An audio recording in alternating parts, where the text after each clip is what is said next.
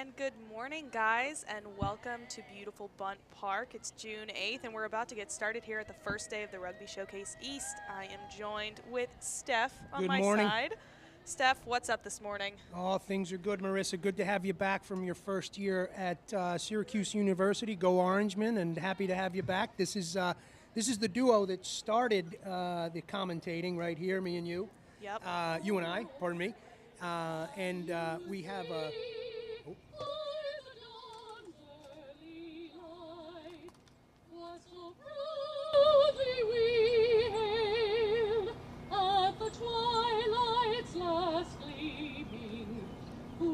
stripes and bright stars through the perilous fight, o'er the ramparts we watched were so gallantly streaming, and the rockets ringing, the bombs bursting in air, give proof through the night that our flag was still there.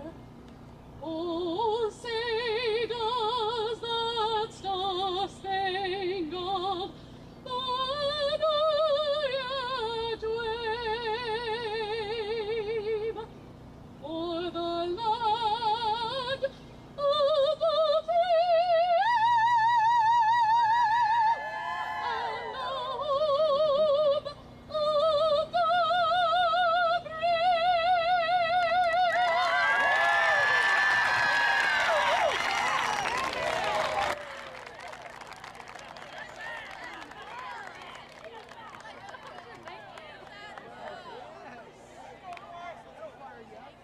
Folks, if you were listening at home, that spectacular rendition of the Star-Spangled Banner was sung by Shana Yerofeyev. That is the mother of Anna Yerofeyev, senior prop on the Morris team this year.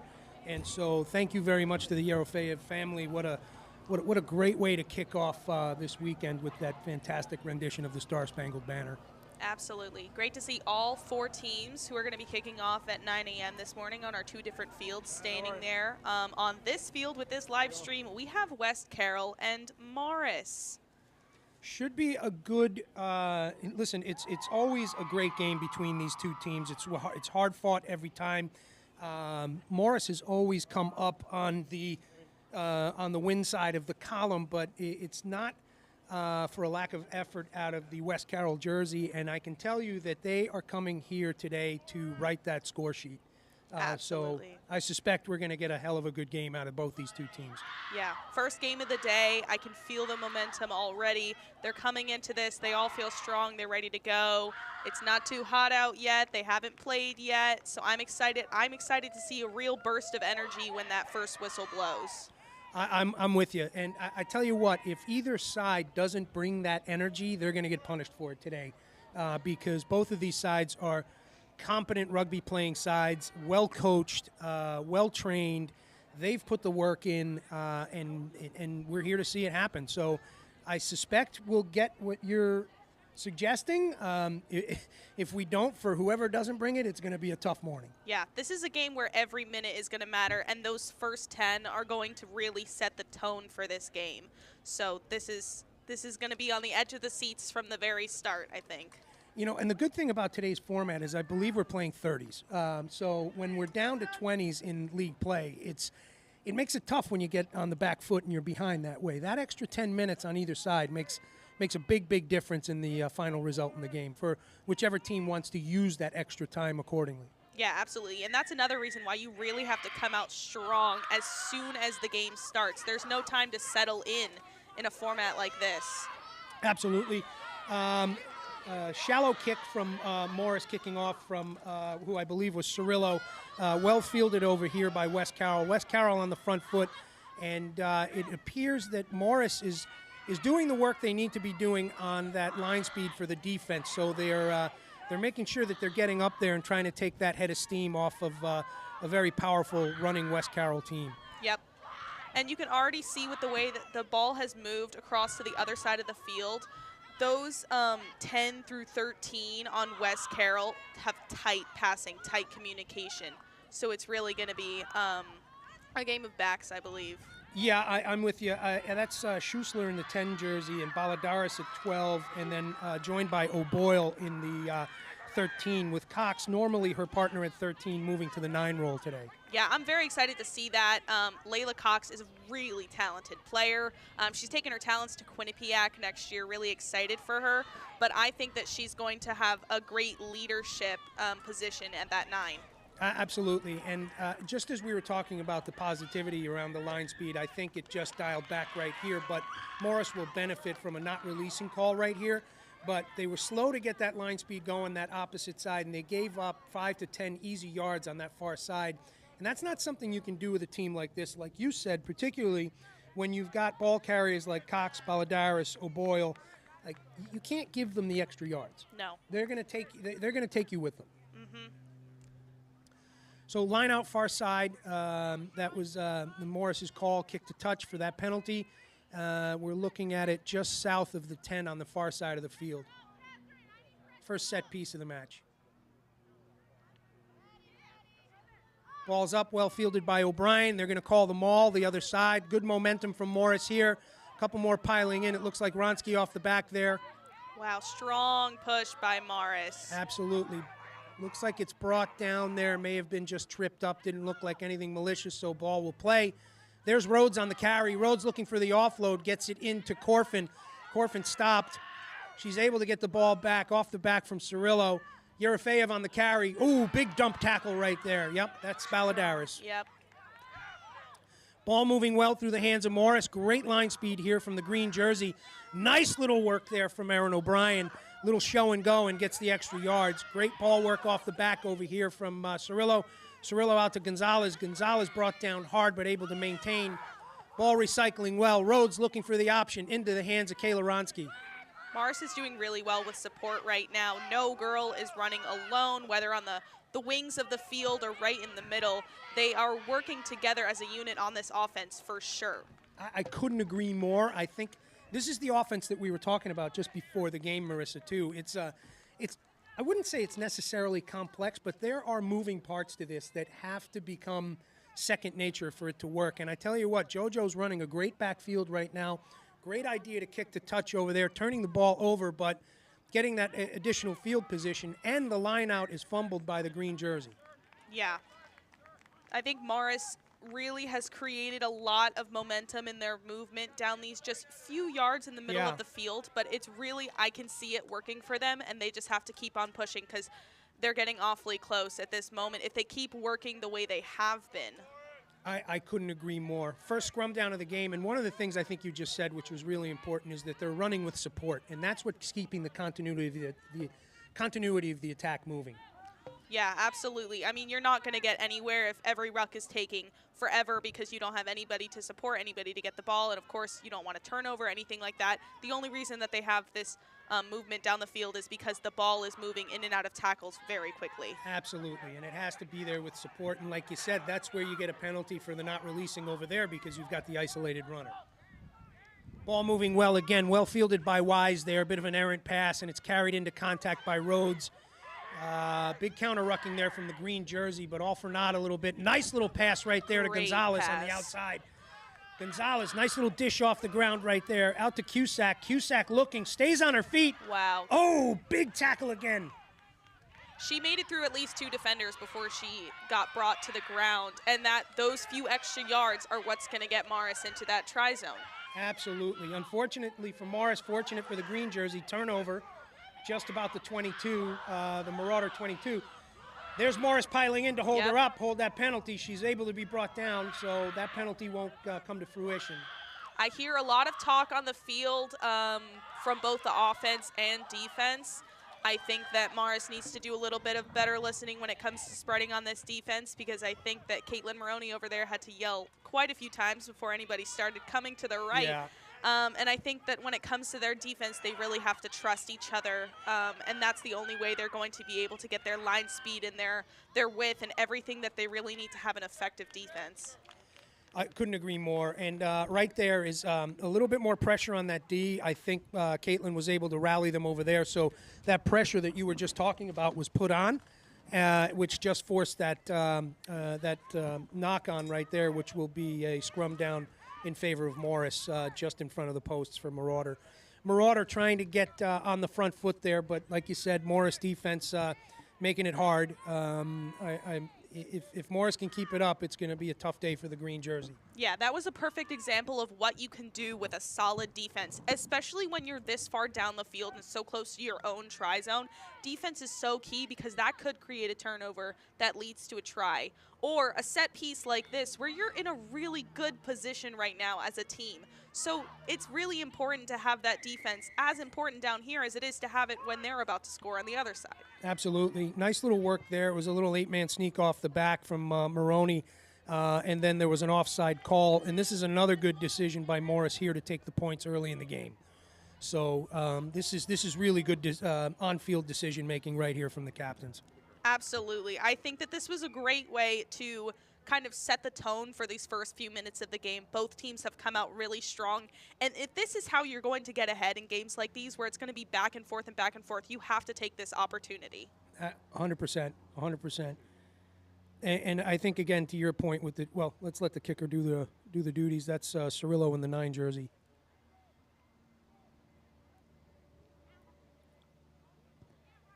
Ball's up. It's good.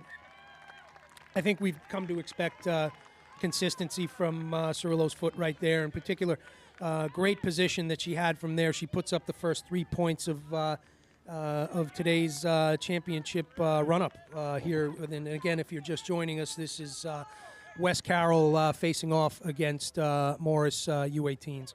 Another great day of high school girls rugby out here at Bundt Park in beautiful Clinton Township, New Jersey. I'm Steph Aliprandi. I'm joined here by my colleague. We were laughing earlier, we're actually the first 2 who started the commentating, and that's Marissa Kogan, who's back for the summer from her first year at Syracuse University. Excited to be here. This is kind of my favorite part of the summer. I love talking rugby, especially with you, and I love seeing these girls that I grew up with playing against. It's a fun weekend for sure. Well, we're glad to have you back, and I was really happy to hear that you were looking forward to coming back as well. Let's get back to the live action right here. Looks like Corfin on the carry stopped just south of the Marauder 10. Marauder looking to stop that ball. A little bit of an errant pass, but it's well fielded on the far side by the red and black jersey. Yeah, while we were still talking when the kickoff first happened, JoJo Mignoni made a great play to get the ball back. Ball was on the ground. She was afraid to knock it on. She kicked it forward, and it bounced off of a West Carroll player and right into her hands. And it was really good ball movement. It might have been luck, but that really set the line of scrimmage right here. And again, it's Mignoni. What a stiff arm. Yeah, she's rounded that corner. It looks like she's going to dot it down for 5 right there. So this is kind of signature JoJo, right? It's like she plays, she marshals that back line, and then she sees that opportunity on the outside. This young woman has fantastic field vision, and then takes it on her own and dots it down for the 5. Her rugby IQ is beyond the charts, in my opinion, and I really think that she is a great aspect of the team because of the way she plays. It's not just for herself.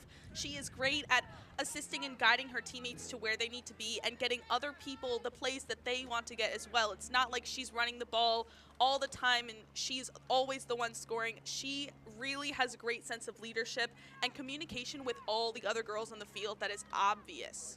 I couldn't agree more, and I think, like you said, she picks and chooses her moments, and that was well chosen.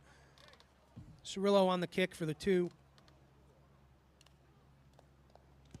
Ball's up, nice strike. It looks like it's going to go across the face of the posts, unfortunately, so that's going to remain 8-0 in favor of Morris here in the first half of the Rugby Showcased East and the championship weekend for the EGRL as well. We've got Marauder trotting back. 8-0 is not a score that anybody should feel comfortable with against this green and yellow jersey because This is a team that plays the full 60 minutes, and you know they're not going to be satisfied with that going into the half either. Oh, absolutely. I can already sense it right off of this kickoff. With the line speed coming up, they are hungry. They want to get on the board. They want to get their side started. It has been pretty even though the score is like favored toward Morris. Yeah. The play on this field has been back and forth for sure for these first few minutes. Yeah. There's a lot of it's being played between the 22s is what you want to see, and then Morris forcing those penalties, forcing those turnovers in their defensive play, and then working the ball well like we've been talking about. But don't count out the green and yellow jersey because, as you've seen, there's been some great combination between Balladaris and O'Boyle, and Cox is doing a hell of a nice job there off the back of the contact area. Yep, we just saw again there another way that Morris was able to force a turnover with that strong defense. They have to keep skip that ball. going. All right. Well read back there. Great hands by Taryn Gonzalez to be able to control that ball, but great idea from Mignoni to get that skip ball pass out to the far side. Puts up a bit of a wiper kick, a little bit deeper, gets the bounce, a little tough to field, but they're able to get a hold of it. Green jersey's on the front foot. She gets a little bit, a few yards on the field before Morris is able to tackle her, but this is where they really have to shine. This is where West Carroll has to figure out a way to stop these turnovers and make it through the Morris defense. Absolutely, absolutely. Morris marshaling their defense. Let's see what West Carroll can do here. West Carroll, powerful runner right here. Balladaris making yards. She's brought down just south of the 10, still in green jersey territory. Ball moving well through the hands of the green jersey. Far side, nice ball work on that tight side. Oh, unfortunately, that 16th defender gets him and the touch flag goes up. Yeah, really smart to do that little pop offload to the outside. That was where they got the most yards on this whole play. So it was a little fortunate step out into touch, but that is what they need to keep doing in order to make it down the field. They need to keep using these smart passes to where they don't think there's defense, because coming off of a ruck, they don't have a lot of momentum when they're running up. So yeah, 100%. The passing is really where it's going to be at. I think the other thing, too, is as you're working that ball to that far side, you have to be careful of that drift to the other side of the field, right? You start to run yourself out of green space. So it's important to catch that pass, straighten up, hit the north point and start running north on that ball, because the more you drift, you're just going to run out of that green space that you need to keep the ball in touch, and that's kind of what we saw over there. So that offense, well executed, just turn and get up the field, and I think it's going to be significantly more effective. Yep.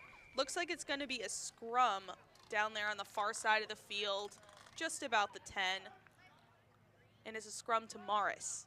Interesting. I wonder what happened there as we were chatting, because that looked like it ball went into touch, run out. Yeah.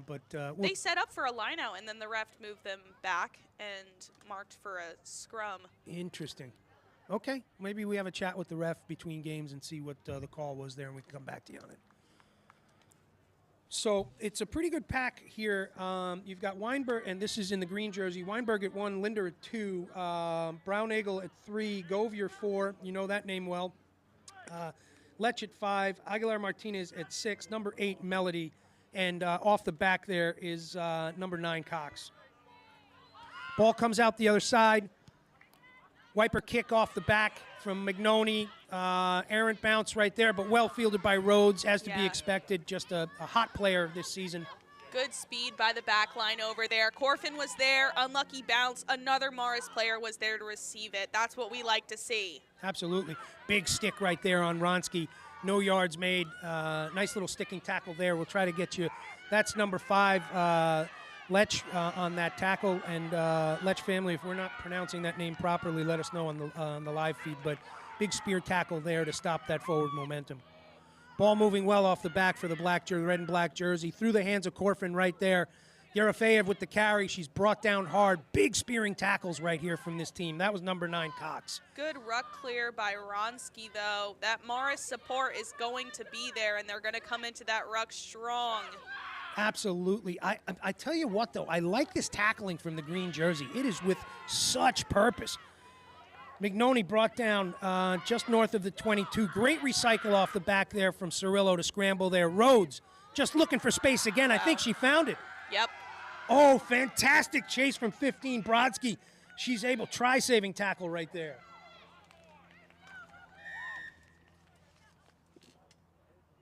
Couldn't see what happened there. Because my big head was in the way. Okay. Well, that was a great series of play from both sides. I think the defensive work out of the green jersey right there, we were kind of talking about the contact while we have a little break here.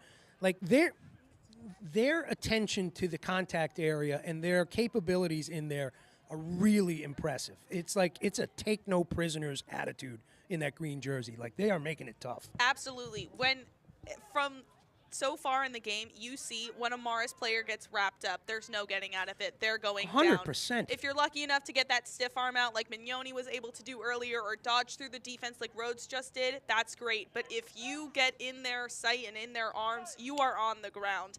And I think that's really powerful by West Carroll, and if that's what keeps them in this game, then that's what they need to keep doing. Absolutely. You know, and it's not an easy thing to catch Rhodes either. So Brodsky, that's a set of wheels on that young lady who was able to make that post pattern run and stop that from being another 5 points.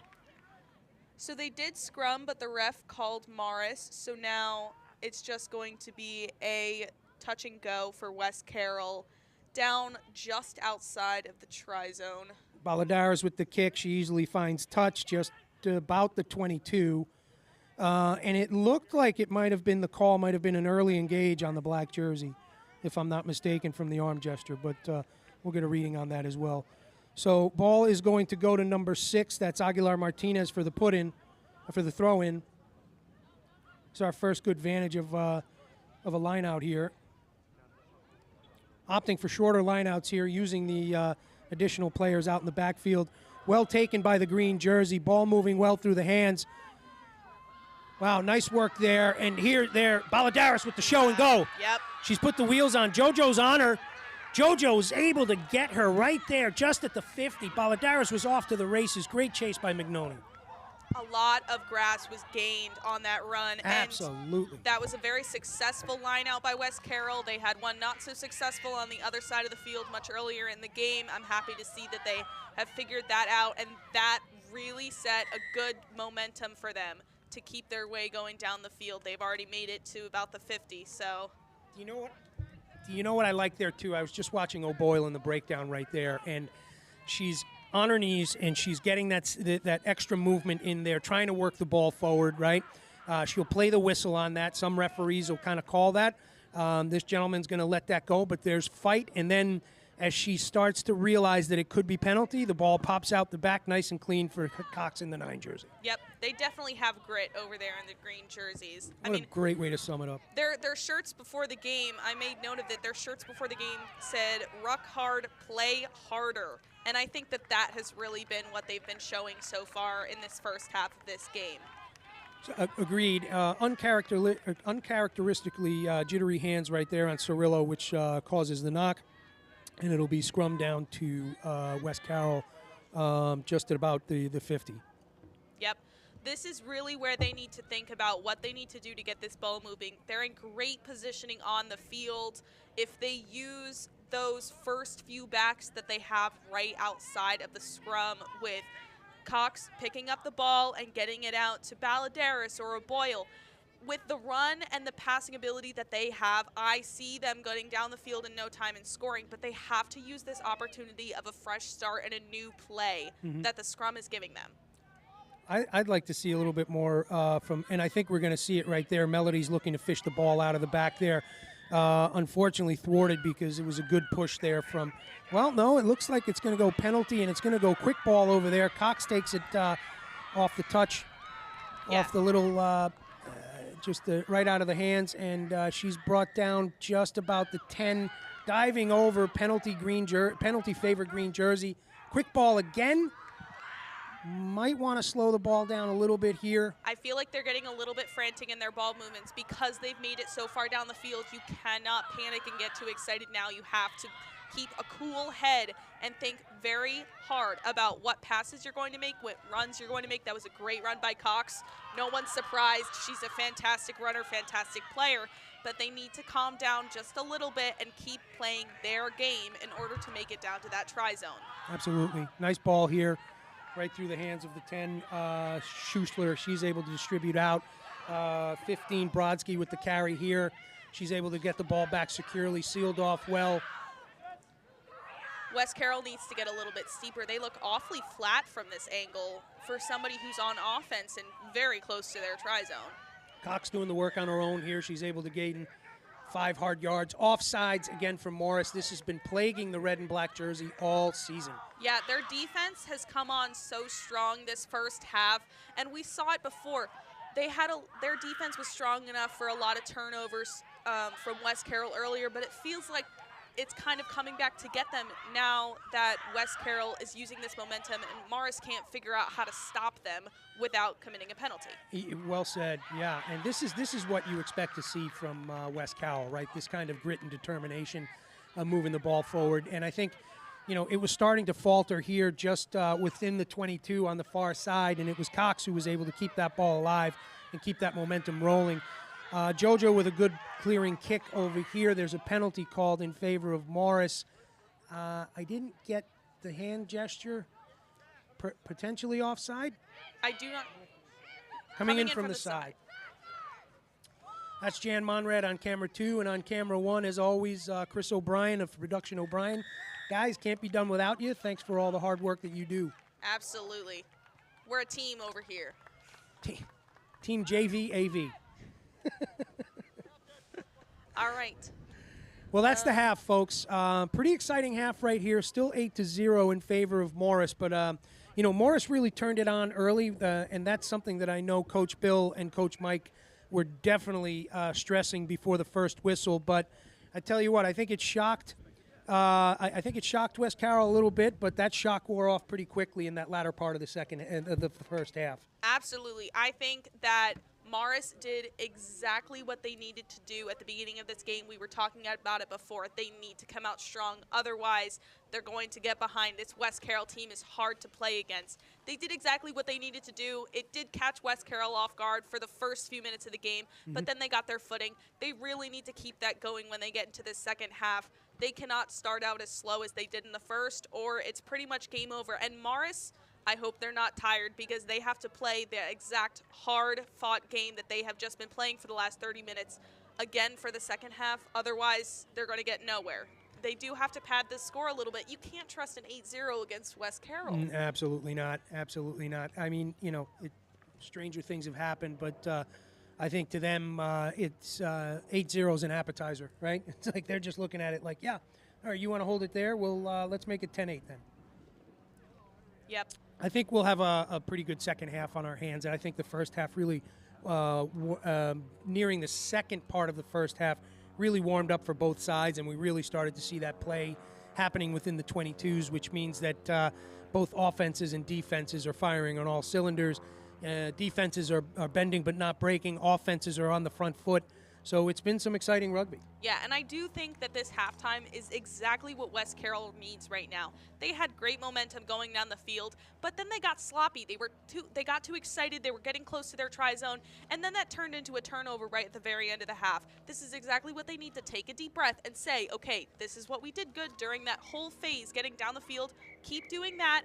They all need to calm down just a little bit. They have 30 minutes left to play, and they need to be able to play a solid game in order to get into that try zone. And I just want to mention that Jan is wasting sunscreen, and on a day like this, I mean, that's low rent. It's low rent. All right. Let's take a quick break here on the mics. We'll come back with second half action. Again, if you're just joining us, give us a few minutes to wet the whistle, and we'll bring back live action with West Carroll versus Morris. Morris ahead 8-0 at the half here. See you guys in a few.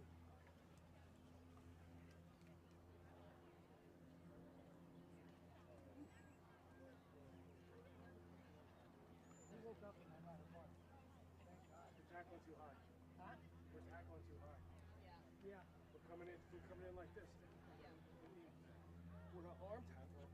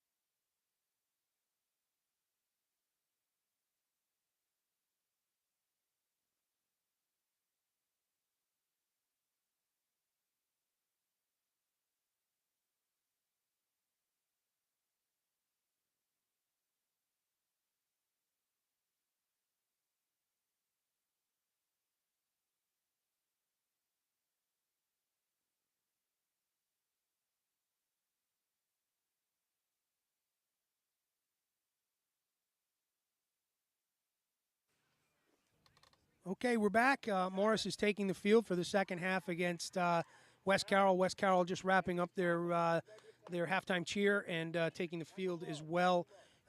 Steph Ali Prandi here, joined by Marissa Kogan, once again back from her finishing up her freshman year at Syracuse University and working in broadcast journalism, no less. Correct? Yes, what I'm doing here right now is what I'm studying to do at school, which is, it's just great. I love it so much, and I love being able to come back here and do this with you and all these teams here. This is great for me, and I think hopefully it's great for all of them too, to be able to listen to us here on the live streams. I'm happy to be here. I love rugby. Played with these girls, played against some of these girls. This is a great weekend. All the teams we have coming. I can't think of a single person who is here this weekend who does not want to be. I mean, this is a great weekend for families, players, parents, colleges, everything. Yeah, hats off to Brian Ahern and Mike Eisenhart and the Eisenhart family for all the work that's gone into this. There's a lot of planning and pre-planning and execution and then week of, and it takes very detail-oriented folks to keep it rolling. So hats off to you guys. Big kick from the back from McNoney. The game has started, second half. So McNoney, with the pressure coming in from the green jersey, is able to get a good clearing kickoff to about the 50. The ball is going to be with the green jersey. Great little ball off the back of that contact area from Cox. She makes a good hard 5 yards there, but Scrummy's in. She's covered. They're moving the ball up the far side, the weak side, and making some hay. Good 15 yards made during that series of play. Ball moving well through the hands of the green jersey here. Nice break from this young lady in the scrum cap. We'll try to get you a jersey number shortly. And that's 6 on the carry right there. I believe that's Aguilar Martinez, one of the two sisters. Nice little outside step there. And that was, let me get a jersey number there. Apologies. 5 on the carry there. That's Lech. Nice work here on the front foot from the green jersey. Great work in the contact area, securing that ball. Cox takes her time getting it out there, right there through the hands of Schussler. Yep, the footwork earlier was Schussler. Oh, is that right? Yep. Yeah, nice little work there with that outside step and gaining those yards. Penalty here with a high tackle going to the green jersey. And the aforementioned girl in the scrum cap, that would be Govier. Thank you. Okay, Govier with a really nice carry over there, which brought it into contact. And then that's where the series of play that you saw then, that second carry from Schussler, who was able to make those pretty impactful steps right there to create that yardage. Absolutely. This start of the second half is exactly what West Carroll wants, is exactly what they need, and is what they need to keep doing. They have had a strong presence on the field these last minute or so. I don't know how far in we are. You're about right, just under 2 minutes. Yeah, so what we're going to focus on now with this scrum, Morris keeps getting called for what they're doing in the scrum. They're either pushing, I think, too much. I suspect it's an early engage. Yeah, it's an early push. I think that's something, like when you get called a couple of times with it, you make the change, the necessary change, because otherwise there's a card coming out. Yep. The scrum is to West Carroll, so yeah. Okay, a little bit messy there. So we've got players on the ground, and that's not what you want to see getting bent back like that either. So Sir is taking the appropriate time necessary to talk through some safety. We can hear through the chatter right now, which is super important. I mean, this is an important aspect of the game, this set piece, but it can also be unnecessarily dangerous if it's not executed correctly. The other thing is, start of the second half, I can already see based off of jersey numbers, both teams have subs in the pack right now, which means this is their first scrum of the game. So the ref going through and explaining it is probably what they need right now to figure out their positioning, their footing, whatever they need to get this going. If they weren't playing in the first half, they don't know what these scrums have been like. Okay, it looks like, man, I'm going to have to ask him on that call on the arm. Oh, Balladaris on the run here. Nice, great Great ball through the hands from the green jersey on that, opting to go quick on that penalty, and it's working for them. And that is That's O'Boyle, O'Boyle right? in the 13 jersey, who's able to basketball bounce that ball into her hands, Yeah. which was really impressive. We knew that the passing was going to be really tight between Balladaris and Cox and O'Boyle, and this is just showing that we were right, because those passes and the movement of the ball through the field is catching Morris off guard. Yeah, and to that point, like, hats off to Cox and Schussler for doing the work that they're doing in the 9-10, because they're making that ball available to their centers. Yep. Which is super important. And getting good, clean ball to them, which is really what you want to get done. And if you can get that out to those two players, they're coming for you. Absolutely. Looks like Morris is going to have a sub right now before they scrum down for another time. That's number 2, Abby Barati going off in the hooker role. So I'm not sure who came in for the substitution there. We'll get a look-see in a second. I saw it was Maroney may have been moved up to the 2 from the 8, and that could have been Tegan Mendel moving to the 8. But we'll get confirmation on on what I'm saying there in a second. Cirillo off the back, right into the hands of Mignoni. Mignoni with the kick again. Kick thwarted. Ball's down. Well taken by Corfin. Corfin to the outside to Gonzalez. High tackle there, and it's... Yep. Yeah, they nailed it.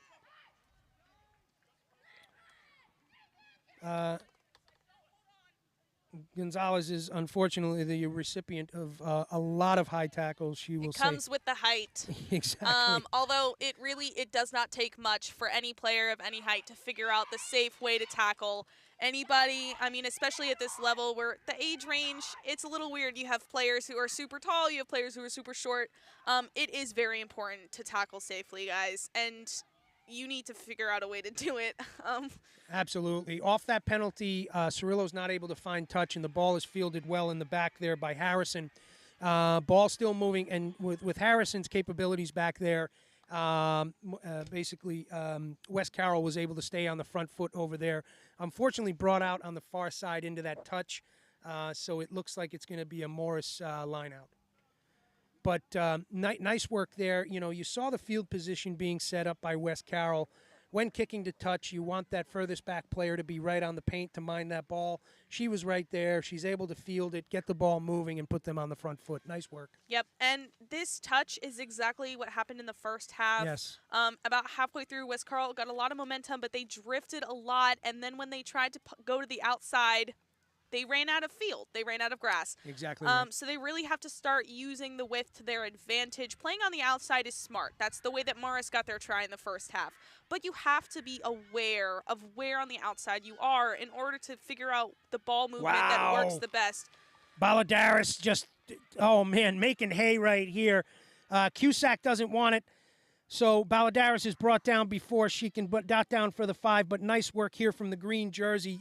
Getting a little try-time fever right here, but they're able to settle it. Yep, this is they need to calm down, take a deep breath, and just play their game and work the ball towards the try zone. I don't want to see them. There you go. That's it. Sad horn. Yeah. But anyway, that's 5 points for West Carroll. They've come to play. That's going to bring the score 8-5 with the kick to come for West Carroll. A lot of hard work right there from Balladaris, and then there's some nice work from a series of her teammates, or a group of her teammates, in a series of play that ends up resulting in the try there. So all that work that Balladaris put in was not all for naught, because the support is there in time to capitalize on the field position that she was able to gain. Yep, they were able to have good ball movement and not the sloppy passes that we saw closer to the try zone during the first half. I was happy to see that they kind of figured out that they needed to take a second just to figure out where to put the ball and make sure that they were making smart game time decisions, and it worked out for them. They were able to touch it down. And now I think it's Balladaris who's going to take the kick for her own try. Absolutely.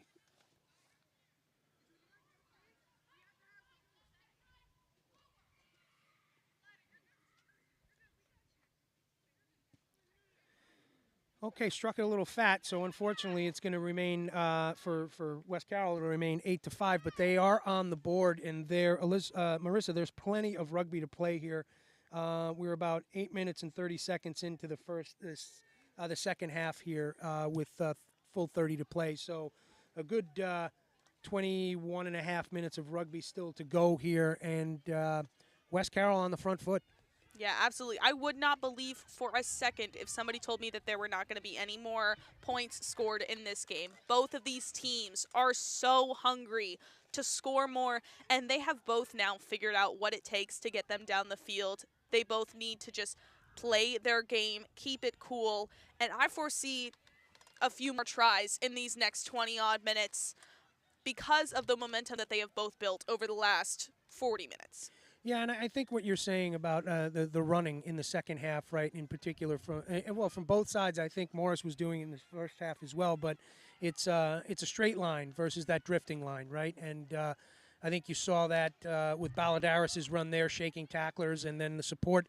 She's running with her support at that point, right? And that's going to make it easier to then convert as you're in that kind of, call it 5 meter to the try line, to make sure you have the support there to make that the try that you need, those 5 points.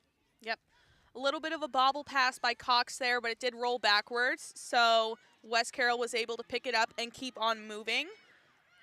That looked like number 5 on the carry into the contact. Lech. Nice work from Lech today in the 5 jersey, the second rower. Big pressure here from Morris. Baladaris looking for some options. Ooh, goes into contact and takes Ronsky with her. Ronsky back up on her feet, struggling a little bit, but it looks like she's going to stay in, which is good. Ball's big counter ruck there from the green jersey, blowing Wise off the ball. West Carroll is breaking through a lot of attempted tackles by Morris. I think they do need to kind of slow down a little bit and make sure that they're actually getting a wrap, getting a shoulder in or something, because we just watched, I think, 3 different times where Morris just went in with arms and West Carroll just spun out of it or stiff-armed or something, and that's not going to help Morris defensively at all. They need to get these tackles low, they need to get these tackles in, and they need to stop West Carroll if they want to win. Absolutely, and Jan was saying that at the half. I mean, he's got a good vantage point up there on the bench in the camera, and he was saying he's like Morris has to get that tackle down. You can't. This is not a dance card. Oh, great hands right there. That's O'Boyle. Great line speed by Morris. They were there. Nobody was low. Nobody had a shoulder, so they weren't able to tackle her. So this is nice work defensively from Morris here, tying up the player. O'Boyle's not able to get the pass off. She takes it to ground confidently. Cox off the back of that, takes it herself. Who's there to support her? Seal off Baladaris. That's number 15, Brodsky, off the back of that contact area, doing the 9 duties for the moment.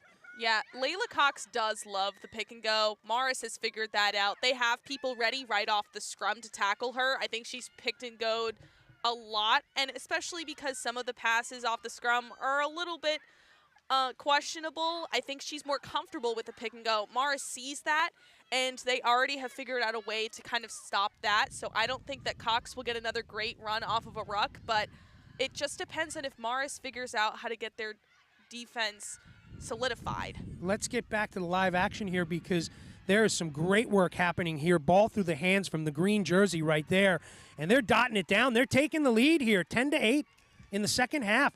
That was really well worked off this near side ruck over here, off this near side breakdown. Ball off the back from Brodsky, then turned into a couple of runs into contact. Then they worked it out to the far side. It was just really competent ball work from that green. That was the width that we were talking about before. Yeah. They noticed how much grass they have on the other side of them, and that caught Morris off guard because Morris knows that they've been playing to the near side most of the game. So sending it out wide, it didn't end up with an overload, I don't think, but it did throw off the defense a little bit, which is what helped them get to that outside and down into the try zone. And I think you're right. I think the defense was there, but the defense being on the back foot, they couldn't get on the front foot to create that line speed. And when they were coming at pace and that ball's moving through the hands as well as it was, and you've got that runner at like that 3/4 speed receiving the ball and then able to hit that final gear, it's a foregone conclusion. Especially so close to the try zone. Absolutely. West Carroll is playing this second half like they just want to forget about the first half, which I think is really working for them. But I think Morris needs to remember the first half, remember the momentum they had at the beginning of the game, remember what they did to get into that try zone, and try to keep doing that. I think they need to work a little more on the defensive pressure. They were able to get so many turnovers in the first half, and that's been kind of lackluster here in the second. And I think they're afraid to get penalties, like that end of the first half where they kept getting called. I think they're afraid to take penalties, so I think they just need to kind of put a little bit more pressure, safe pressure on West Carroll when they're back in their offensive zone. So the kick for the conversion was no good, so it'll remain 10-8. But it was a nice strike by Balladaris from a very difficult field position. Unfortunately, did not result in the extra 2 points. But West Carroll does take the lead 10-8 here in about halfway in the second half of Morris versus West Carroll. West Carroll, inspired by this last try, really playing some hard-nosed rugby here, moving that ball forward. Like you said, staying within those lanes, not drifting on the field. Great quick ball here. Balladaris, you know, you're going in too high on Balladaris. She's going to treat you wrong, and she just did. You got to get low. A lot of communication. Schussler is telling Cox, pass it to the other side, go to the other side. This is what West Carroll needs. They need to talk to each other, and they're going to work their way down the field. Nice work here from the 4 and 5 doing those hard ball carries up the middle of the field. That actually will result, unfortunately, for West Carroll taking some of that momentum away, but thankfully for Morris, taking that momentum away in a penalty here. It looks like, are they calling for the tee? No, they're not. They're opting to run the ball. This is great field positioning. If they think they can get it in, I believe it. They can get it in. So I think they're going to use this momentum and hopefully work their way all the way into the try zone. I wouldn't have been surprised if they kicked either. I think that it really depends on where they are in the game, although I do think that those extra few points that a try gives is going to help their confidence a little bit when it comes to kind of working the ball for the next 15 minutes. Absolutely, absolutely. It's getting close, and you know, if you're feeling confident about your ball carrying capabilities off of this offense that we were talking about, which is running very well for Morris, then it's not a bad decision. It looks like DJ Corridon on the far side. Oh, she's taken into touch, unfortunately, just playing a little too close to that paint over there. So momentum, wind taken out of the sails here by getting driven into touch, unfortunately. But both sides kind of, it's a back and forth in momentum in this second half. So the ref is going to call a delayed penalty. They're going to not do a line out. It's just going to be a touch and go. Okay. Interesting. I don't have great visibility of Cirillo right now, just because Mars is set up in their offense. She's opting for the kick this time. Okay. Maybe a little bit. Maybe from our vantage point, it was a little too far at that point. And it looks like Jan is signaling there was a high tackle there, so that was the penalty that it was called back to before DJ was driven into touch.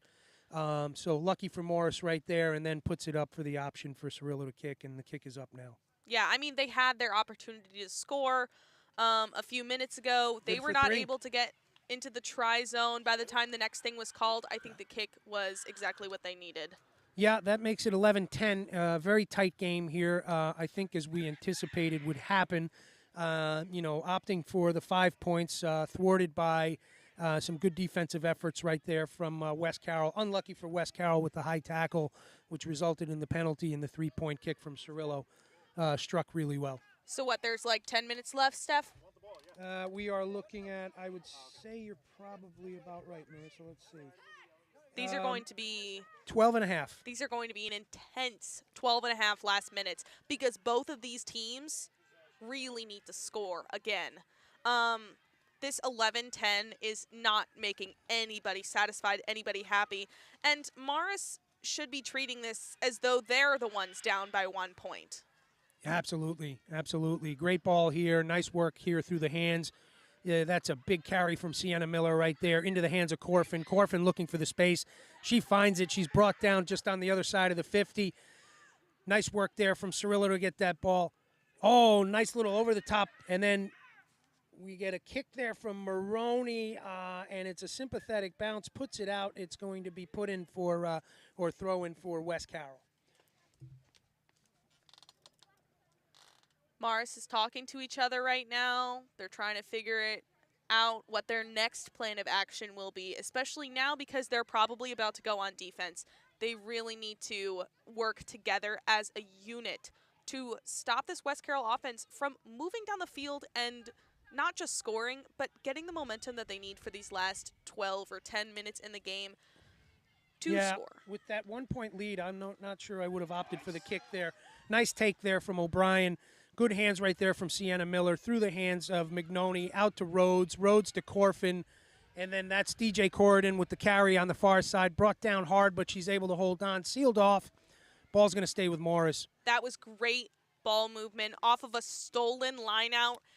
Morris right now is playing like they need to win, which is true. But I would have hoped that they would have been playing like this the whole second half. Yeah. Yeah, well, you know, it's they're back in game, which is important, right? You know, that stolen line out is certainly you know was game.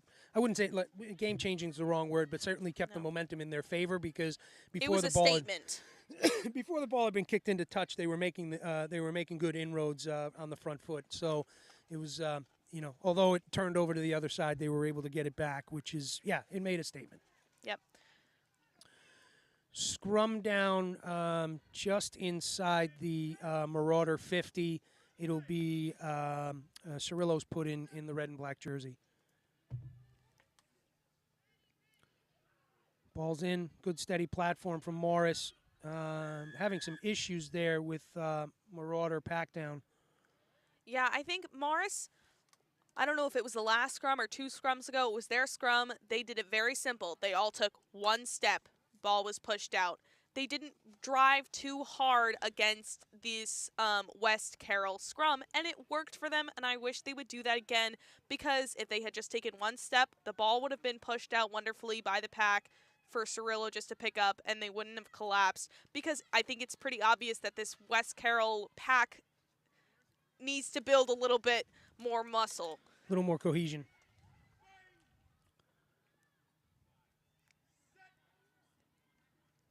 Morris put in again. Cirillo gets the ball in. Nice strike there. Good clean service for... Did exactly what they needed to do, yep. Wow. Oh, my God. Hey, folks, I misinformed you. It's actually 20-minute halves today. And basically that was right down to the wire. Off of that last set piece right there, which was put in by Morris, JoJo McNoney gets the ball off the back from Cirillo, kicks the touch, and ends the game 11-10. You had me on the edge of my seat here, Steph. I thought we were playing for another 10 minutes. I thought so, too. Oh, my goodness. I didn't even realize that first half was shorter. I thought it was 30 minutes. I thought so, too. You know what? I didn't have the clock on. That was my fault in the first half. And then, so we know it's 20s, and that makes sense. It's tournament play. I was under the impression we were playing 30s, but I think with all the rugby that has to be played this weekend between the championship and then, of course, the showcase for the coaches, 20s makes more sense. Anyway, a great hard-fought game there. Hats off to both sides, playing it right down to the final seconds. That 1-point score differential is a real true testament to how tight this game was, how close, how much each team fought. I think that they both worked really, really hard, and the score does show that. The score shows that they both had to really go past their limits to kind of push past the other team. Both teams should be extremely proud of what they showed so far today. I know West Carroll probably is not happy with the results, but they'll play again at 1 o'clock later. They'll have a chance to clinch 3rd place in the EGRL.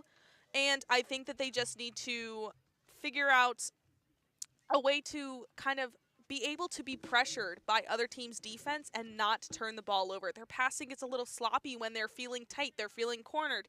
They need to keep cool and have strong, concise ball movements when they're in those prime time spots right outside of the try zone or where they're feeling like the other team is really coming on strong defensively. They need to be able to keep their calm. Yeah, I agree, and I think it's evident when they do because the amount of space that they make up during that time is like when they play with that confidence that that they have, it's impressive. So I suspect we'll see another good game out of West Carroll as well. Really, that was a great way to open up this tournament weekend. I couldn't from have both sides. asked for a better first game. It was good rugby. It was tight rugby. It was a close game. It wasn't a blowout. I don't like blowout games. They're not entertaining to me. I think that was a great mood setter for what this whole weekend is going to be. It's going to be a whole weekend of good, tight rugby. Absolutely, and we're going to get into the second game here, which is Aspetuck versus Downingtown. That's Aspetuck from Connecticut and Downingtown from PA. These teams have faced off before. It should be a good one. I believe, unfortunately for Downingtown, the usual number 8, Pasco, is out with injuries. We hope that young lady's doing well. She's a real playmaker for this team, but I don't count them out because one player is missing, but just wanted to, tip the hat to Pasco in the 8 jersey. We've been watching her play for a couple of years now and really competent in that role, and hope you're on the mend, young lady. So, like we said, Aspetuck, the reigning champs of the EGRL, the second season, up here working to get back to that spot to be able to defend that title in this playoff game against Downingtown. Downingtown has had a good season, not resulting in the wins that they would have liked, but all close games and well played. I think this weekend we see teams really come into their own, and although Aspetuck is always just a hard, well-trained, well-executing side, let's see if Downingtown comes to play and give them a game, which I believe they will. Yeah. The thing about this weekend is you can accumulate all the stats and the scores that you want from the previous season, but you can never expect something to happen. You can never expect one team to really come on top over the other, even if they beat them earlier in the season. Aspetuck beat Downingtown 12-0 earlier this season, but that should not set any tone for this game. This is a new weekend. This is a new day, and these are pretty much two different teams. I know this season Downingtown nursed a few key injuries. Yeah. One being Pasco in the 8 jersey. Super. That one's a tough one. Yeah. So whatever team comes out today, it's really going to come down to not even who wants it more, but who came this weekend to really show that they want to be the EGRL champs. I mean, this is the second semifinal game. The winner of this will play Morris for the whole cup. So taking the 8 jersey today for Downingtown is Michaela Snow. So that's actually, you know what, I don't know if there'll be a lot of steps missed right here. We've seen Snow play for the last couple of years. She's a very competent pack player. She's probably in a very good spot in that 8 jersey. So I'm looking forward to seeing what she brings today. Yep.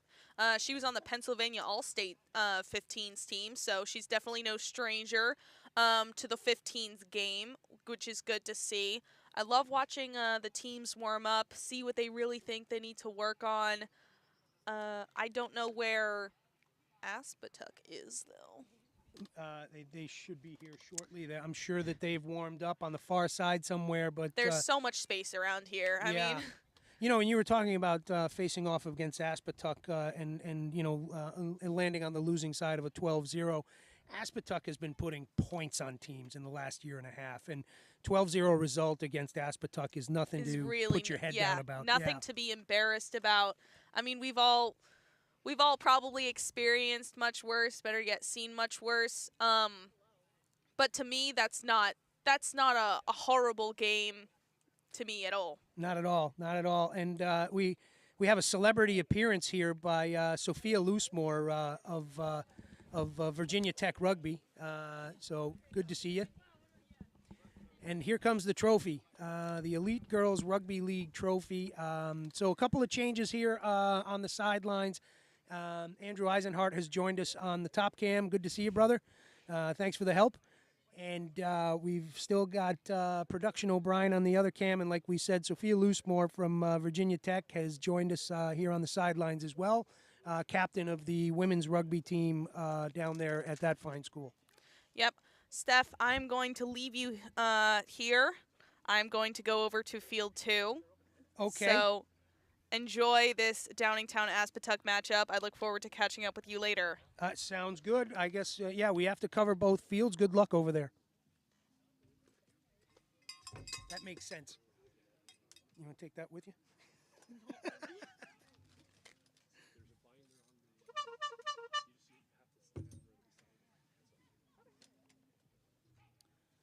So, unfortunately, I'm losing my partner in crime for this game because this would be a great one to call together. But Marissa is going to take over the duties on Field 2 as Brian Ahern, who's normally on that mic over there, is also the director of this tournament, so has a lot of work to do on his hands and is just stepping away from the mic on Field 2 for the moment.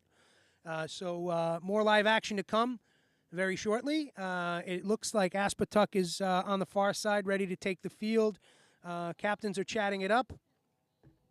And get ready for some what we expect is going to be some good rugby. Folks, we'll take a quick break here and come back to you with live action. Again, that's going to be Downingtown versus Aspetuck in the playoffs for the Elite Girls Rugby League Championship weekend here in beautiful Clinton, New Jersey at Bundt Park. Thank you to the Parks and Rec Department here and the Eisenhart family for all the work that they put in to get this event to come off. Can't do it without you. And another great year 4 of another great weekend of high school girls rugby. Thanks very much, everybody. We'll talk to you soon.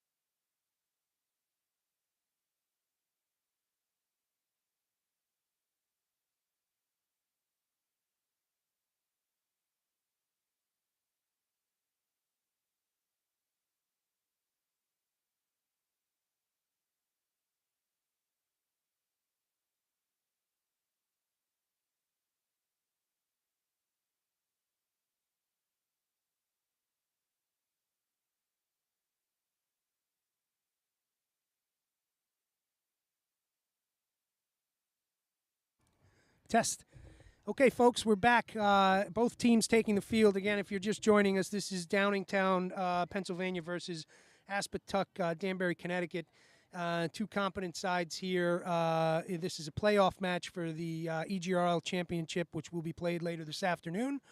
So one of these two teams will face off against Morris for the championship game later today. Downingtown coming in, off a very good season, as well as Aspetuck. Aspetuck having played a quite a few games, not just in the EGRL, but also playing in their state league in Connecticut. So definitely a lot of time in those cleats in the yellow jersey. Ball is up, kick and well fielded there by Aspetuck. Aspetuck brought down just south of their 50. Ball moving well into the hands of O'Neill. O'Neill to Weiner. Nice little break run here from Weiner. Weiner looking for the offload right there. That's into the 13 hands of Smith. Ruck off the back. 21 to Weiner. Support is there, sealed off by Smith. Ball off the back there from Kennedy. Aspetuck on the front foot, making some yards. A little bit of a bounce pass from there between O'Neill and Weiner. Weiner brought down, scrambling to get into position, gets the ball back easily. Kennedy into Cloder. Cloder carrying, and Nags there in support. And here we've got the 8, that's Temple with a big carry here, brought down well into the Downingtown 50. Ball moving really well through the hands of the yellow jersey here, looking real confident, real calm. And conversely, on the other side, the blue jersey is keeping their cool as well. Nice little breaking run here from Weiner. Weiner making the steps, working her way down the field. She's able to keep her feet. She gets the ball off to Smith. Good recycle off the back there to Temple from Kennedy. Kennedy off the back again into O'Neill's hands. Once again, number 2, Camiglio. Camiglio with the big carry. Ball moving really well for Aspetuck right here, really keeping their head on their shoulders and giving the sky blue jersey some what for. Nice little carry here from Reese Smith. Reese Smith into the contact, stays on her feet, able to get the ball back. Looks like there's a whistle being brought back for an offsides call. It's going to stay with the yellow jersey.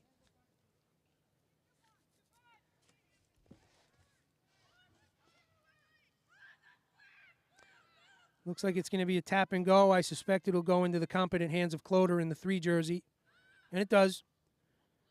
Cloder gets low, drops that shoulder, takes it into contact. Support is there. Nags off the back. Kennedy, O'Neill. 21 right there, Weiner. Ball moving well back here. Big slicing run right here. We'll get you a jersey number in a second. Nice little run from what I believe was either an 11, 14, or 15 right there. We'll get a number in a sec. So ball staying with Aspetuck, but Downingtown defense giving them what for.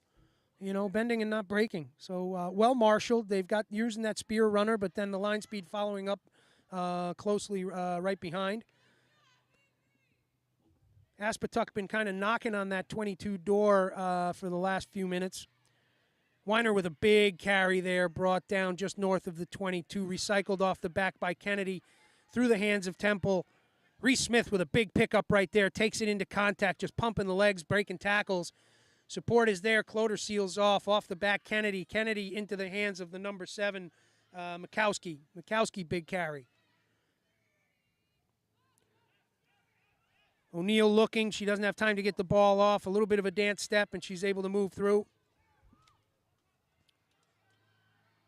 Nice little work over there. I'm going to say that looks like that could be Sophia Novello in the 15 jersey over there. We'll get you a better number in a second. Going to be joined here quickly by Jan Monrad on the other mic. Kennedy really doing some nice work off the back of those breakdowns, and nice work there. Good morning, Stefano. Good morning, Jan. Cloder with a nice inside step and brought down just north of the 10 right there. Always a solid carry. Oh, my God, absolutely. Great hands, always pumping the legs.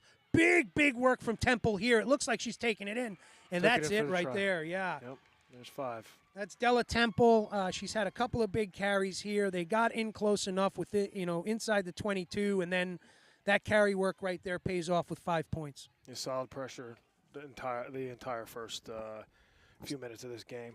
Yeah, Jan, I mean, they're really just kind of clinical right now. It's like they're just keeping their heads. They're moving the ball really well through the hands. Like, this is signature Aspetuck on the front foot. It's one or two passes, one or two carries, and then to the ruck. Now, in fairness, and I mean no disrespect to Downingtown, but that was all that to that score. That ball was in yellow jersey hands the whole time in the first 5 minutes of this half. Yeah. So once again, as a reminder, because I screwed up the last time around, it's not 30-minute halves. It'll be 20-minute halves. It makes sense. It's tournament style. Kind of threw us for a loop. So it's going to stay 5-0 Aspetuck here in the first 7 minutes of the first half of Downingtown versus Aspetuck 5-0. Yeah, kick had the distance and the aim. It just didn't get over the bar. So it's going to be a restart to Downingtown. Don't count Downingtown out. This is a competent side. They play in a really good state league in Pennsylvania, to which they did very well in this year. So there's still a lot of rugby to play here. Solid kick, goes 10 meters, fielded well. Looked like McGettigan on the restart there in the 10 jersey, joined by her sister, McGettigan as well in the 9 jersey, obviously, if it's her sister. Ball turned over already. Unfortunate for Downingtown here. Nice little, thwarted kick right there. But Weiner's able to hold on to it. Worked well off the back again right there. Big carry here. That's the 13 for Aspetuck, and I believe that was the carry earlier, and that would be... Solid offload to the number 5. It looks like it was a forward pass. That's Jaden Smith, but we have somebody else in the 13 jersey today. We'll try to figure that out for you shortly. So, hey, coaches or families of coaches, if you're listening, please, if your roster has changed since it was submitted, please get us the updated roster so that we can get the appropriate credit to the appropriate player. Amen, brother. So, unfortunately, for the moment, we're going to have to be calling 13 as 13. You know who you are. And you know how well you're doing. Nice job. Good run. Yeah. Well, that's the third or fourth, competent series of runs that this young player has brought to the table. By looking at the pictures, maybe we can figure that out. So bear with me 1 second. Stefano Alaprandi. Roster detective. Says the detective. I'm thinking that might be normally the 12, Cara Doherty. Downingtown with a good solid, unfortunate knock on, but good solid play in that back line. It was a good, looked like it was at least a loop, might even have been a switch. It was tough to see. I had an Eisenhart in the way. Okay, so line out, scrum down off that knock on right there. It'll be Kennedy's put in the yellow jersey. He's going to bring it in 5 meters. Smart move. Not often do you see a flanker just walk on their knees over to the scrum. do whatever you got to do. Hey, exactly. Maintain as much energy as you can. It's your game. It's a hot day and it's a long day. Well done. Taken out of my playbook. A good solid tackle of that number 9, but may have been offsides. It looks like they might have been offsides. That's nice work from Abby McGettigan there in the opposite 9 jersey to thwart that ball off the back from Kennedy. If nothing else, it slows it down, right? Yeah, well, I mean, it forces the other team to make another decision. Unfortunately, with this into the hands of Clotter, big carry again.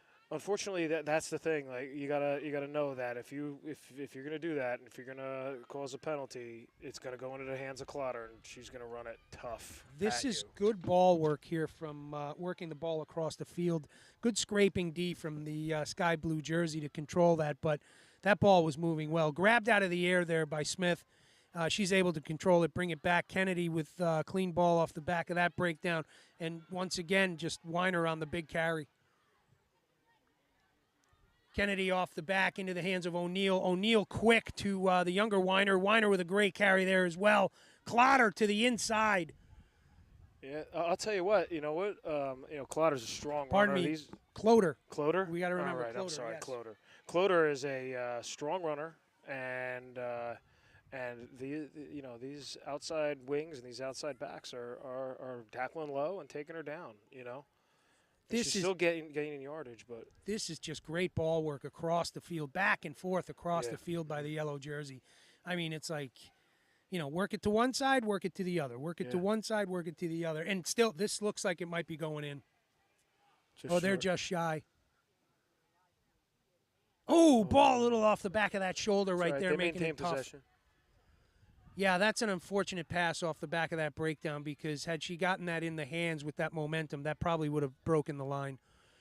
So they're working hard on that far side. I'm not going to say it's a foregone conclusion because Sky Blue's giving them a hard time with the defensive work.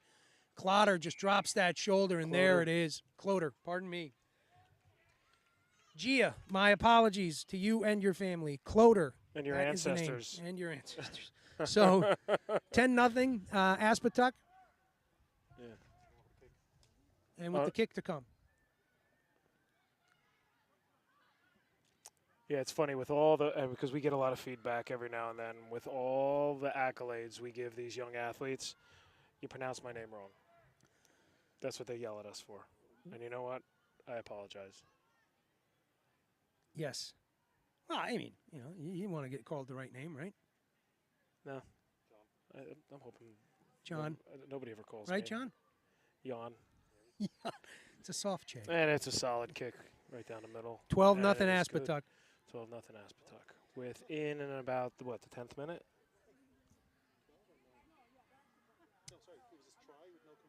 Try with no conversion. Try. So and Try with a conversion, conversion. 12. Two tries. 2 tries, yeah. Yeah. All right, so just going back and forth between ourselves here on cameras and mics, it is 12-0. Sorry? No, unconverted. The first one was not converted. Over there? Just now? That was a try, as far as I thought. I thought Cloder punched it in. What do you think, Andrew? Was that a try? Oh, okay. All right, so let's go to penalty on that. We'll get clearance. It looked like they had punched it in, Jan and I thought, but it looks like it could have been penalty. So let's call it 8-0 right now, potentially 12-0, but we'll get clarity on that. Apologies, folks. We stink at this. It was a penalty, 8-0. Okay, 8-0. It was a penalty. Stuff to see. We're sitting in a hole over here, and again, we have. No excuses, Jan. No excuses. All right, good solid run by. Yeah, as we're over here Downington trying to Town. figure this out, Downington is on the front foot and doing some really nice work here, well into the yellow jersey half. That looks like Davies on the far Ooh, a little side high making a big tackle. run. Looked like there was a high tackle there, and he's bringing it back. He's bringing it back to the penalty. There's a number of penalties there. So Downington Town. Downingtown. It's Downingtown. What? It's Downingtown. Correct. All right. So, hey, look, this is what we want to see, right? This was all kind of a yellow jersey first half to this point. Like Downingtown now in the 22, the yellow 22. Yeah, on the march. Unfortunate. It looks like it was played back, though. So play will continue on. Off the back right there was McGettigan. McGettigan into the hands of the 24, it looks like, which would be Madeline Green. Number 12, Davies. Davies able to basketball pass it off to the far side. Sealed off well. Downingtown firmly in this game now. Yeah. Oh, big bruising carry right there. And Aspetuck's line speed is fantastic, so it's forcing them to move backwards. And there you go. And then make mistakes. You know, that's the key. Aspetuck defense has been great for the last 2 years, and it's something I was talking to Jenny and Kylie's dad, Ray, and he's like, it's just work rate. He's like, there's no secret to it. It's work rate. It's like you just have to continue. Yeah. Looks like it's back into the hands of the blue jersey right there, and they're moving it forward. They have found their pace right here. Nice little take off the back, that contact area. Yeah, and then stripped and on her feet, and she's moving with the ball. Nice work there from Yellow. Big poach work right here from Sky Blue. Yeah, that's what you expect from a number 8, right? Number Taken 8 away. needs to grab that ball and make yardage and set up plays. Oh, my goodness. What a nice piece of work there from Cloder with that inside step at pace as she's going down, turns, dishes the ball off, and look at that. I think that's Doherty in the 13 jersey that finishes it off. But let's go back to that. That strip came off of that breakdown on the far side, just south of the 50, went into the hands of Cloder. Cloder at pace with a fantastic inside step as she's getting tackled, has the wherewithal to turn around, pop past to her support runner. I believe it was 11. Which would have been 11, and let's give that young lady the proper, and that would be Remy. And then right into the hands of who we believe was Doherty in the 13, and results in a try with the kick to come. Yeah, an impressive run, and that's the thing. You have to maintain against Aspetuck. You have to maintain possession. If you don't if you lose it, you're done. It's a good, solid run. Absolutely. Kennedy up on the kick. Kennedy, confident strike. That's 7 points. So if we have the score right from the last time around, that would make it 15-0 for Aspetuck right now. Now, we're talking about that creative play from Cloder. Because you do the fundamentals well, gives you the opportunity to be creative like that. And that's something that you can say about Aspetuck. The fundamentals are executed on a scale of 1 to 10 at 11. Yeah. And if you're confident in your running and you know what you're supposed to do and you know when the tackle is made where you're supposed to put that ball, you could either set it back or pop it up. And she chose to pop it up, and it resulted in a try 2 series later. Good little bit of hang time right there, but it goes into the competent hands of Rachel Camiglio. Camiglio brings it down just about the 10. Nice work from O'Neill moving it through the hands into Weiner. Weiner looking for that breaking run. Holy cow, she's got it. She's also got a support run in the 13 jersey. Hey. Weiner brought down, sealed off. Oh, man, great series of play here. Okay, that was really heads-up play from the 10 jersey O'Neill, not to try to work that ball off the ground, but to kind of soccer dribble it a little bit, and then coming off the back, up onto it, her teammates able to control it. Big charging run right here. But hats off to the number 15 Downingtown, taking Weiner down. Yeah, absolutely. That is when that young lady gets ahead of speed, man, that is a tough tackle to have to make. Yeah, I wouldn't want to. Cloder inside step again, signature. Oh, breaking tackles. 3 tackles. 3 tackles broken. Do you know what I like about Downingtown? They're always on the jackal. Well, there you go, right? Hands in. Yeah. They just called it there, so didn't work in their favor that time. No, it did. It's to them. Oh, pardon me, it is. Yeah. Off her feet was the call then from the other side because Downingtown showed hands, went in, and basically was able to put hands on it. Ball's kicked a touch, but stays in. That's Kennedy. Kennedy doing the hard work there. Kennedy looking for space inside. Oh, double tackle, solid double tackle right there. That was 24 on Downingtown, and her teammate. We didn't get a number on that, but that would have been. It's either 16 Madeline. It was either 16 or I think. It starts with 3, believe it or not. I don't know if it's the 3 or if it's a 30. I don't see a 30, but if we have a 16, that would be Towels, and the 24 would be Green. Okay, good solid tackle here, close to the try line, and a solid ruck established by Cloder. Okay. O'Neill doing the scrummy work there. She's able to drive that shoulder in and then get that ball out, get good clean up the service anyway.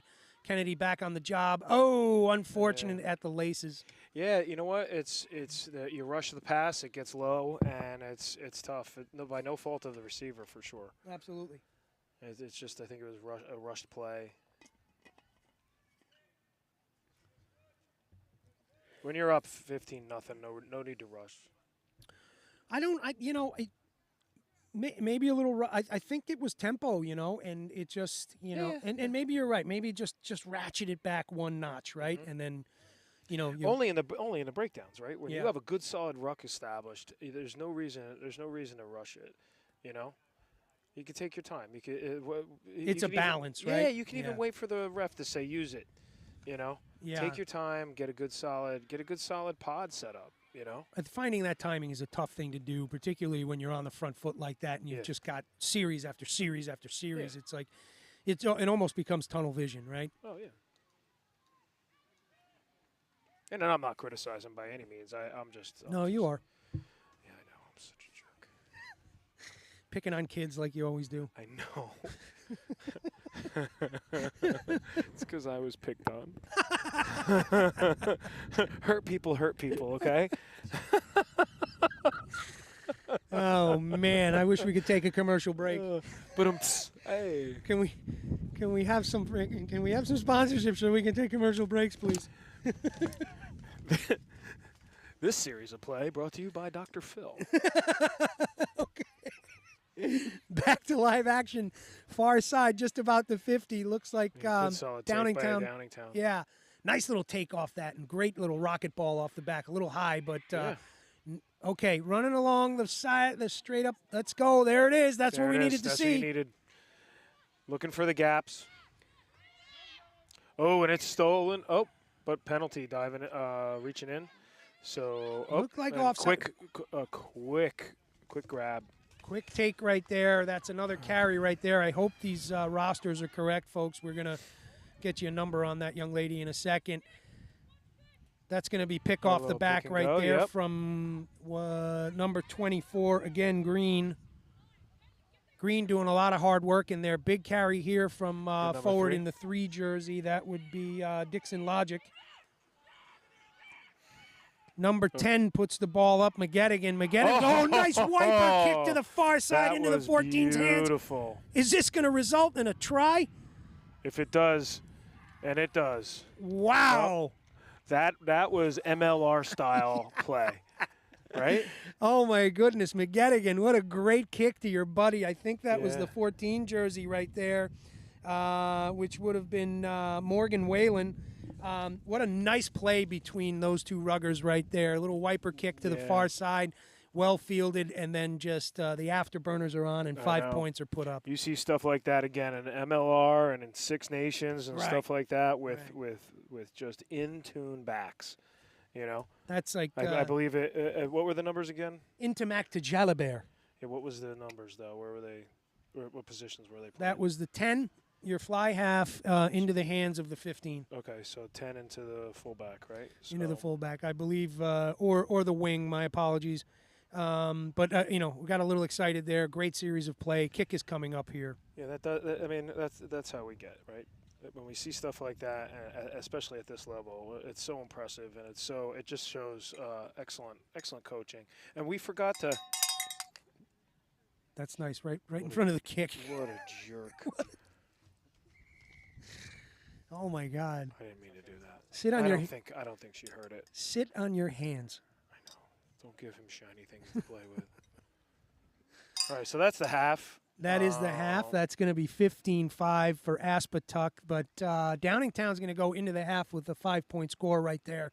And I think that's definitely making them feel good. They really turned it on in that second part of the first half. Unfortunately, the now at the halftime, it's just the nature of the game. It may slow the momentum down a little bit, you know. I don't know. In that first game, I mean, we had just got to keep it up through the halftime, through the speeches and through the halftime. West Carroll went in down against Morris in the second half, or the first half, and they came back out, Jan, and took the lead. Yeah. Morris was lucky to find a penalty close to the posts, and Cirillo was able to get the 3 for the win finally. But boy, I tell you what, West Carroll came out in that second half like guns a-blazing. Yeah.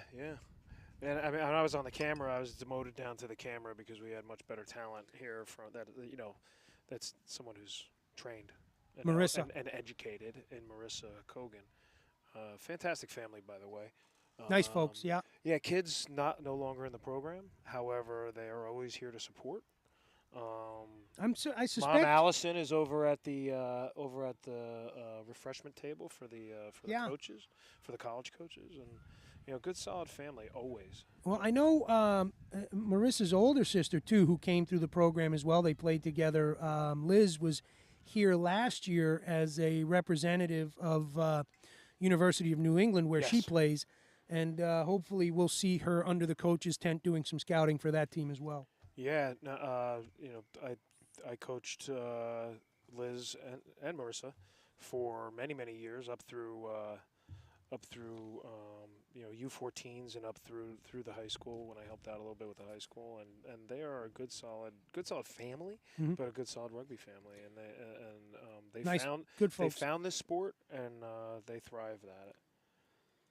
You're absolutely right. Hey, brother, let's take a 2-minute break, and we'll come back with second half live action of Aspetuck versus Downingtown. We'll talk to you guys in a few. Chan? Yeah, see you later.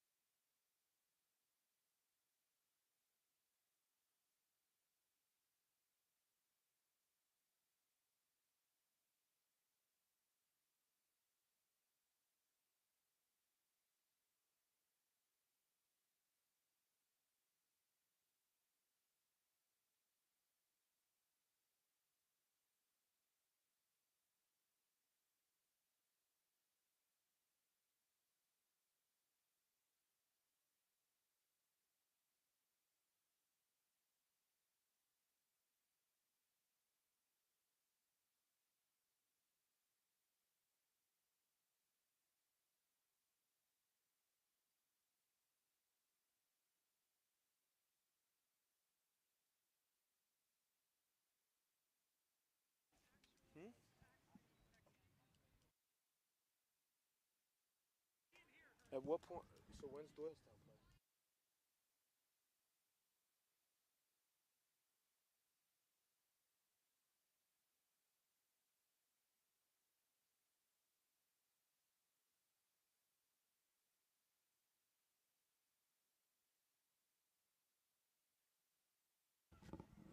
Hey, we're back, folks. The referee at the center has blown the whistle for the second half, both teams taking the field. Just a reminder, I'm Steph Aliprandi here, joined with my buddy Jan Monrad. And behind the cameras, we have Chris O'Brien, Production O'Brien, and thankfully help on the second cam. On the high cam over there is Andrew Eisenhart, member of the Eisenhart family that does a lot of work to get this tournament rocking and rolling every year. So The eyes and heart of EGRL. there you go. There you go. That's why we have him here, folks, the creativity. You know what? That's right. Color.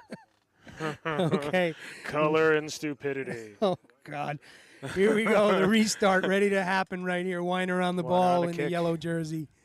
And Sky Blue is ready to receive. Listen, Downingtown went off in the second half with 5 points under their belt as the whistle blew with some inspired play in that last part of the first half. And let's see if it continues here. Yeah. Yeah, start time big is, carry yeah, here. Big, solid carry. Awesome. Start time is official at 10:32, so we should be done with this around 10:52. So we'll have an idea of what our time is, because that's important. That was Towels on the carry there in the 16 jersey, by the way. Oh, uncharacteristically through the hands of Cloder, but then again, Might have it been was- thrown behind her. absolutely, it was thrown to the shoulder versus the hands, so tough one to kind of work there. So knock-on is going to be called, and it's going to be scrum down favor of the sky blue jersey, Downingtown. McGettigan on the put-in. Yeah, a good opportunity for Downingtown to rally back, and I mean, what's the score, Steph? 5-15. 15-5, correct. 15-5 for yellow. A lot of rugby left to play. Yeah, just kicking off the second half here. 20 minutes to play, or in 20 minutes to play very early on. The Sir is bringing up the pack down just to talk a little bit of safety. We talk about this all the time, Jan, as a forwards player yourself. You know that level of safety in this set piece is super important. Yeah, it's got to be clinical in that front row. Absolutely. You know, That tight five. Yeah, it's a tight five altogether. Yeah, and timing. Okay. Going through all right. Oh, nice little kick. grubber kick. Yeah, and we'll get you a name on that jersey in a second. That's McGettigan in the 10 right there, pushes the grubber right through. Knock, unfortunately, so it's going to turn over to yellow.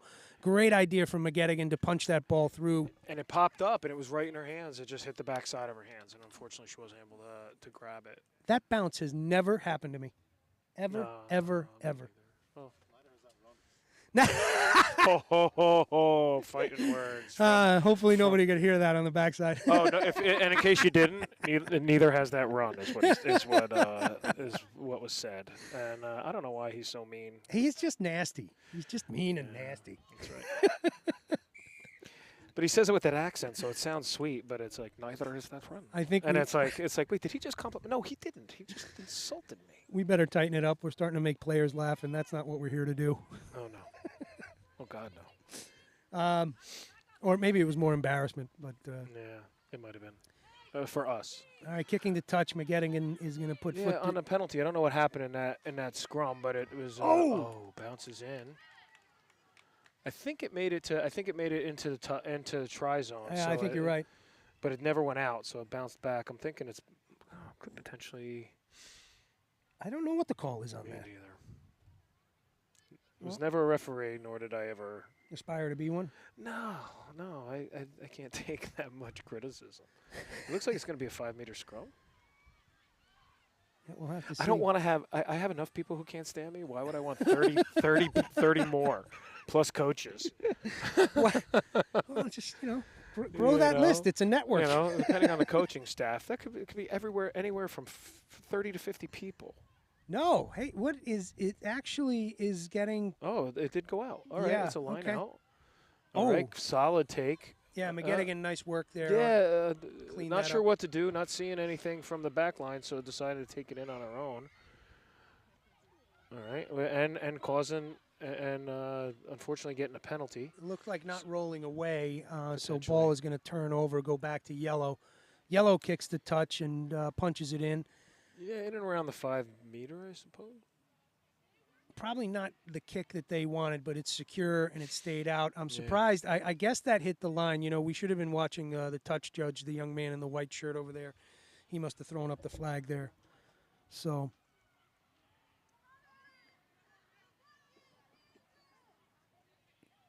It's Camiglio with the throw. Take. Yeah, absolutely. Just nice work there. And Weiner And puts foot to the ball there and finds the green space that she's looking for. 15 with a little bit of a struggle to get it there. But has the time to make the decision. Yeah, that's Charlotte Davies in the 15 jersey. And hopefully for them they maintain possession. But unfortunately, there's I believe it's diving over. Maybe I don't know. Offsides, diving over. Could have been anything. Yeah, that was in. It's tough to tell from here. But either way, it's in the hands of Aspetuck to kick it to touch, but it doesn't go out. Yeah, that was an odd kick from Kennedy there. She kind of opted for like a line drive that was they were able to field on that far side before it hit touch. Yeah. So the ball will stay with Downingtown, and it appears a knock on. Knocked forward by Aspetuck, which scrummed down to Downingtown. Okay. I think the Goat USA was in our way. Or in your way. You couldn't see it, but I got it.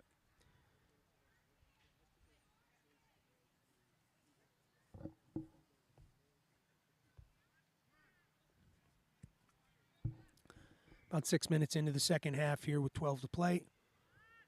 Pardon me, 14 to play. We're 13 and a half at this point. But being called up again.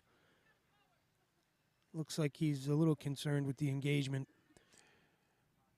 Yeah, realistically, right at this level, they can only go a meter either way, right? So it's all about the strike, and it's all about the safety in the front row and making sure that they're doing the right thing.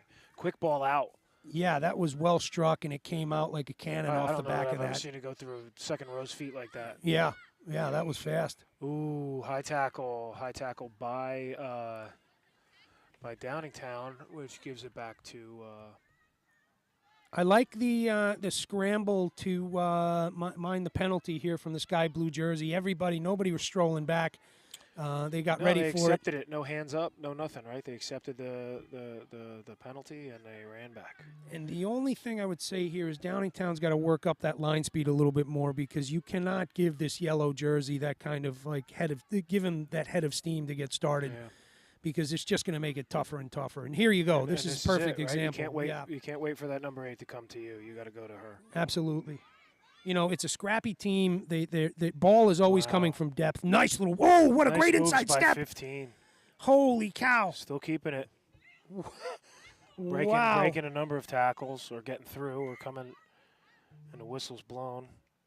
I believe in the 15 that is Sofia Novello, who had some nice little inside steps there, kind of like gazelle work, getting through that. Juke, you know.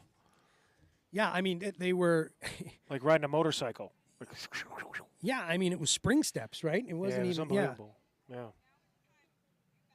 Like skater plyos, as they say in the fitness industry. There you go. Yeah. Kennedy marshalling her backfield right there. I'm going to talk right through that stupid. one. We're gonna pretend that one didn't happen. Fitness sandwich in my mouth. That's about all I. Great. All right. Downingtown ball, clean service off the back, goes out. Oh, looked like a little fake, little dummy. Yeah. Wow. Good solid run. She keeps it. Oh, you got to look for that support. Where is it? Yeah. Oh, that's unfortunate. That ball probably could have used a pass right there to the outside, but that's okay. Again, number 8 going into contact with number 7 from Aspetuck. Yeah. Downingtown doing some nice work on the front foot here, and a big carry there from number 3, Dixon Logic. You always hear her name quite a bit when this team comes to play. She's got great ball carrying skills, competent front rower. Yeah, penalty to Downingtown. I think diving over again or something like that. But yeah, I mean, Downingtown, if they maintain possession, is giving Aspetuck a strong game. Yeah, they absolutely are. 15-5, great point to remind everybody at home. And Downingtown's in this game. Oh, absolutely. Again, it's just all about maintaining possession. Yeah. Line out far side. That was kick off the penalty right there, so it's going to be a blue put in. Yeah.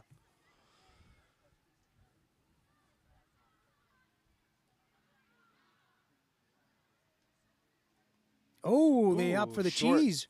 Yeah. And they get a little bit of yardage off of that. That's that ball was shot to the front lifter, the prop. That's called a blue play cheese. All different ones. Hawk in some instances with folks we've played with. It's a great play. It's a little sneaky one. You can't pull it very often, but that was a great spot for it. And it's risky, right? A little close. It is risky. It's a little close to the touch line, that has to be executed. Everything has to come off right. Yeah. And if you do it right, you're like that ball has to be in the center of the tunnel, which means the way that prop steps into it they have to demonstrate that it was a fair take.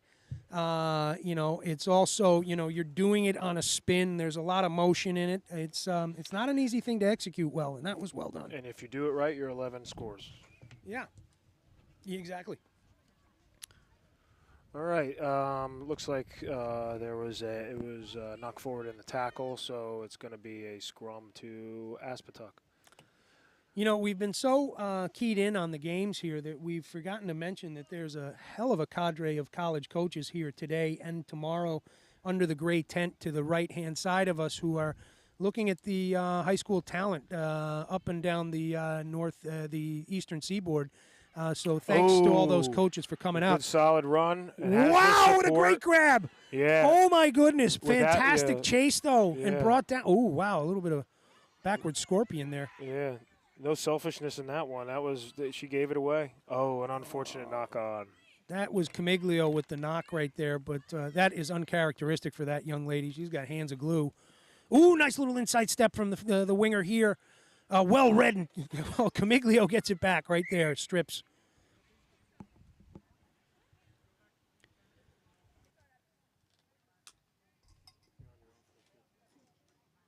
So, yeah, that was okay. So Camiglio actually commits the knock on infringement, but in the series of play that continued during the advantage, she went back in and stripped the ball. So, you know, look, it still results in a scrum down to the advantage of Sky Blue, but like that's the way that you have to respond to a play that doesn't go your way. You use the acronym BIG back in game, and you go in there and make an impact, and that's exactly what she did. McGettigan puts in nice little strike there from the hooker, and good clean ball service out to her sister in the 10 jersey, who puts it up for a high kick that finds touch yeah. on the far side. I'm really impressed with, in the last couple of years, the amount of kicking that's come into the high school game and in the girls' high school game, and not just the fact that they're kicking, but they're kicking at the appropriate times and using it as a tool offensively and defensively. Yeah, I mean, if there's any proof of that, it was the last play of the last half. Yeah. I mean, you think back to when we were playing men's league. I mean, nobody kicked. You know, it was a ground game all the time. Occasionally, you go 15 to 15, 15 to 15. 15 yeah, to 15. And you know, but for the most part, it was. Reese Smith with the big carry here. Runs. Wow, look at the slicing run from Smith. Can she beat that last runner? I think she does, folks. She does, yeah. Holy cow, she's still a little bit isolated. Can she get with it? That try-saving tackle. What a great hustle from Yellow to get there to support Smith on that fantastic run. Doherty looking for those inside steps. 21 Weiner, Kennedy off the back of that, and there it is. Good Lord, that was really well worked. Holy cow. Yeah, it was good solid. That was good solid basic rugby, right? So it was a good solid run, an excellent run. And then you had, a try-saving tackle at the end by, I believe, the 15, and then the support was there.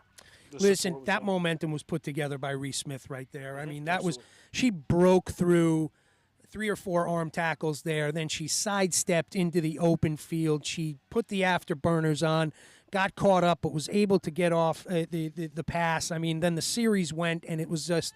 It was Aspetuck's offense just on the front. It's so signature Aspetuck, right? Yeah. That head of steam.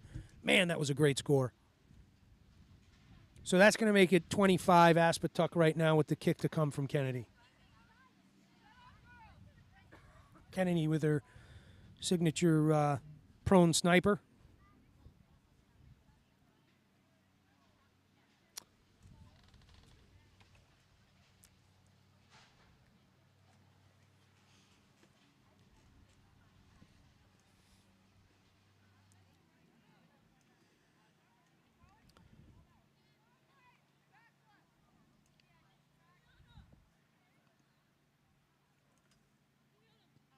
Ooh, uncharacteristically tough strike there for Kennedy, but, bear in mind that she's just coming off a series of plays there that resulted in the try, so I'm sure heart rate was through the roof. Could have been a factor, yeah. And angle, right? It was a little, off to the side and good distance, so. That's a tough thing to do after you've just come off scoring that try, is to bring that heart rate down to a point where you can actually get there and strike the ball well.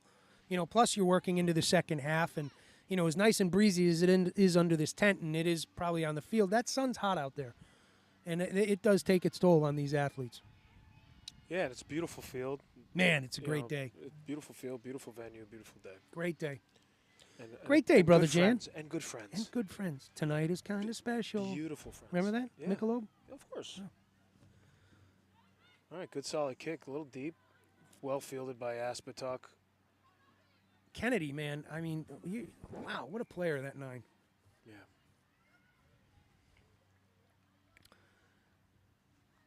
So 20-5 once again, and you had said we kicked off around the 32 mark, right? So that's Yeah. 16 minutes in, about 4 to play. Yeah, we're Downingtown putting that pressure on. Oh, there it is. That keeps Ooh. thwarting those kicks, and that's going to Yeah. be – the arm is out. definitely didn't feel good. No. You could tell it was a stinger, but in the right place. That's line speed right there, right?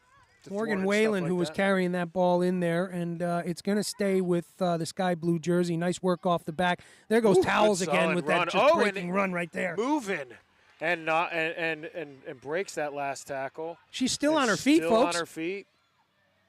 And it's a try, Try awarded. awarded. Try awarded. That was Oh, an man. excellent run by number 16.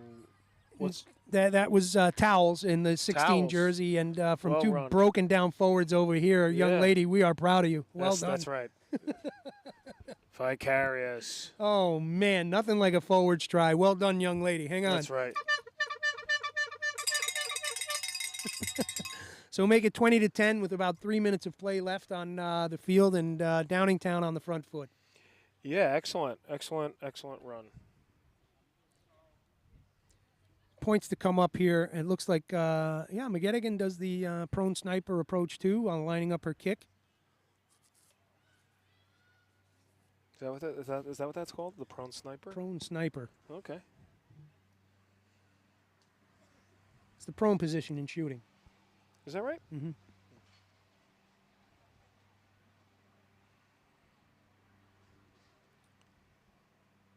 I won't ring the bell this time. I don't think she heard me. I hope not. Oh, Lord. It's not McGettigan on the strike, and It was good. yeah, it's good. So yeah, make that yeah, so- 20-12. That was number 15. That was Charlotte Davies on that kick, and not an easy kick right there. Well Not at done, all. young lady. Not Good at 2 all. points. Had the distance. It was tough to see whether it was going to have the distance, but it did. And what was the score again? So it's going to be 20-12. One try puts it a Okay. 1-point game if they're able Yeah. to, and they're on the receiving end of this restart. So With 2 minutes. yeah, and 2 minutes is enough rugby for a team like this. Yeah, if they keep the momentum. Oh. Okay. Unfortunately. You don't see that often, No. right? Ref took one to the chin on that one Right. from that restart. Right in the kisser. Right in the kisser. But immediately blows the whistle. Restart will With swollen lips. restart.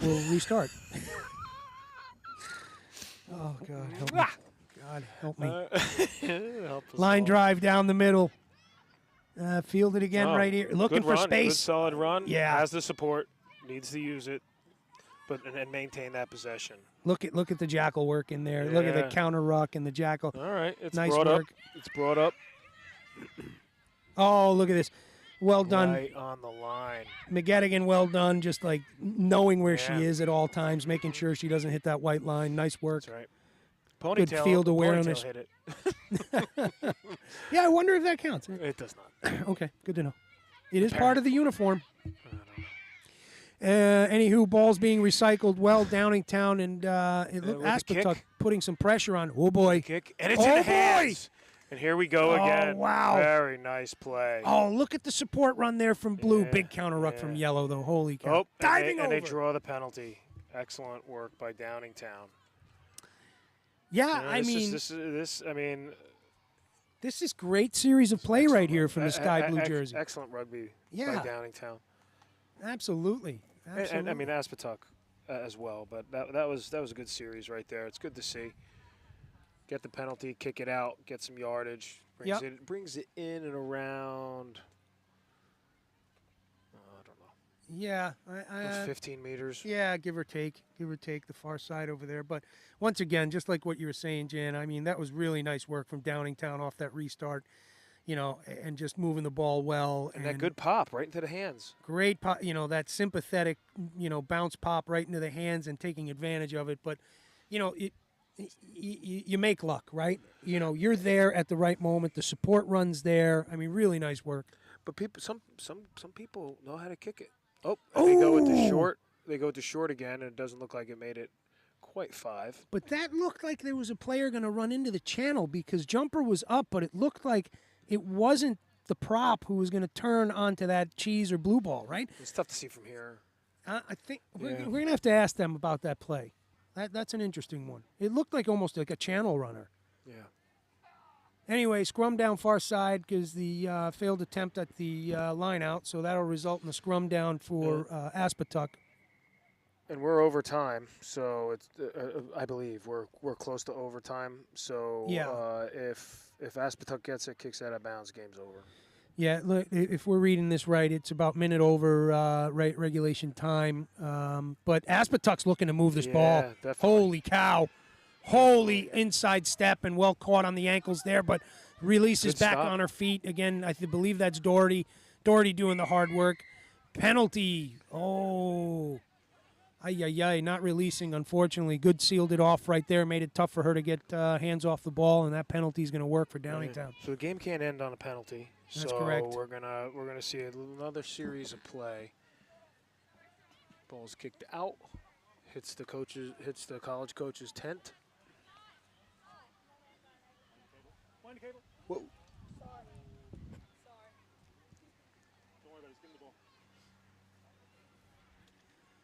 All right, a little bit of technical difficulties on the side. Just an errant cable being pulled out from our AR over here who was trying to support the play. Chris is able to put it back together. Line out right here. Good view here. Staley on the put-in. Yeah, excellent take. Man, great hands on McGettigan right there. Nice little show and go, and then it moves out. Got a little sloppy. So look at the pressure that Aspetuck's putting on over there. They could probably spread the field a little bit, but there were no yards gained on that. We are now roughly 3 minutes over. Another penalty against Aspetuck to Downingtown. It's working in Downingtown's favor, but I feel that even a score at this point will have them come up short. Well, score will end the game. 20-19. Yeah, 20-19. Excellent rugby today. Yeah, for sure. When you have games, it shows the quality of play at this level within the EGRL. I like that little dummy play right there, and then into the hands of Towles, who takes it in for a good carry. Unfortunate knock on for Downingtown. Unlucky Which there ends the for game. Hurley in the 12. Yeah, and that's it, folks. So it's going to be 20-12 in favor of Aspetuck. Nice work. Really nice effort from Downingtown in that second half. But hats off to Aspetuck for bringing the heat all game. It's their last score right there that brought it to the 20 was really impressive. I mean, big work from Reese Smith breaking on that far side of the field and making a clattering 50-yard run through tackles and then opening the speed up. She's able to bring it in. She brings it into contact fearlessly, turns it, brings it back to her team. The series of play continues. Great work off the back from Kennedy throughout the game. Support by Weiner and Weiner, the two sisters. Camiglio at the 2. I mean, it's the list goes on. Cloter in the 3. Solid running. Absolutely. Doherty. And offload. Yeah. Right. Aspetuck earned the win. Yeah, they're say it. I mean, they're a damn good side. Yeah. Always. Yeah, absolutely. So not undeserved, but hard fought. Not undeserved by the yellow, but hard fought by blue, and that's off to both sides. Downingtown gave them a game. They gave them a game, and they tired them out. Absolutely. For their next game. That is for sure. They didn't make it easy on them. Well, let's take a break here, Jan, and we'll come back with live action. I believe our next game is going to be Corning, our friends from Corning, New York. This is going to be New York State battle. It'll be Corning, New York against Play Rugby USA out of the 5 boroughs of New York City. Yeah. So both good friends of the Morris program. Always happy to see these two teams down here. We see Corning taking the field already. Yeah. And we'll be back with live action shortly. Yeah, it's going to be a good game. Promises to be a good game. Always does. Thank you, Jano. Yeah.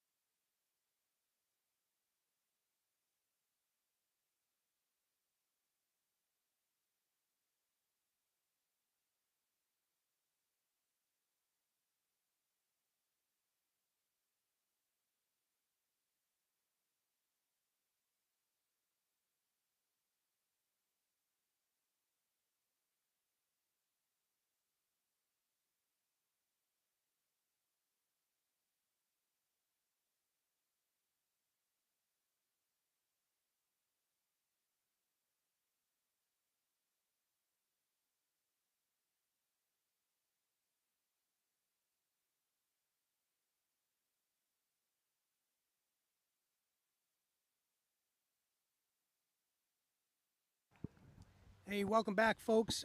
Steph Faliprandi here on the mic, and this time I'm joined with our good friend Reagan King from Doylestown Rugby, who would normally be on the pitch today, but because she's just graduated high school and on her way to the United States Military Academy in less than a few weeks, she'll be joining us on the mic. I see you're breaking in your boots already. Yes, I am. Wouldn't have it any other way. There you go. There you go. There's exciting times ahead of you, I guess, in the next couple of weeks. Yep. Yeah, we were just talking about you and your family. Your older sister is heading to Trinity College, Dublin, for a semester abroad. Yep. Which Yep, is very Ireland. cool. So it's a busy time in the King household this early spring, late spring, early summer. Definitely. Bill Dobbs just joining us in the background over there. As always, on the camera is Chris Production O'Brien doing the unsung hard work, as well as setting up all the other rest of the equipment here. We are just about to kick off in the face-off of Play Rugby USA against Corning, New York. This is the clash of New York State of this weekend.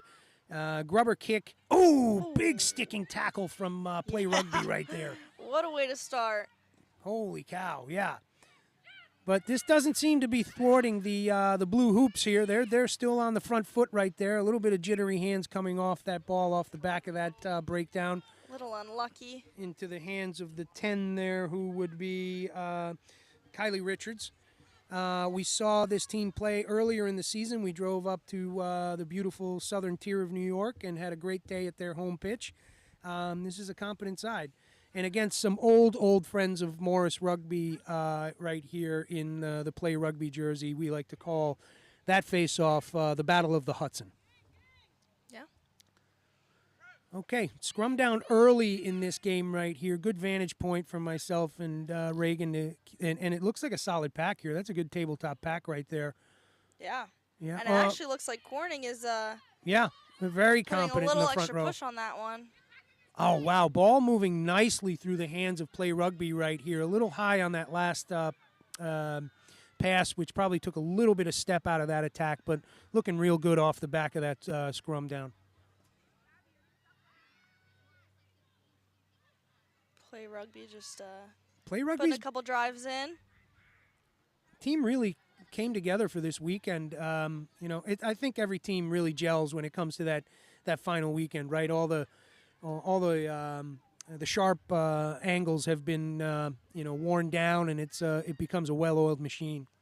Yeah, and I was just commenting to someone on my team about the difference between specifically Morris in the between the scrimmage that we played at Morris at the beginning of the 7th season and now that they're in the semifinals, and how they performed to peel ahead with an 11-10 win against the Marauders. Yeah, hard-fought game against the Marauders. Marauders really turning it on in that second half and getting back into that game, and in the early part of that second half, taking the lead 10-8, and unfortunately giving up a tough penalty in the dying minutes of the second half that Cirillo was able to kick through for the 3 points, which put Morris ahead in the final 11-10. Yeah, so it looks like we have a line out going on, and that'll be Well, won by Corning. a little bit of a rough pass off the back of that line out, and good pressure D from Play Rugby, but it's going to stay with Corning. A little bit of a messy ruck there, but it's awarded to Corning, and Corning takes full advantage of that. Nice quick ball off the back off that penalty, and they're making hay with it. That's a good 30 yards off where that penalty mark was called. Absolutely. That's the best case scenario. That's what you want to do. Get that breakaway. That looks like Play Rugby suffering the slings and arrows of Morris with the offsides right now. So if they can get that offsides on, I think they can get that momentum back. Yeah. Yep, and a smart play to now slow it down, make the decision to put the ball into touch to kind of keep the pace changing, keep the defense on their back toes. And I think it's important to note that with Play Rugby, we do have a couple Corning players playing for them as well. Is that correct? Oh, good point. Yeah, that's correct. So some of the Corning ladies jumped over into the Play Rugby jersey to wind out that team. Unfortunately, we don't have names for that, but thank you to those young ruggers who round out that team to make it a good game. Yep. So it'll be interesting to see how the kind of last-minute addition of a couple players onto that team kind of maybe changes the dynamic. Yeah. I think, when you've got the core of a team and you can add a few players, I think it always works. I think when you get, the Motleys together where it's a mix of kind of an even mix of 2 teams or 3 teams, then that continuity takes a little bit longer to get going. Yeah. But if the core of your team's there, the other players can kind of slot in. Yeah, and it seems to me that it looks like there's only 2 or 3 Corning players playing on play rugby at the moment. Maybe a couple more on the sideline. So Yeah, I don't think it was quite that many. Yeah. You're right. I think it was just rounding out the team there. Yep. So we had a scrum back, looks like close to the 5. Play rugby tried to kick that, but it probably didn't go quite as far as they wanted it to. And Corning has the ball back. Yeah, the idea was good. You want to take pressure off, but you want that clearing kick to get a little deeper than that, obviously. And it's keeping unlucky right there. Yes. Good on play rugby to keep playing that, though. And we'll Okay. have a scrum. Yeah, so that was the knock that we saw happen right there. It looked like Play Rugby was reading it as a penalty and was going to go quick, but the ref blew the whistle and he's going to set the mark now. Yep. Now it is smart. Like obviously you want to keep playing to the whistle. So, a lot of times someone drops the ball, and some people on the team may stop, but you got to keep playing. And sometimes Play the whistle. If the other team stops, then you have a nice little breakaway there. It's also the same with at the breakdown, right? There certain referees are going to allow the poach a little bit longer. Certain referees are going to allow you to hold on to the ball a little bit longer, and you play to that whistle. And when you find out that they're giving it quickly, like you got to play to that whistle in that instance as well. Yep. That's kind of like, that kind of game management is like managing how the referee calls the game is also an important aspect of of a good rugger. Yeah, and I'd say to add on to that, a very important piece of information to know about a ref is how long they're calling advantages for, because a lot of times, like an advantage after, whether it be a knock-on or a high tackle, like, can, give you, it can kind of contribute to what kind of risk you're going to take going into the next play. That's a great point. And there it is. That's try Corning. That's 5 points right there. Quick tap off a penalty right there. Caught Play Rugby with their backs turned as they were setting up for the penalty. And that's why 2 things. Act quickly on your penalty when it makes sense, right? And then number 2, never turn your back and walk to the 10 when you're doing that. Always keep an eye on that offensive structure as they're about to run that penalty. Yeah, absolutely. And I mean, it's no different than the quick tap that Corning got down here. The only difference was it was a little closer. Their 30-meter run found them inside of the try zone. So yeah, you're in the danger zone. At that point, all the more so. Big strike there, no good. So it'll remain 5-zip right now in favor of Corning. Definitely had the power behind that kick, though. Absolutely, it was a great strike. But yeah, you make a great point. It's like, in particular, like when you're in the 22 and you've got a penalty called against you, do not turn your back on that opposite side. Absolutely. That's therein lies the result. Yep. Yeah, in fact, if you're on the offending side of that, if you're on the attack and you want, like, the minute you see that that defense turn their back, like you're you see numbers, tap that ball. Absolutely. Like, yell, get 2 people to the closest people to you, like get them on the same page and just go, because there's so much, especially in a game where you have people spread out all across the field like this, where breakaways can be hard to come by. Like, one of the biggest opportunities for that is a quick tap. It's good game management. Yeah. So nice ball caught off of the kickoff for this one. Corning is driving it in again. Corning's got some great hands out there. They're really moving the ball well when they've got it in their possession. Oh, unfortunately there. It looks like we've got jittery hands from that front row right now. I'm sure it'll shake off. We've seen them play before. That is a competent 1-2-3. But Play Rugby is going to capitalize on this. And we were just talking about ball through the hands with Corning. I mean, if we think back to the first few minutes of this game right here, I mean, Play Rugby started on the front foot and was moving that ball really well across the field. Yeah. Yeah, so it'll be interesting to see with the scrum, Corning had a little extra push on the first scrum, so we'll see if. Morris was having some problems with that in the first game, too. It looked like an early engage. Nice little work from their 9 off the back there, and that's in the 24 jersey. That is Felix. That'll be a quick tap on Felix Rugby again. this time. Yeah, really nice work there. A really competent little 9 there, doing some nice work. Fast feet, good read for the field. Yeah, doing the same thing. So you take it quick and kind of, it's very beneficial to catch that defense on their not 10 because, unless they've hit that 10 mark, like if they try and play you, then that's a penalty. And it's a really easy way to get another 10 meters, and that's exactly what they did there. So then they can slow the ball down and kind of get their bearings set up and have that shape that they need to put a couple more strikes in like they're doing. Yeah, that's the thing, too, is like managing the tempo of the game, right? Make it yours. Like you don't have to, it doesn't have to be rush all the time. You speed it up, slow it down as it suits your game, as you're saying.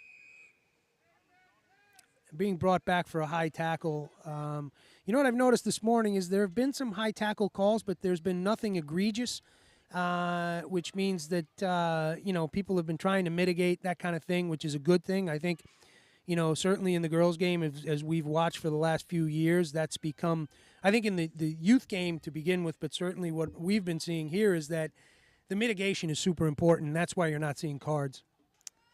Yeah, and I think part of it also comes from, as the new laws are coming out, they're wanting to lower that tackle height down. So they're kind of, calling. Yeah. You don't want all of your high tackles to just come from dangerous tackles. Yeah. You want to keep that lower. Kind of keep a little bit of a buffer zone. Almost getting you used to it. Oh, nice little break here. Does it result? There it will. is. Yeah. Okay. So as we're chatting away, you and I are watching the game, right? And this was a great series of play. I think it started with Felix off the back of this ruck over here, right? Off that penalty over there where she quick tapped it and took it up the side of the field there. Play Rugby was able to hold on to that ball the whole time. Yeah, and I think it's also right before the other, that second high tackle call, number 10, is that Eliana Rodriguez. She took she was just driving through, broke tackles here and there. Yeah. Got her called back, but, she was able to help set her team up. So, no doubt she at least gained another 10 meters from that before it was called back. So it's been back and forth, right? It's like, when either team has the ball in hand, they make something happen. And here, actually, looks like Play Rugby, if this is struck well, could take the lead 7-5. A little struggle with the... looks like the winds maybe not working in her favor, so she opted to drop kick it, but yeah. So it's going to be tied up 5-5. Unfortunate. I think we were just talking about tempo, managing the game time, right? Take your time, young lady. It's okay. Like the referee will tell you if you're not, if you're kind of burning the clock, right? So, unfortunately she had an issue with the tee and then opted for the drop kick, which makes sense, but just take your time through that drop kick and get those 2 points. I'm curious to see how long the ref gave him for that kick because she definitely was rushing to get that off a little bit rather than just slowing it down, set it up again, and take your time. Yeah. Oh, nice deep kick right there from Corning. Corning will kick well up fielded. again, and I think that might be number 10 that caught that ball. Play Rugby very quick to the rock. Their number 2 is right there, but an unlucky pass that bounced off of the intended recipient, and Corning will pick that up. And Corning trundling it forward. Yeah, nice work from that tight 3 up there. Nice work here from Corning. Oh, big on the neck right there. High. Yeah. It looks like that one they're going to get away with, but yeah, Corning on the front foot here. Number 12 with the inside step right there, and that will be Close. Kendra Close. Talked a lot about her when we were up in Corning. She really had a hell of a good game up there. Really good inside center. Corning looking threatening here. Play Rugby marshalling their defense, making sure they've got those covered. Looks like it'll be... Penalty, mark called back. for a Quick an tap. offsides call. Either way, There it yeah, is. play rugby caught on their back foot, and Courting taking full advantage of that. That penalty that right there. penalty. Yeah, and look, I think this is the same thing. It's like that line speed is so critical when you're in the red zone like that. You can't let that running pack player get that head of steam up. It's going to crash into that try zone. Absolutely. Like you got to do whatever it is you have to do to stop her before she gets that momentum. But conversely, great idea from Corning here to put a good hard runner right there with Absolutely. 5 out. You know, She was. Do you know the number of that player that I drove did that one in for a not tackle? catch that on. I think it might be this young lady we're looking at here, the number 5, and that would be Ector. On the kick is the 15, the fly half, and that is Stevens. Oh, okay. Just shy right, but definitely a good strike with that one. 10-5. So 2 scores then not converted for Corning, 1 score not converted for Play Rugby. We've got ourselves a game. Yeah.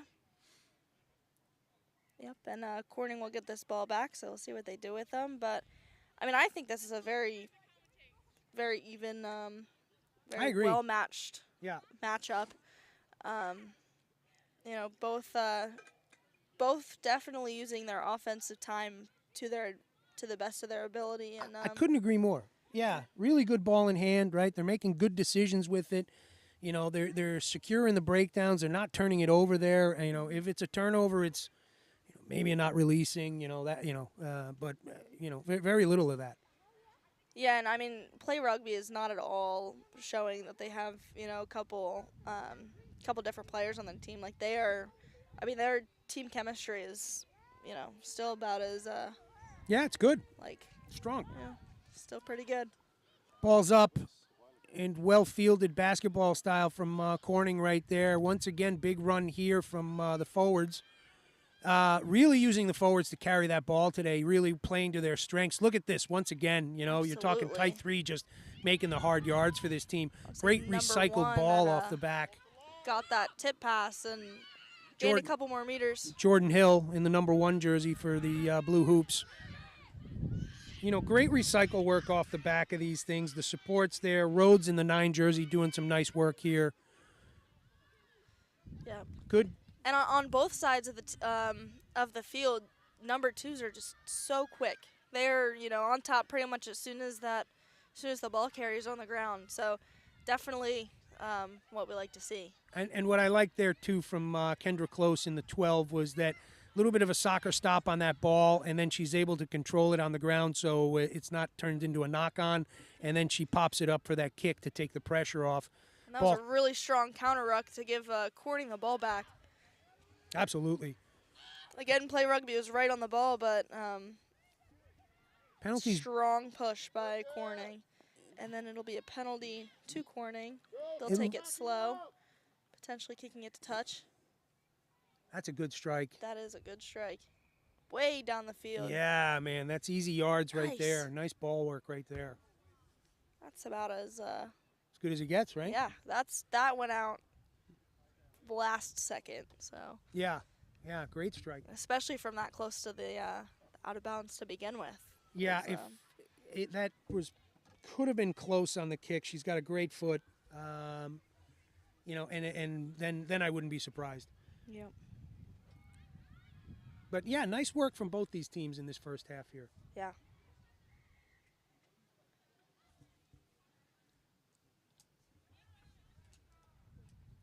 Ball's up. Ooh.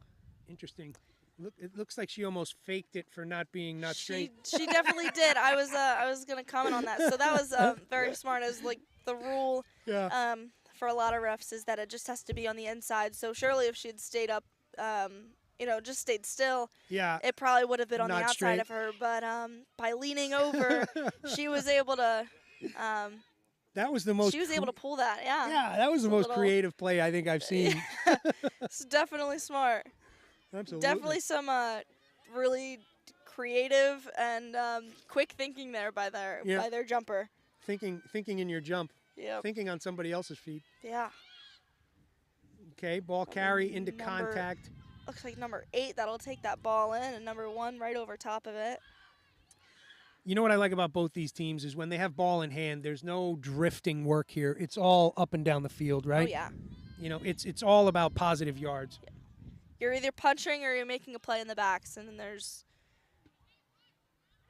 Okay, ball on the far side being recycled off the back there. Number 5 on the carry. That is Ector again. And she'll break through the line and get caught on Play Nice. Rugby's back foot. And then her compadre in the 4 jersey, Harmer, with a big carry there as well. So, again, great work here from the tight 5.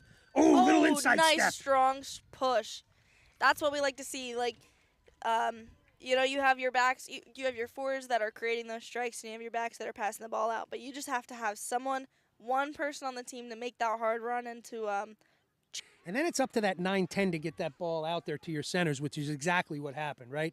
And then that nice little inside step just drops it in. Really nice work from Corning there. Yeah, yeah. I mean, one of the biggest benefits to a team can be their change of pace. How do they adjust the speed of the ball? And how do they react to, you know, the ball maybe switching possession, or you know or how do they react to the other team moving the pace of the ball? I mean, that is one of the greatest, you know, kind of change makers of the game of rugby. So absolutely. Hey, and, correct me if I'm wrong. I think that's 20-5 now. 15-5, 5 more, 20-5. 15-5, I think. 15-5? Was it only 10-5? I thought they scored 3. Pardon me. Let's make it 15-5. You're right. I think 15-5. Yeah, and it looks like another really close kick, but just shy right. Yeah, correct. But again, nice work there from Corning on that front foot right there. It's you know, really well worked. Kind of clinical rugby on the front foot when you're in that 22. Yeah. Yeah, I mean, both teams are just playing really smart rugby right now. So. Ball's up. Well fielded again from the crash runners from that last try. Ball comes out of the back a little loosey-goosey, but they're on it. Oh, unfortunately, through the hands right there. Looks like it's going to get called behind her, which is good for Corning. Yeah. So they'll keep playing it. Oh, close with a big skip pass to the outside right there. Again, Corning's right over top, but number 1 on Play Rugby is putting a strong counter ruck on that. Absolutely. And that number 1 is number 2 is Cooley. Really quick to that ruck, but maybe just in from the side a little bit.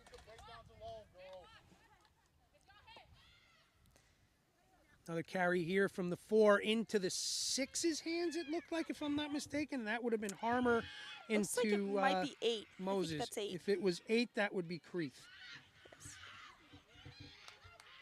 Yes. And I'd like to comment on almost every punch that Corning's taking. There's not just one forward taking the ball. There's 2, and they're putting that tip pass on over almost every time. And again, it's another way to kind of change that pace of the ball, because you have those options. You know, you can fake the tip. You can I mean, like, there's just so many options with and when you just have that 2 people, you know, because you know, a lot of times these forwards are breaking through the line, so by having that second forward right there that may not be wrapped up like the ball carrier is, I mean, you have a breakaway right there. It's an interesting one, too, to run a 2-person pod like that, right, and to have those options.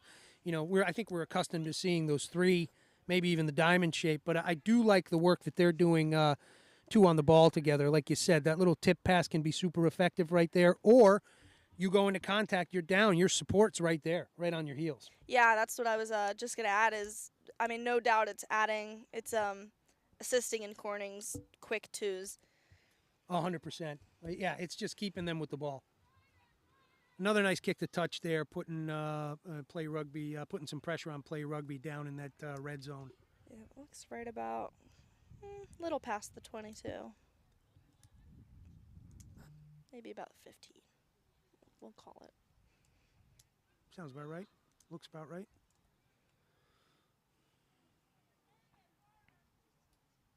Ball's up. Oh, nice grab in the air. That one was definitely straight, and a maul by Corning is dominating this. Absolutely dominating, and Play Rugby just can't stop it. They are on their back feet, and What a great call down there at the right time. Great momentum off that maul. Well drilled, you can tell, because that's not an easy thing to execute. Oh, but Play Rugby will hold it up in the try zone. Well done, Play Rugby. Absolutely. Yes. That is a rob. That is Yes. yeah. I mean, That is just thievery. I mean, and just shows the resilience. I mean, they could have easily, they were on their back foot for that maul, but, got driven a couple, 10 or 12, 10, 15 meters, but they definitely did not give up. And, they just got right back to it and reset. And that's undoubtedly how they were able to steal that ball. And they will have, what is that, a goal line kick? Yeah. So, yeah, and it's, the goal line drop, right? And you're absolutely right. Like, that's no quit attitude. Like, you're on the back foot like that, and you're like, I'll be damned, not today. Nice work Absolutely. from Play Rugby.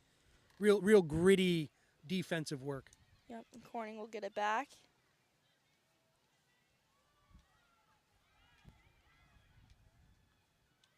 So a little bit of a melee over there. It looks like it's trundling forward through the front rows and the seconds. Once again, now the ball's moving wide. Great through the hands right there. Oh, beautiful snatched work. up in the air by number 15. Holy she cow. still has another person on her outside, but she won't need it because she just dotted the ball right down. She had the space. She felt comfortable grabbing that ball out of the air because that errant pass, a.k.a. the hospital pass, can be super dangerous for that player. But she grabs it out of the air at stride and then drives it in. Absolutely, and she actually started a little further back from the line, so she was running on. That was perfect timing on her part. It really was, and, yeah.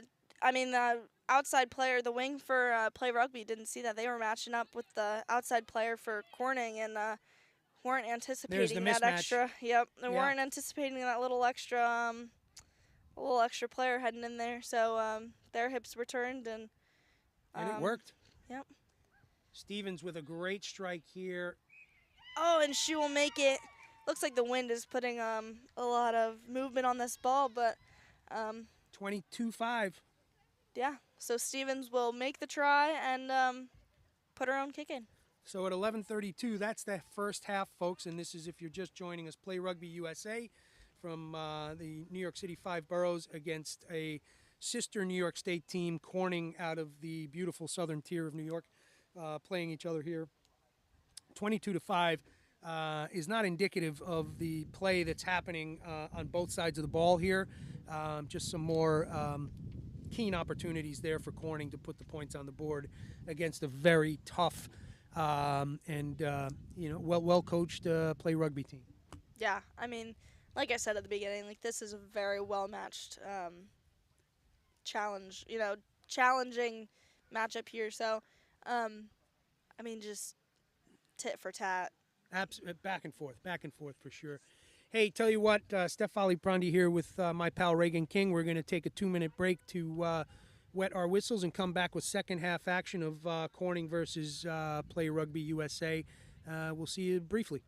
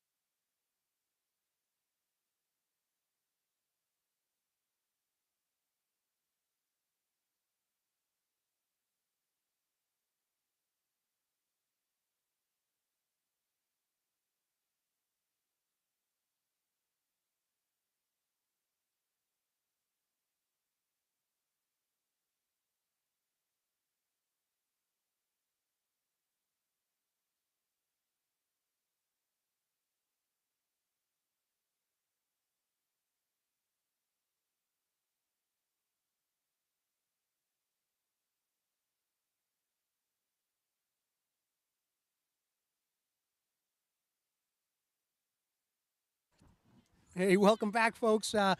Just having a laugh here with Reagan and her future plans here.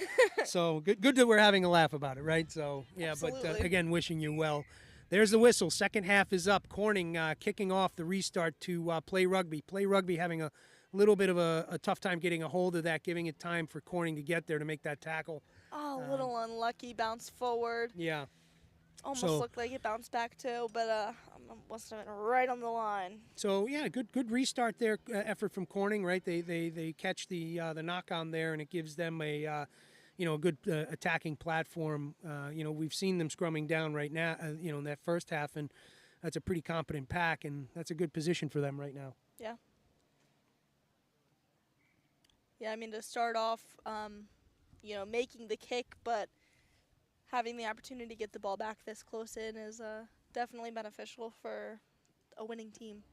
11:38 was the AM was the kickoff, so it'll be counting clock 20 minutes. So we'll try to keep you abreast of the time and what's left on the field as well. But there's the scrum down, and as expected, comes out nice clean service right there into the hands of the 12. Oh, close. Backwards pass that would have. Yeah, that it's tough. Had the runner been there, man, that would have Absolutely. been something Yeah. else. I mean, that could have been a great. Forward pass. Oh, just unlucky. gliding forward, right? That was another really smart play, like putting, kind of using different passing styles to kind of change up the game a little bit. That one just a little bit unlucky. Her shoulder was probably turned just a degree too far, and Yeah. And I don't mind that chicken wing pass, right? And that was a pretty good rocket off the back of her hand right there. It's unfortunate that support runner wasn't in the spot, right? Because it looks like that was a worked play. Okay, put in play rugby. Oh, a little bit of a struggle there. Comes out the near side. back out the tunnel, but the ref was on the other side, so he won't see it. So lucky for play rugby, they'll get to keep playing. But Corning over the ball. It almost looked like it shot out behind the prop, in between the prop and the loose forward. It looked like it could have been like between the flanker's legs. Yeah. Or out in front of the flanker, but no matter. Play rugby, or Corning will counter ruck and Stay on the front foot. get that ball back based on a not releasing call on play rugby. Getting full use to that, they've made it about 15 meters, and that ball runner just gets absolutely laid out. And there's that signature work that we're seeing from Corning, right? They really like to go to that tight five to make those 2-3 critical carries that suck that defense in and then create those options for that back line. And you know what? It's simple, it's clinical, and it's effective. Yeah. I mean, just, a lot of the style is like, a lot of the game is very similar with just some minute differences, but that's all you need, Yeah. Keep the game, keep the game just a little bit interesting, but have that routine down and keep playing it. But play rugby, once again, held it up in the try zone. Lucky for them. Nice work there. So they'll have a goal line drop kick. Now, correct me if I'm wrong, but they can move wherever on the line that they want. I believe that is correct. Yes. And then Corning can create static as long as they give a little bit of. They can't lean forward on the kicker, but they can certainly create static. Yeah, but I believe the ball just has to go 5 just past that first line of people. Correct. But Corning will field the ball. They've been pretty successful at fielding the ball so far today. Almost every kickoff. Tough ball there. Yeah, ball kind of gets bobbled around. Tries, I think that's a Corning player playing for Prusa will try to kick the ball forward, but Yeah, a little soccer, little dribble unlucky. it forward. Good smart play. Ball Well- was a little too far out, but it'll end up in a scrum. And once again, there's that gritty defense from the play rugby jersey, right? That they're able to get there, although they're getting smashed on the line, right? They're able to say, you know what, we're not going to let that happen. Get under that ball. Nice little take right here Is that the young lady in the 1 jersey again? Yes, I believe I it think is. that is number 1. That's Kamora Cooley. Cooley's had some nice carries this game so far. And now, if you had thrown me into this game and just, said, "Here you go," I would not have guessed that the score was what it is. Yeah. I mean, they have just been back and forth. Well, I think it's testament to the offense that Corning is running, right? Unlucky. They're running. I don't want to call it predictable. I think the word I'm looking for is effective, because it's well drilled, right? Yeah, I mean, obviously it's evident that they know what they're doing. They know what works, and they know how to execute it. Exactly right. It's well drilled. They're competent and comfortable with it, and they make it look easy. Yeah. So this is a penalty that's going to result with Felix ball in hand. There's a quick tap. It's into the hands of the number 4, and that's going to be Beauchamp. Beauchamp with the carry taken down just outside the 10, and there's Cooley again on the carry. She's rounding that corner, folks. Oh, she's tied up by a few Corning players over there, brought looks down. like she lost the ball. I'm not sure, and it looks like it did go out. Yeah. So, little unlucky there, losing the ball, but she had a strong run. Absolutely. Good outside run. She turned it straight, went up the field, and then just unfortunately ran into a wall of hoop jerseys. Yeah. But still, nice work on the front foot right there. Started with Felix over here on the penalty and off into the hands of Cooley. Cooley finding that space to the outside, then turning it on, putting the afterburners on, and then comes that hoop brick wall. But nice work. Yeah. Yep, so we'll have another line out to Corning. I still can't believe that line out. That was one for the books. That was that was creative. It almost looked like they'd practiced that before. Right? But, if this happens. Okay. Nice strong kick out to yeah. no man's land. Wow. Looks like Sympathetic Play Rugby bounce will for be Play right Rugby. there to get that ball, though. Running around, couple Corning players, but Corning's still there to catch them.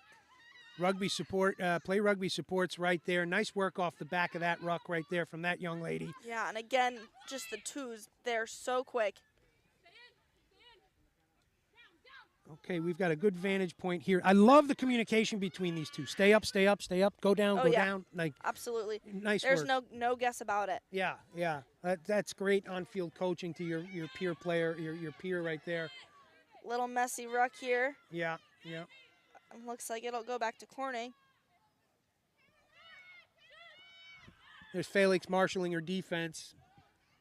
This is the big run. We've been seeing this all day from these tight 5 forwards right here, just making those hard yards. There's the number 10.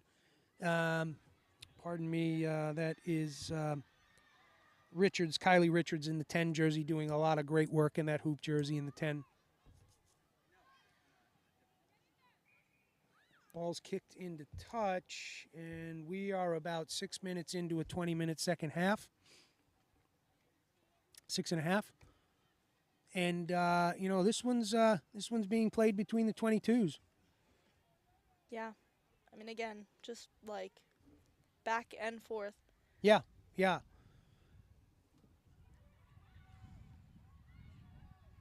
Another line out. I think I've yet to see a line out going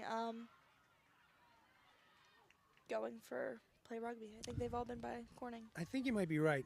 There may have been one on the far side early in the first half, but and I'm not necessarily certain that's correct either. But I think that the majority for certain have gone Corning's way.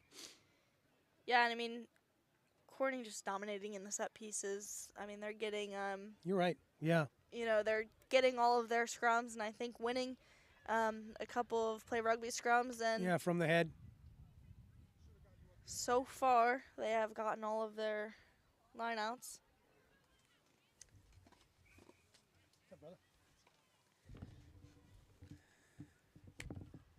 Ball's up. Oh, nice one. Well, just talking Spoken about into existence, I guess. Absolutely. There you go.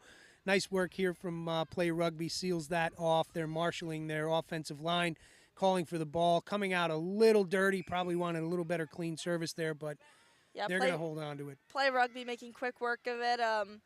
Corning, quick line speed, perhaps maybe a little too fast, and that'll get them called back for what looks like maybe an offsides call. That's kind of the bane of a good line speed, right? Is that you can potentially create those offside situations. But, depending on where you are on the field and where the clock is, I'll take those penalties all day long as you're putting the pressure on, Yeah, I mean, it's like a false start in swimming. I mean, if you're too fast after Yeah. too fast of a reaction time, it'll work to your disadvantage. yes. We'll have another set piece in the form of a scrum. 2. Got a great Play day rugby, for I it out think. here too, Oh yeah, it's gorgeous. Sunny, Definitely, little especially in breezy. especially in the shade. It's real nice under the tent. Yes. Yeah, absolutely. It's real nice. Shirt's a little warmer on the field, but Listen, your comment about their set piece work is spot on. I mean, they're fully in control of that scrum down. yeah, but I mean, once again, Play Rugby, just not letting it get to them. I mean, every chance that they have, they are giving all out effort. I mean, they are being so resilient. Yeah, as much as they're giving them hell, they're still able to hold on to that ball and get the ball out to their 9, right? So Yeah. it's Corning Just may be in quick- control, but they're getting it done quick enough to not hurt them. Yeah, and I mean that it could have been Play Rugby is just adjusted to it. They know that they don't have time to mess around. As soon as that ball's in, it's hooked. Yeah. Yeah. And sometimes that's just all you need. That's a great point, right? And it's like the effectiveness of that hooker is making it so that they don't have to worry about holding that pack steady for long. Oh, unlucky. That looks like the ball was just a little bit behind the intended recipient. So the ball will end up on the ground, but behind, so Corning will hold on to the ball rather than putting in some back line plays. They're going to kind of drive it in a couple times. It'll get them an offsides call against Play Rugby, so Yep. Corning's going to slow it down a little bit. Let's see what their decision's going to be. It looks like they're opting for that pod carry. Yeah, nice. Look, I like that the 9 takes a little bit of that space, too. Oh, big sticking tackle from Play Rugby right there. Yeah, and once again, that tip pass, maybe not the change of pace that would have been the best option there, but oh my wow. God. Oh, fantastic. Absolutely. An incredible, almost behind the back pass by number 12.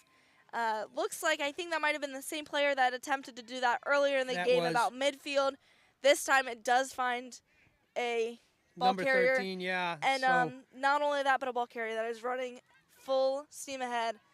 And she'll just get right around it. And who put that score in? that was the work. So Kendra Close was that on that chicken wing pass to her compadre in the 13 jersey, Hadlock. And Hadlock coming at pace, receives that ball. I'll bet you that's what they were trying to do earlier. And Yes. she was just a half step behind that pass. Well, they executed it there, and you can tell that that's a drilled play, right? Yeah. Because that was terrific. Yeah, I mean, So- that was Nice work to Close and Hadlock on that 12 and 13 combo for those 5 points, making it 27-5. Yep, just that's another one for the books. Yeah, that was a beauty. Man, that was well executed. Show. Nice and the kick right will be there. good by number 15. And that 15 is Amanda Stevens, who's put a few through the uprights today. So that is 27, correct? 29, pardon me. Yeah, 22 to 27 to 29. Correct. 29-5. So Corning in the latter part of this second half starting to run away with this game. But Reagan, you said it earlier. I don't think the scoreline is indicative of the effort that Play Rugby's been putting out there today. They've had some great moments with ball in hand, which resulted in one try at the end of the first half, if I'm not mistaken. Yep. And then they've so. just had some really gritty work in the defense, holding what would be 10 to 14 points off of this scoreboard with holding it up in the try zone. Yeah, I mean, Play Rugby has nothing to be has nothing to be ashamed of, like, about their playing today. So 1,000%. I mean, they're just still, like I said, they're resilient. They're still putting it in, and they're definitely still in it. They're not letting themselves. Yeah, there's no head down. There's no chin down. They're hustling back to position. They're making they're getting back to their roles. They're moving the ball. They're crushing it on the D. No! Oh! Look at that. Tried to be a kick through, bounced off of and caught by a play rugby player. We'll get so you a they'll number counter there. that. That was the number 2. That's going to be Aliana German, who had that basically fielded it right in the chest and was able to hold on to it, took it into contact. And then, of course, Felix working it off the back of that contact area. And it looks like it's still staying with play rugby here. There's a little bit of fire in the belly here. Play rugby trying to round the corner there, brought down hard far side. Can't quite see how close they are to the touch line, but they're not out yet. No, they're not. No, they're not. But Cording turned has over. the ball back. Unlucky. Yep. But, I mean, again, some really good, really smart plays by play rugby. So close to connecting to the try zone, but... Boy, Close likes that chicken wing, doesn't she? Yeah, I mean, and she's effective at it as well. And I like the play from her teammate as well in the 10 jersey right there. That was Richard. She took her time with that ball, right, when it was bouncing kind of errantly. And she just had the presence of mind to let that thing settle and then grab. Yeah, and I mean, it just goes back to changing the pace. Absolutely. You know, Absolutely. You can't just go the whole speed. Like, you can't go full steam ahead the entire game, and you can't go, jogging pace the entire game. You need a little bit of a mix. Well, it's, you as a senior, right, understand that. And you as, like, senior and your senior colleagues and junior colleagues are the ones that teach the younger ones that, right? Because you see that all the time in, like, a U16 game, that tri-line fever, right? And then you just see that change with the seasoned pros when you become, a senior and a junior. It's like, hey, settle. We're okay here. Yeah. I mean, just as you want to know, you want to learn when to go quick and when to go, full steam ahead. It's also really important to know when to slow the ball down. Absolutely. Coach Mike talks about that all the time with Morris. He's like, managing the tempo of the game is up to you, and when you do it is, you got to know when to do it as well. Look at Close just breaking tackles left and right. I think we're on broken tackle number 4 or 5. And how about the support from Corning? Running about 40 or 50 meters. Unbelievable. I mean, that young lady is playing out of her cleats today. Yeah. Out of her cleats. Richards, again, taking her time on that ball. Nice work there from the 17. Jumped right on that ball. Absolutely. Give me 1 second and we'll find that young lady. That looks like that would be Sophia Ure in the 17 jersey for play rugby. And unfortunately for play rugby, Corning's going to get that ball back. They're going to take a quick tap, getting about 10 meters back. Okay, the outside Number 13 right with there. A tip pass to 12. Little chicken wing pass again, but it doesn't quite meet where it wants to go or where it's supposed to go. Hadlock to Close on that, and then that went to the 21, which is Corey Rechtenwald. So Rechtenwald, I think, coming in the second half, really doing some nice work there in the 21 jersey. Listen to the communication out there. I love it. It's calm, but you can hear it. They're talking to one another. There's no screaming. It's talking through the work. Yeah, I'm hearing. I'm left. I'm right. On point. On point. Exactly. Oh, and a nice breakaway by play rugby. The wheels are on, but there's the 15 in the back there. Oh, you could see it coming right there from Stevens. Stevens just locked in on that runner. I believe that was Alyssa German, if I'm not mistaken. Looks like the ball's gone out of bounds. But, I mean, just again, like, super strong plays on play rugby's part. Never say die. Every time they have the ball, they're doing something with it. And it's just, these, few unlucky or unfortunate things that are getting the ball turned back over. But, I mean, they are doing something with it every single time, and that's what you like to see. Well said. Well said. They're doing something every single time, and you're absolutely right. And then it's a tip of the hat to Corning's defense to be able to kind of disrupt that, and create those opportunities. Look, oh Nice wow, strong kick by Corning. yeah, it looks like she might have taken that one in the chops too. Okay. Okay, little quick hands right there. Good stuff. And Close on the tackle. Close has been all over the field today, Reagan. Absolutely. I mean, oh my God, this young lady. I mean, no doubt. I mean, she's got that green tape on, and Yeah. Yeah. she's showing it. Yeah. College coaches, if you're not paying attention to the blue hoops, the number 12, you're missing a player here. I'm sure you are, though. Absolutely.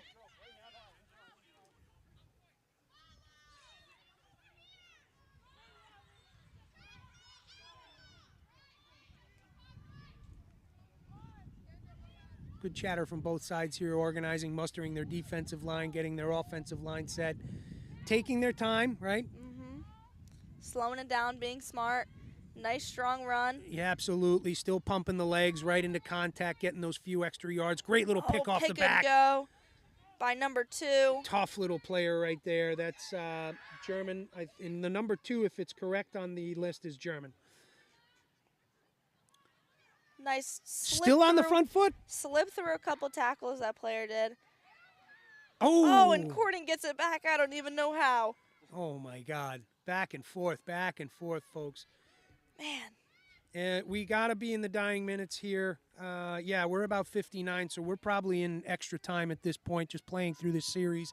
I suspect that whistle will come shortly. But Corning's saying, let's keep it going. Like, we've got some momentum. Oh, big counter ruck there from Play Rugby. And a big trundling run here from the Corning forwards, just making those hard 5 yards right there. Recycled well off the back.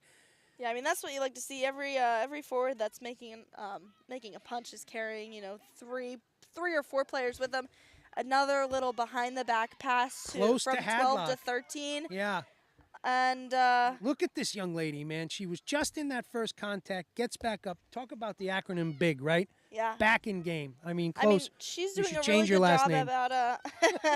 about she's doing a great job at keeping the ball alive. And I think one of my favorite parts about this game is that her hair is down, so you can really see just how fast she's running because her hair is parallel with the ground and she's making that run. That's a great point. Penalty in favor here and quick ball, and it looks like And Close is going to get Close rewarded. has it, and she'll dot it down. So that was 29. That's going to make that 34 with the kick to come, 34-5. I mean, I think that'll probably be the whistle as well. But nice work from both teams here. Reagan, you and I have been talking about it all the way through. There's that grittiness, that never say die attitude coming out of that Play Rugby team. And I think one of the things that you said that kind of gave me pause was like every time they have ball in hand, they're making something happen. Yeah. And really well said. And then, I think, what's giving Corning the win here is that they're playing their system. They're executing. I suspect their coach is going to be very happy with the result here because it looks like everything that they've been training on, they're executing today. Yeah, I mean, that was just, textbook. Like, there were so many times in which, they're implementing the same plays over and over again, but it's working every single time. That kick is good. So that 34 becomes 36, and there's the whistle.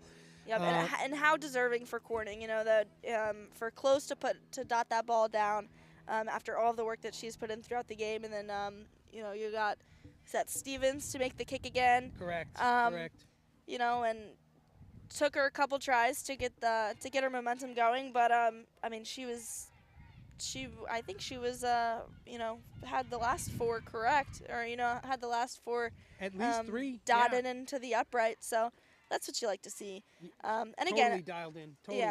Yeah. And again, Play Rugby has nothing to be ashamed about. They played so hard, and no doubt they played well. So I'm going to give you my player of the match pick for Play Rugby, and I'm going to go with Kamora Cooley, and I'd also like to give a nod to their number 24, Zyla Felix. I think those were impact players on the field today, doing the hard work. Not to say that that team didn't do a great job in its totality, but hats off to those two young ladies. And I'm going to let you tell me who you think Corning. Oh gosh, I gotta see the numbers. I mean, obviously the standout choice here would be Kendra Close. I mean, agree. just I agree. she was all over the place. And I'm, maybe I'd say my second player of the match would just have to be the Packs as a whole. I mean, Okay. they just Okay. over and over again. I mean, the tip passes, the going in two people together. I mean, just creating plays for that back line. I mean, that's just what you like to see. And maybe I'm just a little biased being a forward player, but I mean, I don't I'd think so. say give it to the front. Give it to that. Give it to the give tight it five? To give it Yeah. to the tight five. Yeah, I think you're right. I think that's a fair that's a fair assessment. I mean, they really they worked it well. And once again, I think we say this fairly often, particularly in this league. The scoreline doesn't always belie the effort. Play rugby just played. That game could have been 44, but they had the grit and determination to hold two up. Again, I'll repeat myself because it's worth repeating. Like you said, when they had the ball, they always made something happen. It just didn't convert to the sheet. So better luck next time. But nice work from both teams out there. Absolutely. Couldn't say it better myself. It's very kind. We've got Tornadoes from Illinois. This is the first time we'll be seeing this team this year up next against the combination side of Doylestown and North Bay. I like to call them Northtown. Northtown. Yeah. They're going with Doyle's Bay, but I like Northtown better. Well, okay. I'm gonna concede to the graduating I senior. I told him that I think Northtown just has a little better ring to it, but Let's go with Northtown. I think they're gonna keep chanting off as Doyle's Bay, so we'll probably refer to them as both. Or Orange, we can just call them Orange. Orange, and yeah, fair enough. So curious to see what this Midwest side is going to bring as they take the field. It looks like tournament organizer Shane is having some words with his colleagues on the Doylestown squad, and we're waiting for the sir to come to the center. But let's Reagan, let's you and I have a quick deserved break here on the commentating, and we'll be back with live action shortly. Yep. All right.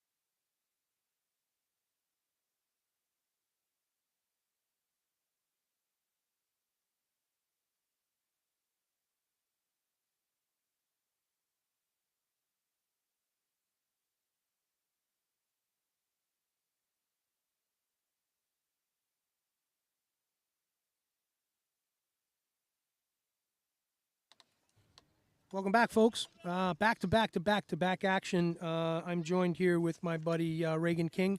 This is Steph Aliprandi. We're going to be calling this game against Doyles Bay Northtown. And it's just kicking off again here against the Tornadoes. This is an interesting game for us. We know North Bay and Doylestown very well, but the Tornadoes coming in from Illinois, we do not. So interested to see what's going on in Illinois rugby today. Good start for Illinois rugby right now. Tornadoes with big trundling carry here from the front row. Still on her feet and taking that ball with her. Nice work there. Good organization here from this team. Yeah, and I mean, they caught that ball and definitely had the forward momentum before Addie. Gosh, what's her last name? You'd have to tell me. Let's see. Addie. Pardon us, folks. Oh, La Caruba. La That's Caruba, right. thank you. You'd think I'd know. But I was going to say Addie Cornish from PBS Radio. And I was like, I know that's incorrect. no, but Northtown turns the ball over and looks like Illinois gets it back.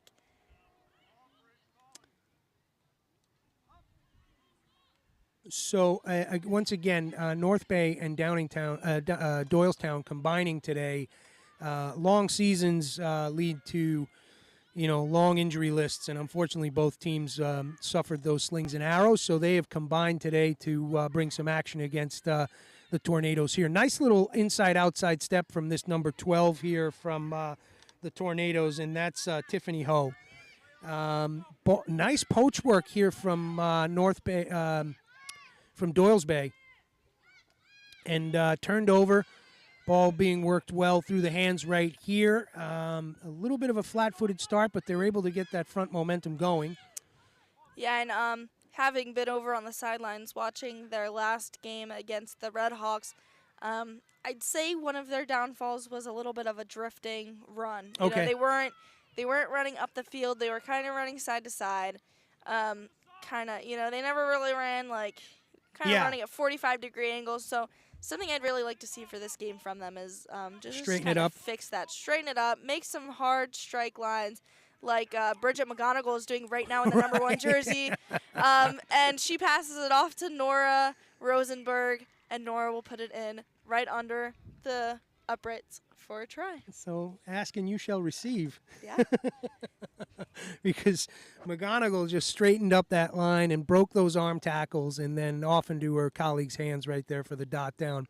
That's going to make it 5-0 in the opening minutes of this game of Doyles Bay versus the Illinois Tornadoes.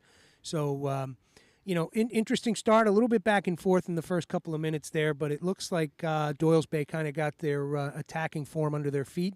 Again, in the form of McGonigal, just with that powerful trundling run. And let's see what the rest of the game brings, Reagan.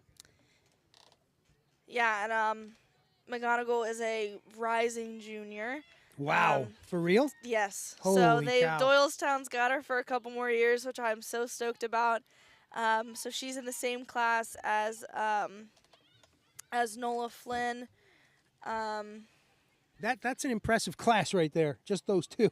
Yeah. Holy cow. Yes, definitely very lucky.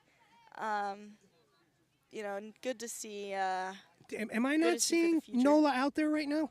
No, Nola at Tropical Sevens, she dislocated her shoulder, so she's been out.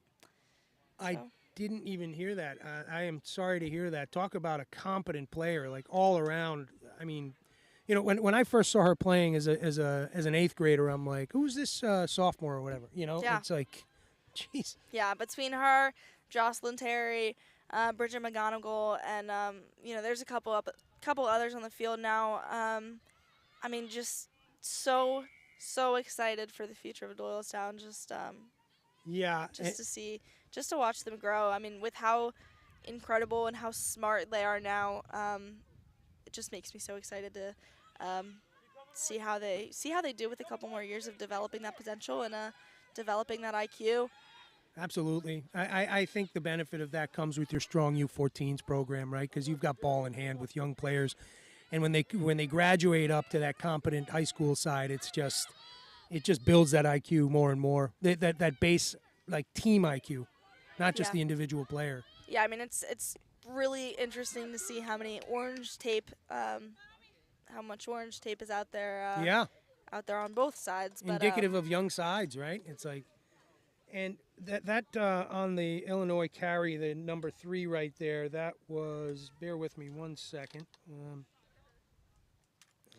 on the Illinois side. Yeah, was it 13 or 3? No, pardon me. That was Emily Cuevas with those big carries out there right now in the 3 jersey. Yep. So our first.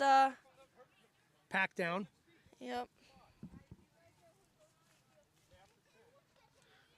First little set piece of the game. So So remind me, green is junior, orange is sophomore? green is junior or senior. Okay.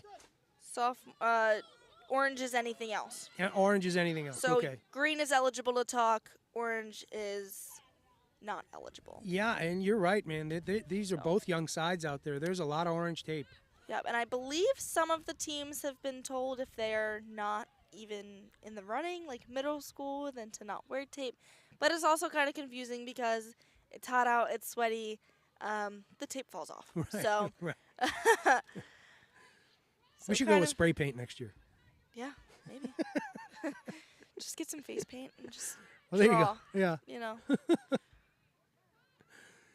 Green and orange faces. Okay, nice ball movement here. A little on the flat foot, but moving the ball through the hands well. Nice work here. And number 11 is paying attention, keeping it in. She looks for that touch line and finds it. Make sure that she's well within it. Nice work there from 11 and 9 on the Illinois roster. That 11 was Melissa Gamma, and 9 was, bear with me 1 sec, Jocelyn Hernandez. Gosh, it's messing me up, these not being in number order. Right. Going from 1 to 8 to 21 is kind of confusing. But Yeah, I'm with you.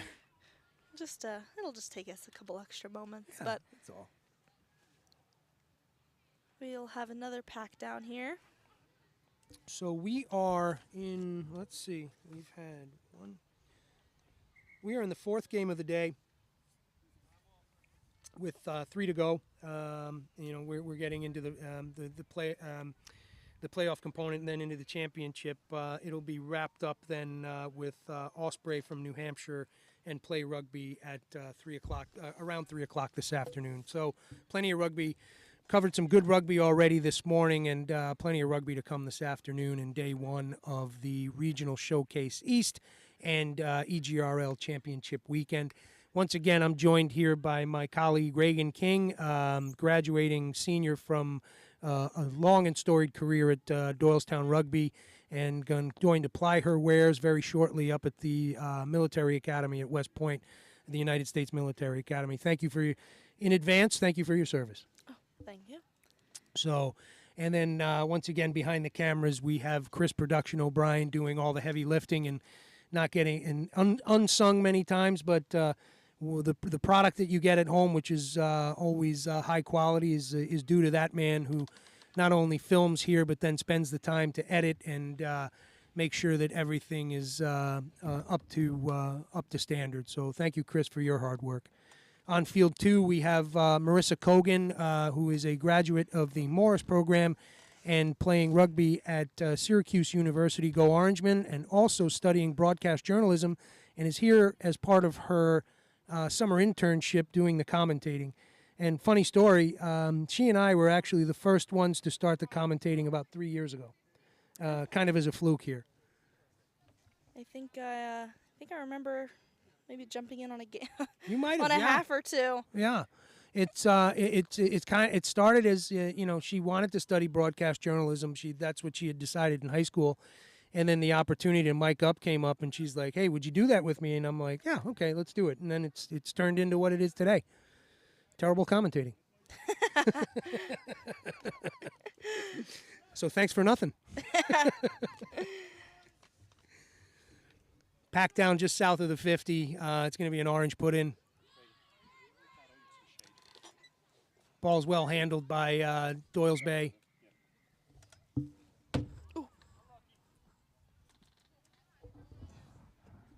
Okay, looks like we have a penalty in favor of Illinois here. So it's going to be brought back in, maybe an early engage. Not sure. Yeah, and it looked like while we were chatting, there was a little injury on the field. Looked like potentially a cramp, but that player is now off the field. Working through that, I Now hope. we're on the second pack down. Okay, so just about the same. Yeah, obviously the same mark, but this one's going Illinois' way, and unfortunately, bad hook on the other side, so it's going to go with the orange. So orange takes it from the head right there. Oh, difficult pass there, trying to field that one. It was a good idea. It just a little bit of a floater and jittery hands because you could hear footsteps coming, but that's understood.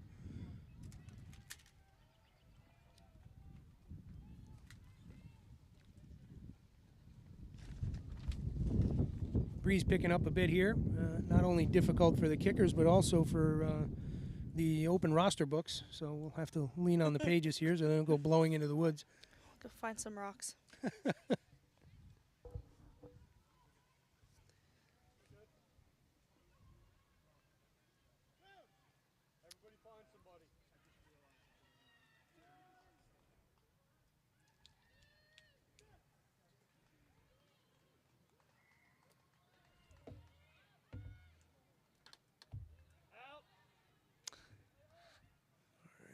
I don't see the arm out for that. I guess they're going to play it back.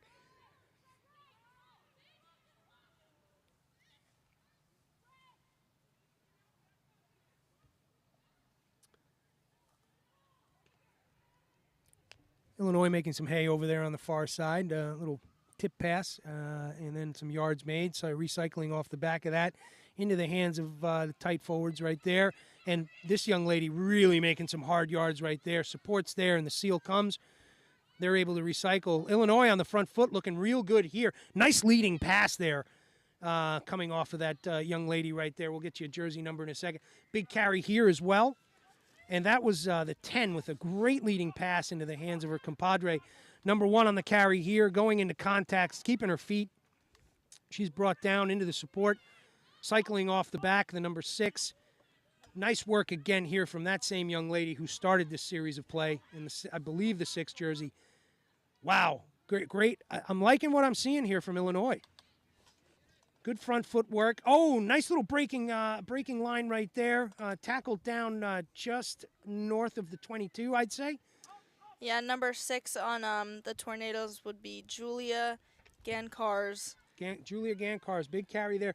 Nice work here on the front foot, and they're maintaining. It looks like Illinois has found their rhythm in this first half, in the latter part of this first half. Let's see if they're going to be able to continue digging the ball out there, struggling a little bit to get clean ball. Finally comes out, ball moving through the hands. Nice work from that 10 again from the Tornadoes, and that would be Leah Cahill.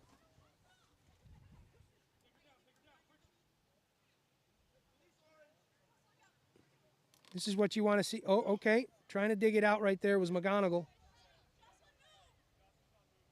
It's going to stay with Illinois. Okay, looked like it was going to be jittery hands there from the 1, but Espinoza's able to hold on to it.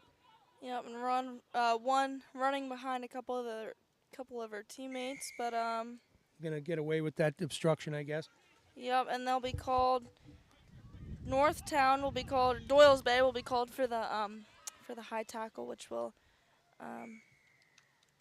Number 8's going to dot it down there, it looks like. I don't see, no, pardon me, we do have Rim Ayuchi is in the 8 jersey today, and she's had a couple of big carries right there, which I believe resulted in that try as well. Yeah, I mean, Illinois just able to take that penalty quick and catch Doyle's Bay on their back foot with that one. They've been on the front foot in that series of play the whole time. They worked that try from inside their own 50 all the way down. Really nice work from Illinois. Looks like they've found their pace in the end of this first half.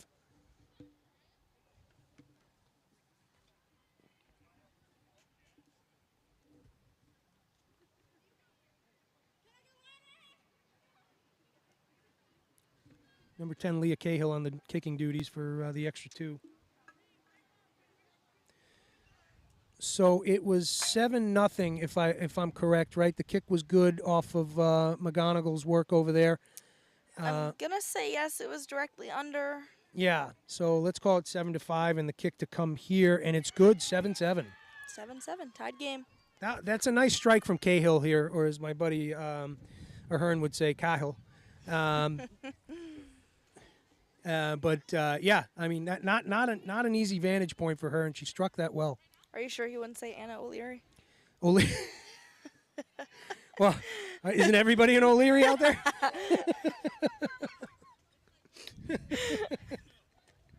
It makes it so much easier. Oh, man. I mean, we still laugh about that. Restart here happening shortly. Crazy how we have no Anna O'Learys and all the Anna O'Learys on the field at the same time right now. Doyle's Bay with the kick on the restart. Ball's up. A little bit of hang time right there. Well fielded by Illinois. That young lady again. Take a strike right in. Looks like number 8 or 9. Boy, that little tip pass, those offloads are really working for Illinois right now, aren't they? Yeah, I mean, they're catching Doyle's Bay off their back foot repeatedly. Yeah. And they've had possession for a little while now. So, once again, just breaking through a couple tackles and breaking. I mean, if you can catch, if you can make a breakthrough on every punch that you make, you're in a good position. You're in a good position, is right. Nice long pass out there. Outside, a little bit of pace.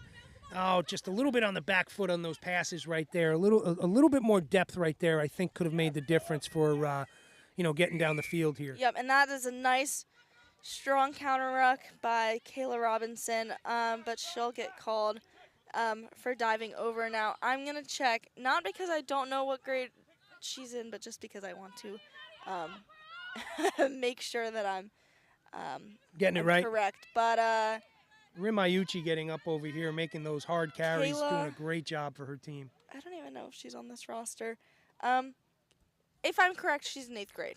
Okay. I think she just celebrated her 14th birthday, as in like this past week. Holy cow! So and she's been playing. I think she played her played her first high school game just shy of her 12th birthday. So I mean, but still, she's been a key player on Doylestown for a couple years now, and I mean, just never shying away from that tackle, never shying away from contact. Her and her sister are both incredible players, and once again, just another reason why I'm really looking forward to seeing how Doylestown develops in the future.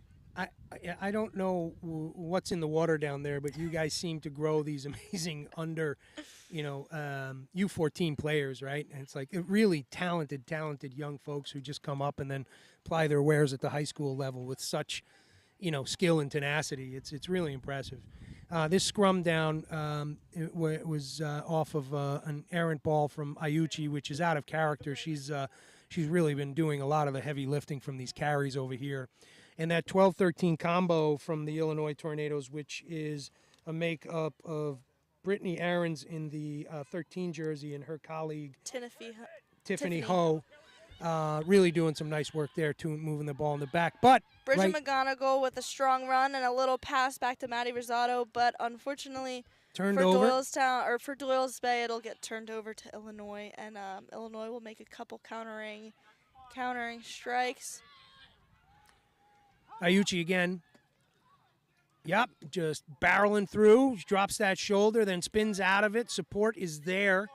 Nice work here from Illinois. Oh, not releasing. Looks like Sir is calling those pretty quick, but that is his call. So quick ball here from the 6 and the orange jersey on the front foot. Yeah, but that tackle is made by number 17. She's not on the list, but I want to say her name is Mariana. For Doyle's Bay? For Doyle's Bay. Okay. Only because I was sitting on the sidelines of the field earlier. So, not sure of her last name. I think she's in 8th grade, but I don't think we quite have the middle schoolers on this list. So. Gotcha. I like what number 11 for Illinois is doing out there as well. Let me see if I can get you a name on that. Melissa Gamma. Melissa Gamma. So, doing some work off the back of those rucks, but also making some big tackles out there. She just had that ankle tackle right there that kind of stopped that momentum coming through. And that's the second or third time we've seen that kind of work out of the 11 jersey over there.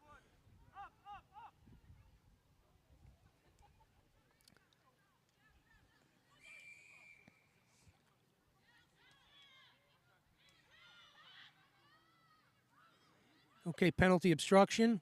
And ball's going to go in favor of Doyle's Bay. That's Addie LaCaruba going down with the ball right now. That's a name you hear fairly often, too, out there.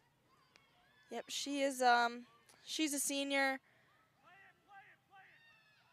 So, wishing her the best in her, In her future endeavors? Yep, in her future endeavors.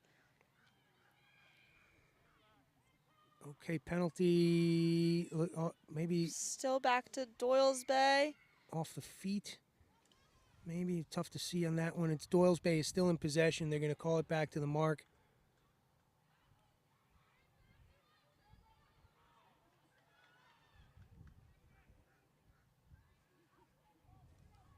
Trying to get a look-see here. It looks like the Surrey is having words with Illinois. Oh, yellow, yeah, okay.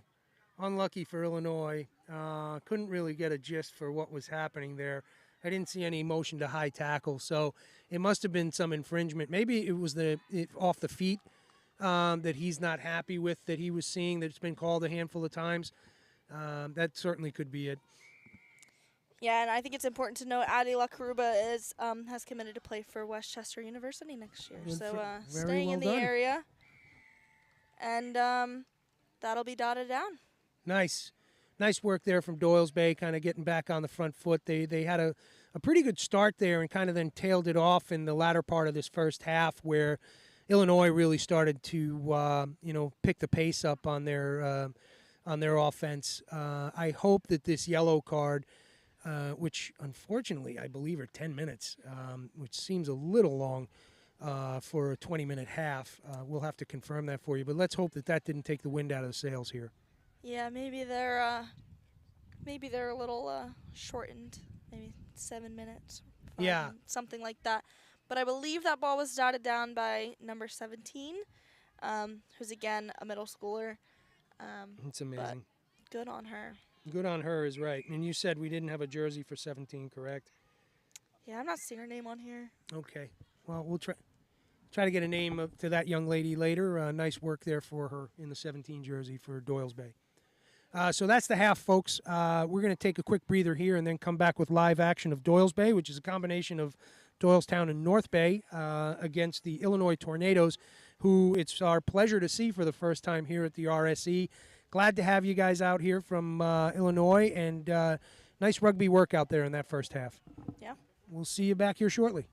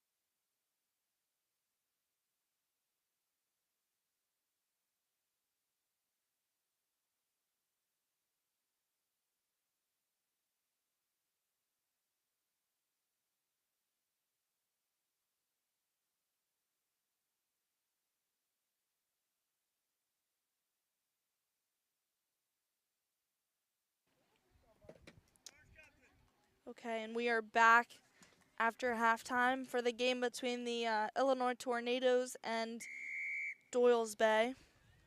Be a kickoff by the Tornadoes, not fielded quite immediately, but still kept by Doyle's Bay. Just checking the time here, 12:39 at the second half restart.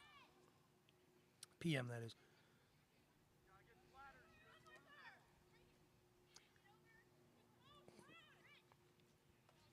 Some words of inspiration for Doyle's Bay during the halftime chat, because moving the ball nicely here, trying to work it across the field. Again, a nice strong counter ruck by number 6, Kayla Robinson.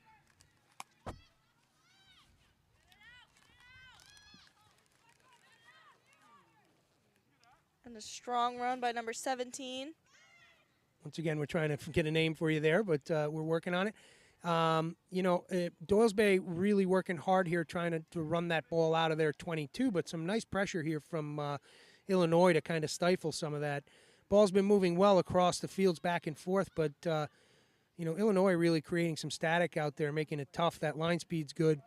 The one criticism I would have is that we're playing about 3/4 of the field with a lot of open space out here. God forbid you have a 15 with a head of steam on her and some wheels. It's going to be over.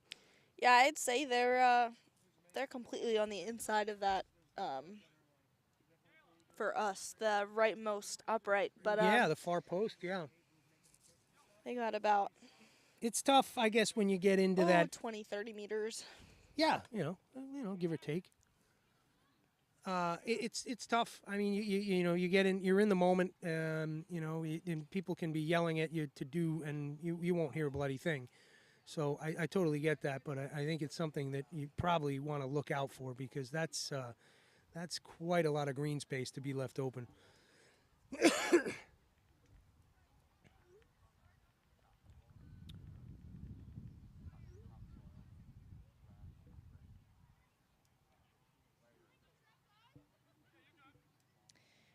We just got a name for that number 17 on Doyle's Bay. That's going to be Mariana Johnson.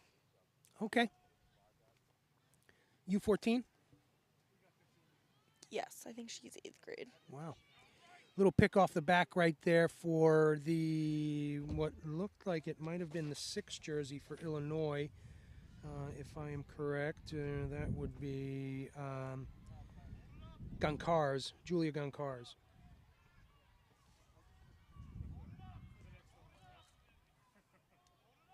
Or maybe being held up on the far side over there. I'm sorry, folks. It doesn't look like names, jerseys, and faces are actually lining up to what we have sent over. These things can happen. It's, it all depends on who's able to make the trip, and maybe, unfortunately, some injury, that kind of stuff, who's playing.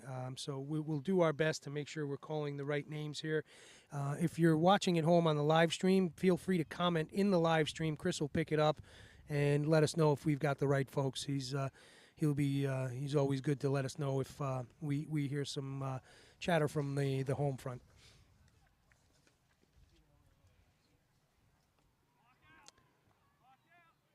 Nice momentum here from the Illinois pack. They put some good pressure on, but nice the high Wills kick. Bay, yeah. Looks like by Jocelyn Terry.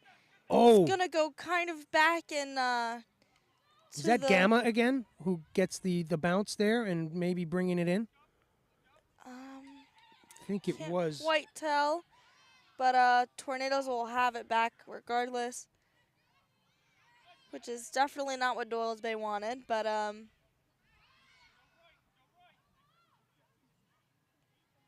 don't see and it. a knock on by the Illinois Tornadoes, and another kick. Again, fielded by Illinois. So both teams here kind of interesting, right? It's like North Bay under some pressure but keeping their heads, and Illinois just driving the pressure back onto them and and maintaining composure. It's an interesting exchange of play between these two sides right now. Yeah, I mean, like you said, it's an interesting dynamic to see how these two kind of different kind of different teams and are coming together and to play each other. And I mean, part of that could just be that Illinois Tornadoes are from Illinois, and you travel around to different areas and there are different styles of play. I mean, we saw it at Guilford, the style of play that a lot of the more southern teams had down there, completely different than a lot of the northeastern teams that had traveled down. So, I mean, I think we're seeing it in the same thing in this game. So, it's just one of those things you got to kind of learn how to adapt. And unlucky for Doyle's Bay, they maybe held on to that ball for a second too long, so they kicked it, went high, short, again fielded by Illinois, and looks like they are at about the 5. Looks like a stop and play for something. Looks like the ref had something to say. Looks like that's going to be an offsides call. So the ball will go to Illinois. Not what Doyle's Bay wants. That's how Illinois scored before. A nice strong push by Illinois, and it results in the try. Yeah. So same exact thing as the last time. Penalty at the 5 meter, just working in Illinois' favor. Indeed. You know what I like, what I'm seeing today too, and I'm sure you'll appreciate this as well, is I'm liking the work that the forwards are putting in on the offensive foot. Like they're really making a difference in today's games. Like it has a lot to do with what those tight 5 and those 8 are doing out there that is changing the tide of the games, right? We saw it in the last game. We're seeing it again with Illinois here, like using those powerful forwards to run those balls, making those good decisions when you're in that 22 to set that pot up, get that support runner, and it's tough to do. And I will give Doyle's Bay credit. They did try to counter that. It's just, it's tough to do when you get a forward with a steam of, with heat under their feet like that to stop them. Yeah, and I absolutely love that because, coming in, there's kind of, an older style, more traditional style of play that says, oh, forwards don't score. Number 1, number 2, number 3, they don't score. But, I mean, we're seeing it game after game today. I mean, the forwards are getting about half of the total tries. Absolutely. I mean, they've, for Illinois, they've accounted for 100% of the tries today. So, I just love to see that kind of that dynamic kind of shift, and just kind of it really does make the game, kind of just shows how inclusive it is. I mean, you don't have to be a certain position, right, a certain size to be making that try. You have, girls of all shapes and sizes that are scoring and putting points on the board and helping their team win. So, love to see it. No doubt, a little bit of a boost of confidence. I love to score. So exactly. So, what did that make it? 12-zip, if I'm not mistaken. 12-7. 12-7. Pardon me. Okay. But a little bit of an unlucky drop there, so it'll be a scrum for Doyle's Bay. Keep losing my pen, but that's okay. It's not completely necessary, but it's good for jotting down the score. Let's go with 12-7 for the time being. We'll clean that up when the scores go out later this afternoon. So, scrum down far side, it's going to be Doyle's Bay put in, giving them a good attacking platform just north of the 22. They're going to get good, clean ball service right there. Ball's going to move to the strong side. Nice work from Doyle's Bay here with that front foot, good head of steam. And that was McGonigal catching it right on her shoulder. And that's number 11, Sydney Haddon, with a nice strong run, cutting back inside. Looks like she'll dot it down for another try. 12-12 with the kick to come, and, that's the kind of response you want off a try against you, right, is to come back out and do that. And, McGonigal being a junior is really impressive because she's been an impact player for you guys for quite some time. Yeah. And it's only coming on stronger and stronger. It's really impressive. Yeah, and on the same note, Sydney Haddon, who just scored, is also in the same boat. Is that right? Rising junior, yep. Holy cow. So, you have, so it reads on here. Is that what you have? Oh, maybe. Oh, because 7. So we've apologies, folks. We're chatting away, and the score got away from us. We're going to go with 19-14 right now. As we were arguing that, we didn't see the kick though either, did we? Okay, kick was Too good. busy chatting. Yeah. Folks, sorry about that. We kind of let this one get away from us from a score perspective, right? But 19-14, we'll call it there.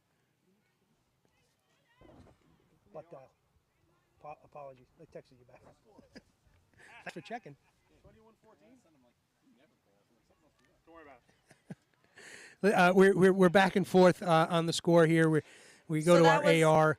That ball was fielded by Maddie Rosado. Nice strong run. And it's across the field, but right in front of us. Ball bobbles out. Looks So- like it's going to be a little bit of a knock on. We also heard from the side there's about 10 minutes to play in this second half right now, which is, ratcheting up some heat from both sides. So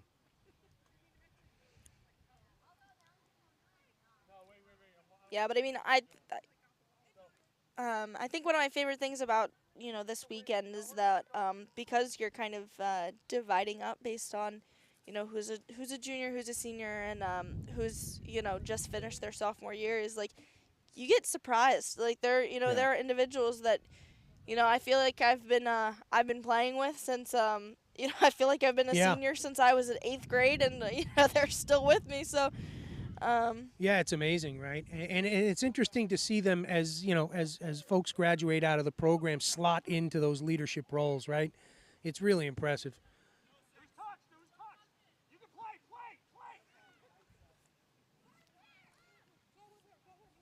Number 9 here with the carry off the back of that breakdown right there. That is Jocelyn Hernandez. Looks like she's number. back at it again right there, and that's the number 3 again with those big carries. And bear with me 1 second. Well, that's Emily Cuevas with the carry, taken down hard right there, back to her feet. Yep, and number 15, Kira Quinn, also had the ball at one point. So more forwards work right here. Once again, we were just talking about that. That was the 20 jersey right there, and let me just scan the roster. And it doesn't look like we have Don't a see 20. a 20. That must mean they are middle school, Okay, perhaps. so And that's going to be number 23, Maggie Birdsell. Absolutely driving through. Yeah, gaining quite a few meters. And then a kick. I'm not sure who made the kick, but fielded by Illinois, but Doyle's Bay was right there. Didn't let them gain many meters, although they still have the ball. But good positioning for Doyle's Bay right now if they can get the ball back. Excuse me. Yeah, if they can get the ball back there, and they're definitely in a good position. So, however, it'll be a knock on Doyle's Bay. So it looks to be a scrum for Illinois. apologies, folks, because the way that the rosters are set up, it's making it tougher to call the game for both of us here. We're doing our best to make sure that the folks out there get the appropriate accolades, but tough to do, and we understand, there's going to be player changes at the last minute and new jerseys coming on, but just bear with us as we try to get you the best call that we can on this game.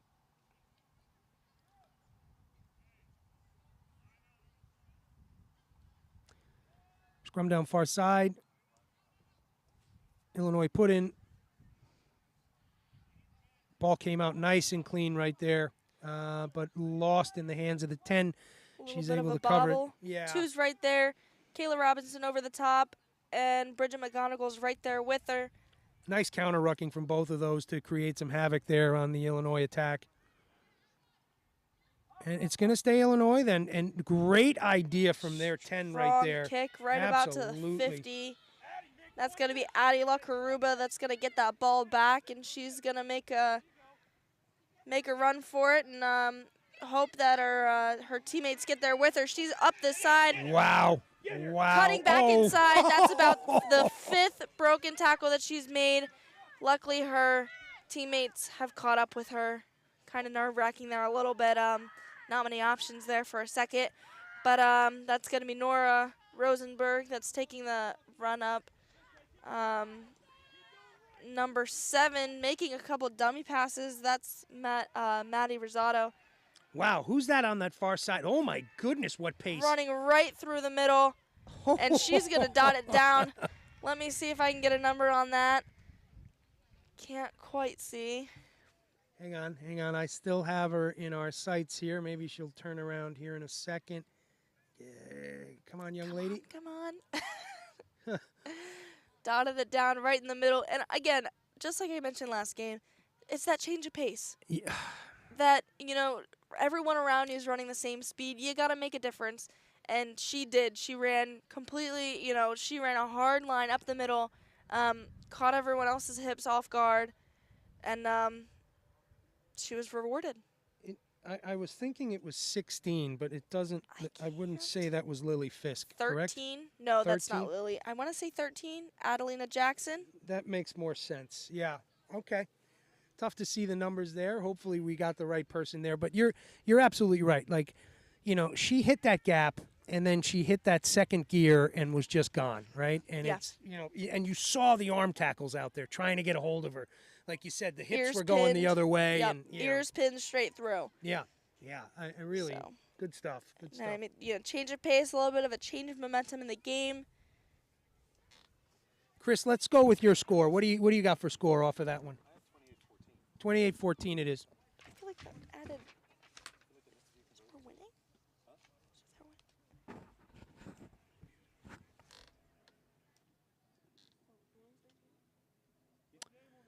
winning? Just having some conversation, Reagan and Chris, just trying to get a line on the score. Apologies there. We're apologizing a lot. Listen, it's the summer. I'm not mathing. Fair enough. Taking my 1 month break. Here's the restart again, and Jocelyn Terry, number 12, running that ball up the side. Who's in the 5 jersey playing the scrummy role right now? Doing some nice work there as well. That would be Nell Roberts-Page. Okay. That would very nice work right there, young lady. Taking her options into account. Another rising junior, man. Yeah, This team's riddled with them. Lucky them, right? Because that's this is the good core of teams to Absolutely. come. Absolutely. Slow it up. Somebody go with her. Kayla, go with her. Okay. Looks like a little bit of an unlucky tackle. Illinois Maddie gets Rosado had that. the ball, but Illinois gets the ball back. And they're going to start doing their work down the field. They're going to take their time off the back there. Nice strong run, it looks like, by number 20. And a tip pass off to 19. She's going to cut back inside, pass the ball off to someone else who I can't get the number of. 19 is Jess Soto. On that, we don't have a 20 number for Illinois Tornado, but Soto on that carry. And then right looks there, like Cahill maybe- dishing the ball out to the 12. Her counterpart, Tiffany Ho. And let me. Ho's still on the carry there, it looks like. Yeah, I mean, she was, just like we talked about, kind of a little change of pace, and she was Yeah, her making name's some been cuts. bandied around quite a bit today. She's that's a competent young lady, Tiffany Ho, number 12. Yep. In the red zone. Number 3 with the carry. Lots of work in that breakdown there. Great little pick right there from Gamma, it looks like. Oh, and Kayla Robinson with the Big stick the tackle. nice positive tackle. And that'll get them a penalty in their favor. So High tackle looks like the call there. Doyle's Bay will get the ball. A couple players getting up a little slow there. Hopefully it's just from a tired, contact-riddled game here. Nice little dummy show right there, and then ball's going to move Hope to wide. get the ball outside where there's no one. What a great Off little to step from this Mariana young lady. Johnson. She's going to run, my break God. one tackle, trying to break another, can't quite get it, but has definitely gained quite a few meters for her team and gotten them out of the 22, which is good. Sealed off there by Roberts Page. And that's Nora Rosenberg with the run. Little bit of a high tackle, so Doyle's Bay is going to get the ball back. We'll see if they go quick, and they do. Roberts Page with a great take right there. She breaks through a couple of tackles, taken down just north of Well, just about the 22. Doyle's Bay moving the ball really well here, Reagan. Yeah, I mean, it's just like something kind of clicked there. Yeah. It seems to be Cutting that it kind of back in. game. It's like there's moments that click for both sides, and that pace just continues. Like that tempo, they just keep it up, and then it'll slow off, and it moves to the other side. It's been an interesting game back and forth. Yeah, I mean, like we talked about, a little bit of change of pace. But it's interesting to see what parts are working for each team and what parts aren't. That's Bridget McGonigal with the run through. I think she's got She's it. so close. And she's going to just lose the ball right by the try line. Oh, And that's going to end the game. So close. heartbreaker to lose that right there. Well, hey, what can you do? I mean, that's the way the ball bounces from time to time. But nice effort from both sides there, coming through. Chris, what was your final on this? We're gonna. I had 28-14 to Doyle's Bay. We're going to go with 28-14 to Doyle's Bay, and we're going to do a better job of keeping tabs on this. Thank God Chris was keeping an eye. I think one of the things, too, that we're not taking into consideration with Doyle's Bay is you're talking about the amalgam of two teams, right? And you're talking about teams that play similar but different systems, right? So bringing that together on the day is not an easy thing to do, right? Yeah, and I mean that's the chat that we had talking about play rugby is that you can add a couple, there's usually you hit a limit about how many kind of players that you can add to your team without kind of feeling that difference, and then there's once you pass that point about how 60-40, 50-50. exactly, yeah. Right? All of a sudden you've got two systems trying to work together, and that's not always advantageous, but and so oftentimes your first game and sometimes part of your second game is spent, and that's what you're doing. You're trying to figure each other out. You're trying to get the timing down. You're playing with a bunch of players that you're not really used to, so to come into a competitive game like this is it's not easy. Experiencing that is definitely an added challenge. But I mean, this was a different outcome than their previous game against the Red Hawks. So no doubt that Doyle's Bay has kind of figured it out. Starting to come together. Yeah, but I mean, Illinois definitely put up a challenge. I liked what I saw from Illinois today, and like we were both saying, kind of chuckling, is like, as a former forward and you as a forward, you love to see that forwards work that they were putting out there. And like it was an inspiring game. I'm glad to see the amount of impact that that tight five, the total 8, had on that game today. And it's been pretty prevalent throughout the day, which is all the more heartwarming. Yeah, absolutely. And talking about kind of making improvements. One thing that Doylestown has struggled, I can't say for North Bay, but one thing is that Doylestown has struggled with throughout the season is facing those bigger girls and kind of getting them down, trying to get them down versus struggling and them getting past, breaking through the line. So definitely something that is being worked on, and you could tell there was some improvement there, and we like to see it. That's the day, right? It's like just improvement on the day. So it's we've got, if I'm not mistaken, we'll have Downingtown West Carroll up next, which will be for 3rd and 4th place in the EGRL championship weekend. So let's assume that is the case, because yes, we see West Carroll warming up. Unfortunately, West Carroll fell earlier this morning to Morris in a tough game, and Downingtown right after that fell to Aspetuck in another tough game, which results in the 3rd and 4th playoff spot right here, or the 3rd and 4th spot being played for by West Carroll and Downingtown. I suspect this is going to be a very good game.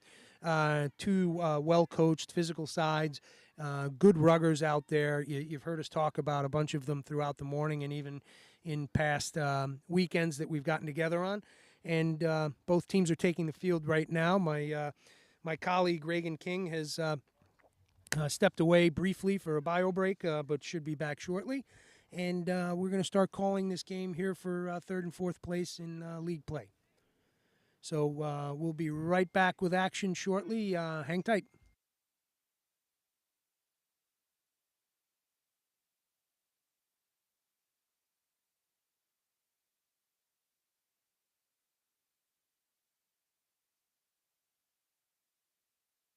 Hey, folks, we're just about to kick off right here. There's the whistle. I'm being joined by my colleague, Brian Ahern, on the mic now. Brian, tournament director, so he's got a lot on his plate today, but glad he found a few minutes to come over here and call this game. So, Downingtown, tough one again this morning to Aspetuck, and same for West Carroll. Close one against Morris, and we're under live action right now. Perfect day for rugby, huh? Yeah, a little breezy. Sun kind of behind the clouds for this second part of it as we get into the afternoon, which could get very warm. Nice little work here. There's Balladaris, right, taking that ball off of O'Boyle. Balladaris just spinning out of tackles and right back to O'Boyle, and boom, there it is. So West Carroll opens it up strong right here with dot down for 5 right under the post. And right there, as you expected, that combination of normally Cox and Balladaris being changed up with Cox going to the 9 and O'Boyle coming into the 12 role, or pardon me, the 13 role. So Balladaris to O'Boyle, O'Boyle to Balladaris, and back in. Nice work and 5 points. Nothing fancy about it, just straight up the middle and just some really good connectivity on the passes and just opening the spaces up, and yeah, really nice. I think that's kind of what we've seen all morning is the winning teams are just playing a very well-drilled, fundamentally strong brand of rugby. Yeah. Right? You know, it's run that support, run it straight, run that support line, be there for the breakdown, you know, and it's going to work out. That's the thing, yeah. Support is paramount in rugby. You know, if you're not getting, you can make these great breakaways, but if there's nobody there to help you out, then it just goes by the wayside and gets turned over. Absolutely right. So West Carroll up with the kick good. So that's 7-zip in the opening minutes of this game. West Carroll versus Downingtown. So I'm going to take a break on the mic, folks, because Brian's here and he hasn't had a lot of time. And I'm going to give my mic to Reagan, who's back. So we'll chat at you in a little bit. A welcome break for me. And Reagan, all yours.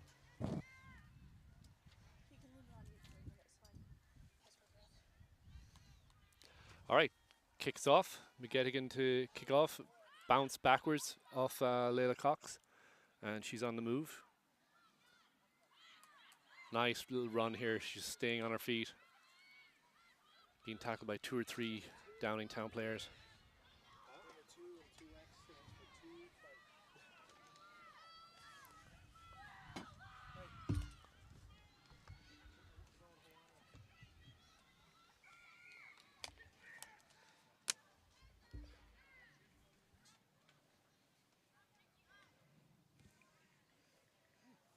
Okay, so penalty to Downingtown here.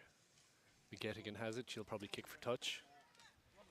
Yeah, this is a game I'm excited for. Yeah, 2 fairly different styles, but evenly matched as far as, you know, quality.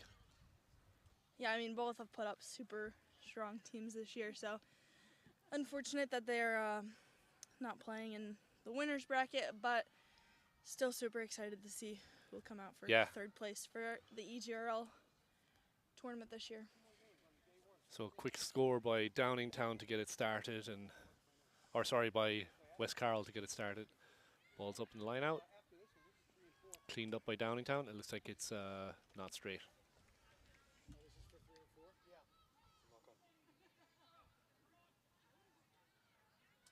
No ref's actually calling a knock on in the line out. So we're going to have a scrum down.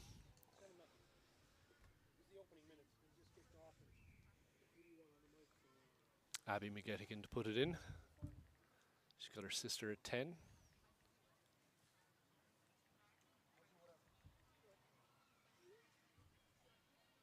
Downingtown's got a really solid back line. They like to. They have a few tricks up their sleeves out there. Yeah, it's always exciting to see what they're gonna do with the ball.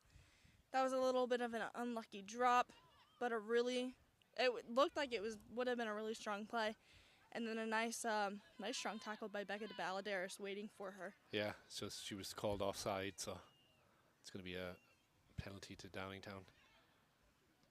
Oh, running straight up the gut.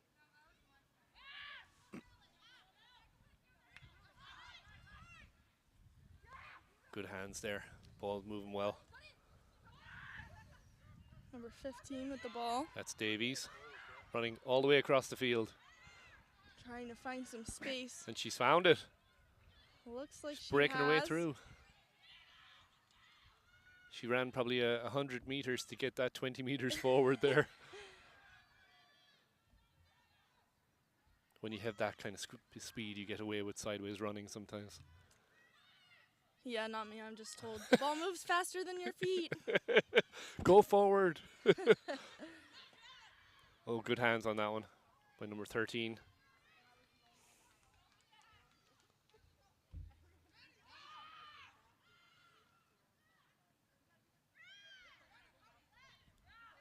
Ball's available. And not releasing. So West Carroll will take a bit of pressure off here.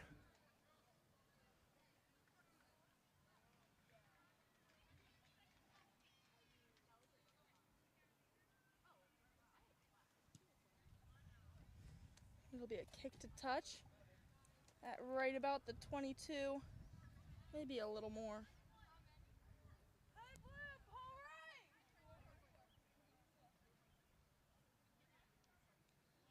Going with a few shorter numbers in the line out here. Fielded cleanly by Melody. Ball's on the move. Out to Baladaris now. Nice strong run by Baladaris. Breaks running the tackle. through. Well Can't even- tackled there by Davies. Not even quite sure you can call that breaking a tackle as much as you can just say running over Just the running other over, player. trucking. But unfortunately, Downingtown has gotten it back, but it'll be a nice, strong counter ruck by West Carroll, but it will be called diving over, so Downingtown will maintain it. So we've got a kick just inside the halfway. Got a kick for touch that went just out of bounds. Just inside the 22. Or just outside the 22, actually, sorry. So, you all ready for West Point? I hope. Yeah, didn't you hear? She's going to West Point. Yep, got my most of my packing done. When is Beast? I leave June 30th. I report July 1st. Wow. Yep. It's getting real. Yes. You could say that. And we're going to have a scrum down to West Carroll. Wait. Yes, West Yep. Carroll. You're right. So Layla Cox with the put in. Layla is going to be heading to Quinnipiac in the fall. And they'll be lucky to have her. Absolutely. Always a super strong player. Super nice kid too. Yeah.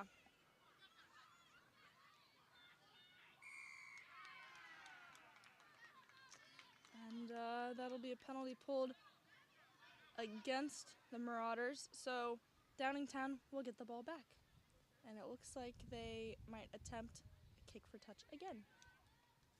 Kicking And a they get little bit into the wind here.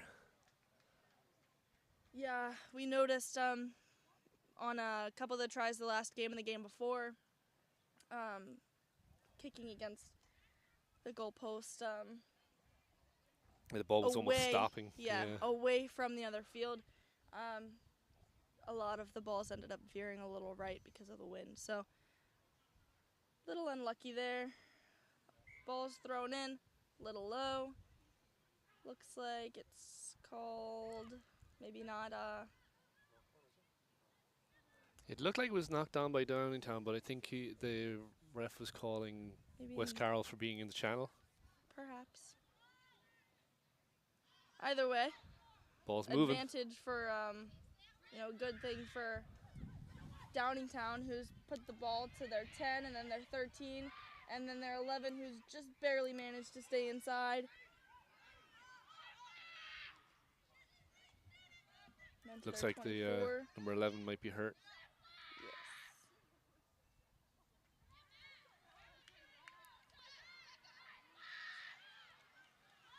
Okay, ball moving out to McGettigan.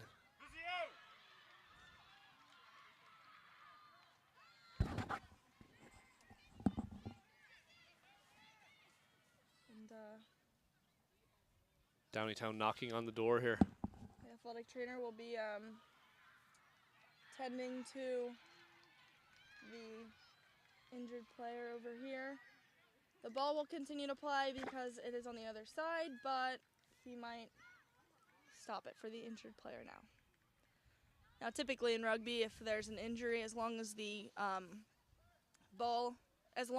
injured player is not disrupting the field of play, they will continue on, at least until the next stoppage. However, if the ball ends up going back that way, or they're repeatedly running over, obviously you don't want an injured player to get stepped on, so they would stop the play. But so that's what's happening now. The teams will get a little bit of a water break.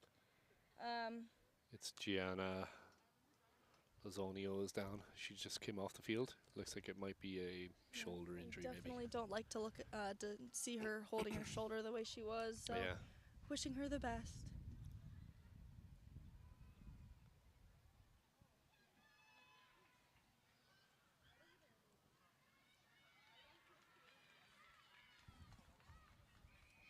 And now that the injured player's off the field, they will be able to resume play.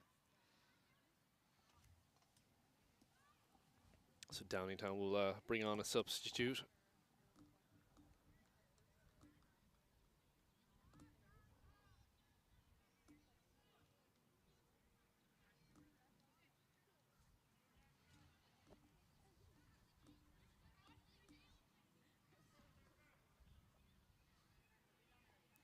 So Downingtown's been kind of knocking on the door here for a little while, but not able to punch it in yet. Yeah, I mean, they've been super, super close. So, with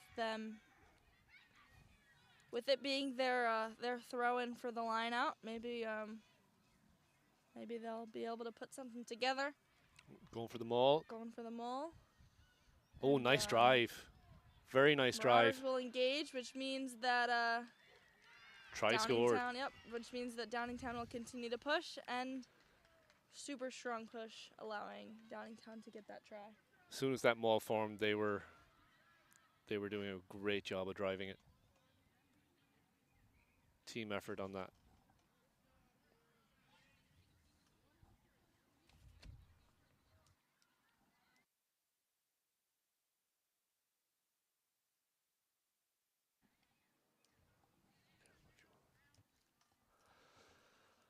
All right, so kick to follow. It is 7-5, so this kick is important.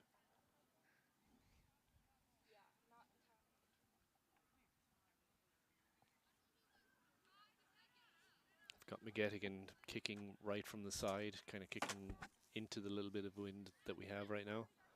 It's kind of been a little gusty today, so she definitely has the range and the ability. It's just a matter of whether that wind stays out. She's set. Kicks up and just pushes it a little short, a little to the right.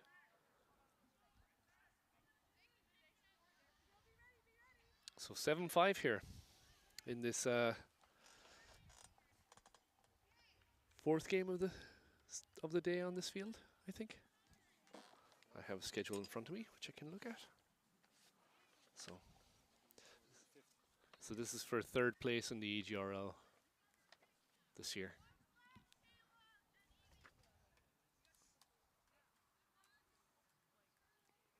Ball's up. Well fielded by number 12. Once That's again, Hurley. running across the field looking for space. Is she going to find it?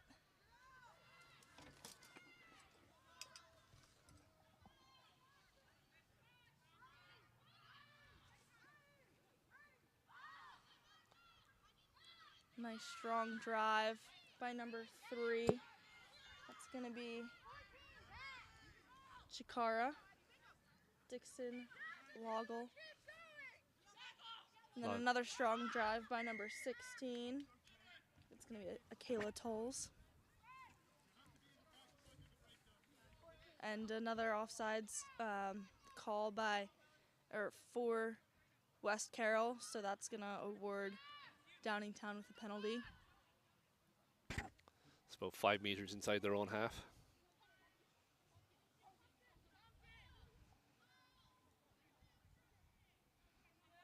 Setting up a pod. Yeah, interesting to see different penalty plays like this, and so unlucky. Just little bounce off. That'll be a knock on. So West Carroll will get another crack at it.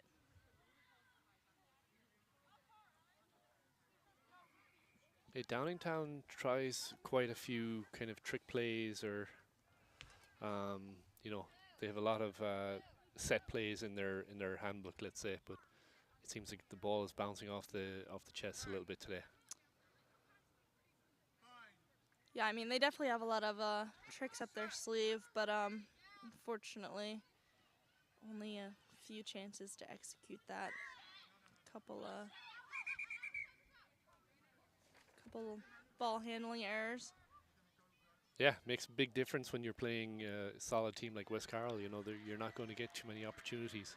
Absolutely. Yeah, when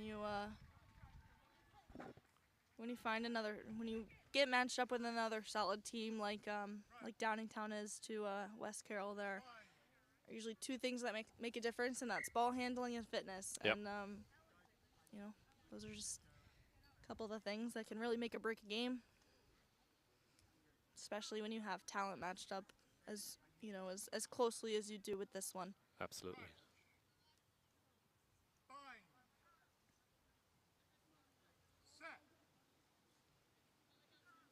Okay, ball's in. Ball's out and just knocked on. Man, just like we talked about, just a couple really unlucky drops, and something that you might expect from a really rainy day, but not a nice day like this. Not a perfect day. I think there's just a little bit of jitters. I think they know that there's only a finite number of chances that you've got here, right? So. Yeah, and I mean there's a lot of there's definitely a lot of pressure. You know, more of an audience than you normally do with the large population of college recruiting coaches here. You know, no doubt causing a little bit of undue stress. Now, so you've played here every year that we've had this this showcase. Yeah. Do you remember it being something that made you more nervous, or it's just you just got out there and played? No, I think it did. I think it did make me more nervous. I mean, there's you know, like, you know that you know, obviously, you know, games are filmed, games are, you know, streamed, so any college coach has access to that, but them being in person, you know, and then of course having you know, having the kind of meet and greet following, it's a little bit of extra pressure, and you want to do well, and you know, even if it doesn't necessarily even if you don't necessarily realize that it's making you more nervous, it sometimes can make you take a couple more risks than you normally would. You know, make some passes that you know you maybe you normally should tuck and wouldn't. go. Yeah. Yeah. So and that's, you know, you got to find the balance. Obviously, you want to kind of show off how you're doing, but you also don't want to make it an individual.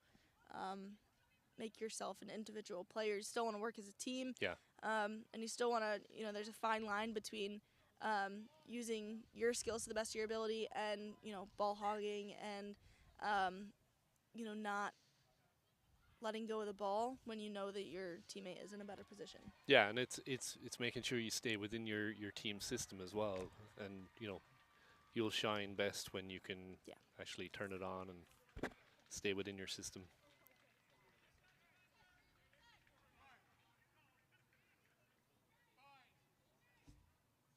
Little less pressure now that you're not playing anymore here. Yeah, something like that.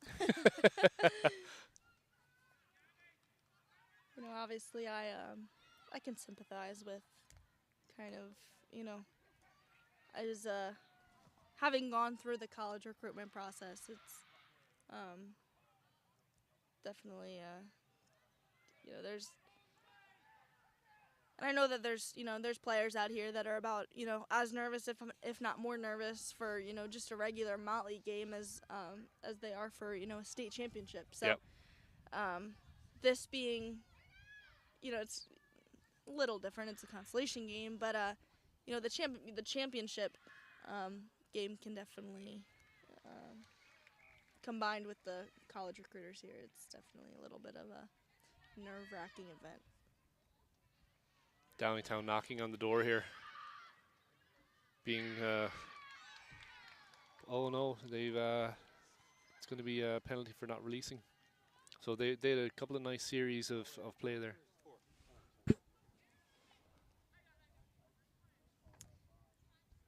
Yeah, and like you said, I mean, Downingtown just coming so close so many times. And that's the thing, West Carroll is defending well. They're just eating up the clock here. So I think that might be halftime, actually. And Balladares taps it on her foot and then kicks it, which is different than just kicking it into touch. As kicking it into touch would have brought it back to a line out, but by touching it, she puts it into play. Kicking it out, it allows the time to stop and puts them into halftime. So smart play. Yeah. So score is 7-5 here on field 1. Really closely matched game, as we've been talking about. What would you say are your highlights so far? My highlights of today? Of this game so far? Oh, of this game. I don't know. There's just been, a couple of really, really strong runs. So, obviously, I always like to see Becca Balladares making some really strong tackles. And then I like to see the plays that Downingtown has come up with. I like to see them kind of implement change of pace, change of direction, and how they play that ball. And I'm sure that it has contributed to their success in this game thus far. I would say for me, it's on the West Carroll side. It's the connections between O'Boyle and Balladares. They seem to be very, very fluid, and it seems like they've been playing together for 10 years. And I'd say on the Downingtown side, just the McGettigan's distribution from 10 is absolutely phenomenal. When you have a 10 that can be a field general and move the pieces around, it really makes for good rugby. Yeah, and I love to see it. Lily McGettigan still has another year, so she is eligible to be recruited, as she has just finished up her junior year.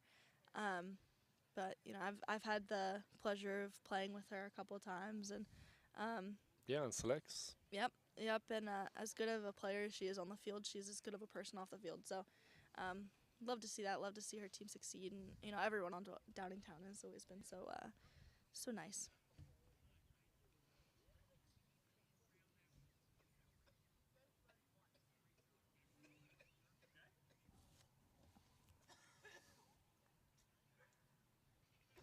All right, so we can take a little break here, and then we'll be back for the second half in a couple of minutes.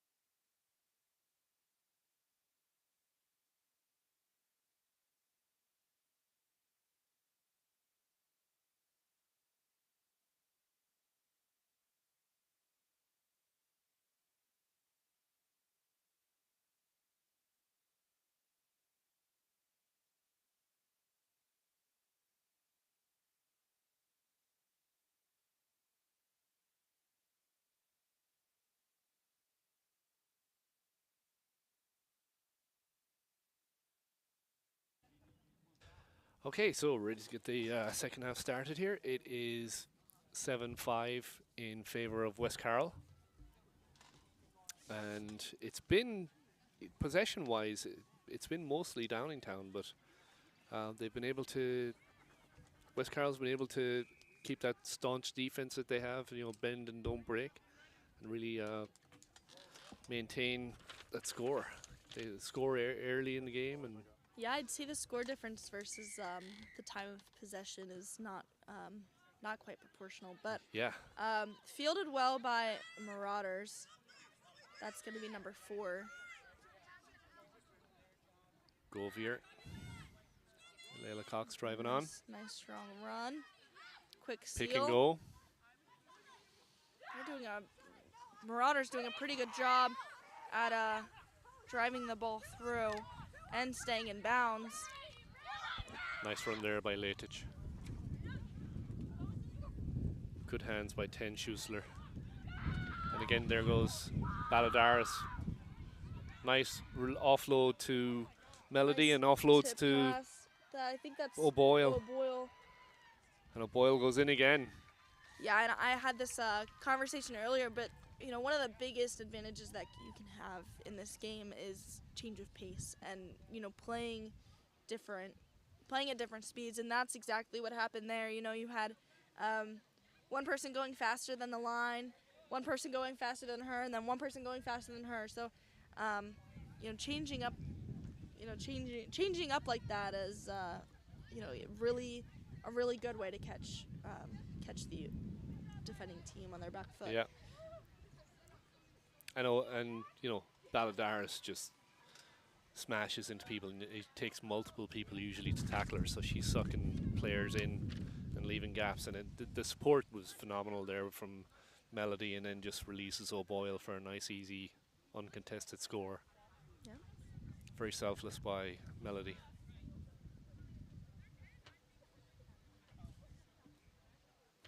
Her father being the Emperor of West Carroll. So Balladaris pulled it a little bit, so we've got a score of, oh sorry, yeah, 12-5.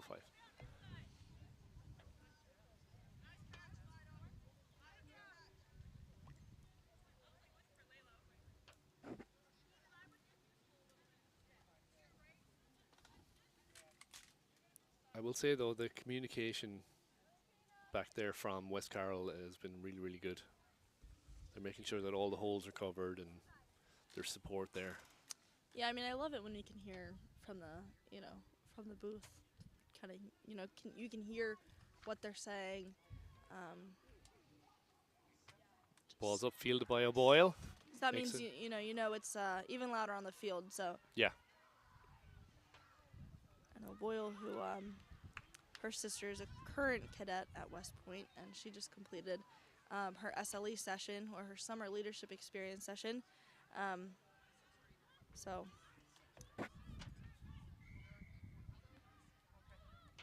So you'll have hopefully I'll get to play with her in the future. another rugger up there.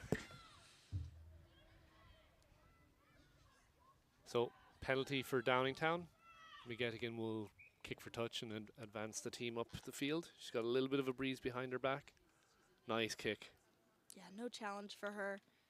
Nice long kick. Puts it right onto the 22-meter line.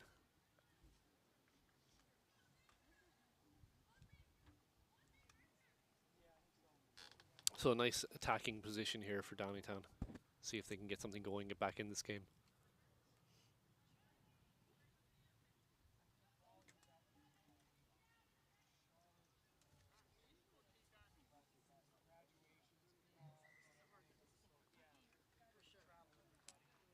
They attempted a short pass. Looks like maybe potentially that the pass wasn't quite 5 meters, so it's getting pulled out to the 15 for a scrum.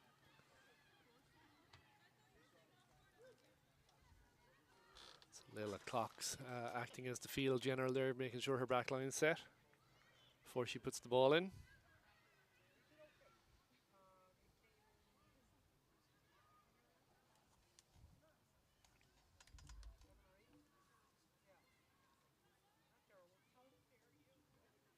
Ball's out. Fielded well by Schussler. Out to Balladars. Nice break up the middle. Nice strong run. Couple broken tackles. Quick pass. Looks like a forward and pass it did there. look a little forward to me. So unlucky. Really but a good nice, positioning there by the ref. Yeah, nice support by number 14.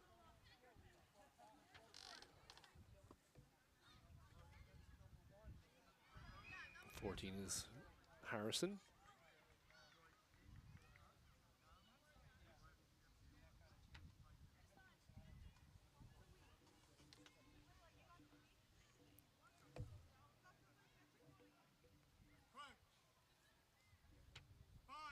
I can see snow breaking off the back here.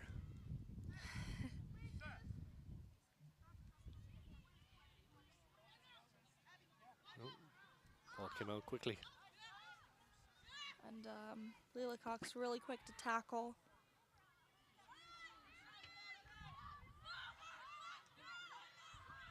Snow's ready for it.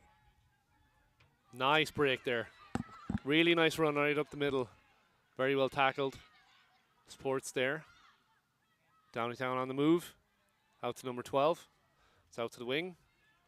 That's number 19.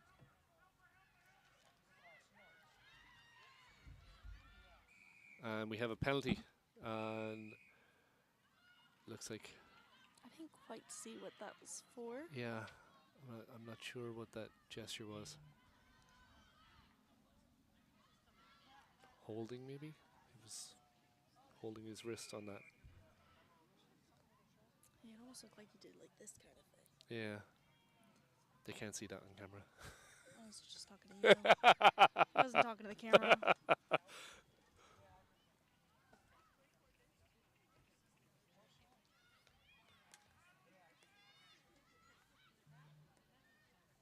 All right, so nice clearing kick there.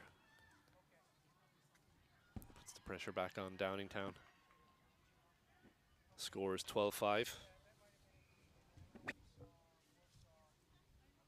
Ball's in. Looks like Just it's not snatched straight. out the air by Melody. Not quite. Although if she would have done pulled a move like Corning did earlier and leaned out so that the ball was on the inside, then they could have had that. That is definitely one. You don't see that too often. No. No, and quite amusing. I like to see it. But will result in another scrum at the 15.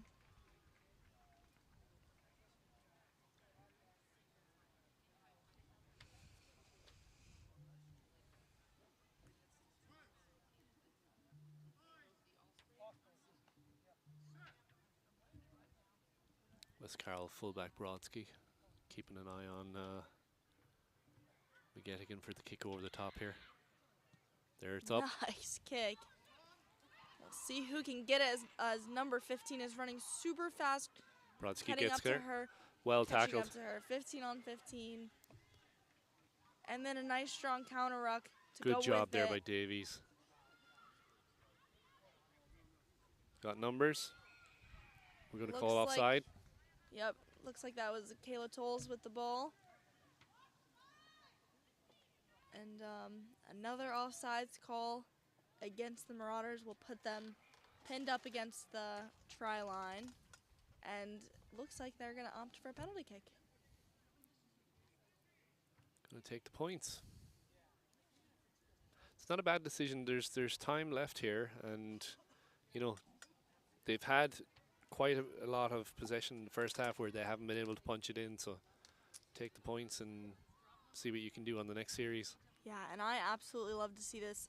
When I was first beginning my rugby journey, you know, playing in the state championship when I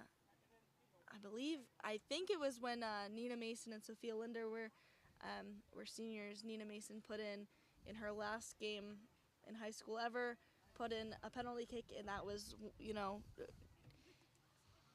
unheard of. It was not done in high school rugby, so I absolutely love to see that it's being done more often, and just being done in a regular game. You know, it's just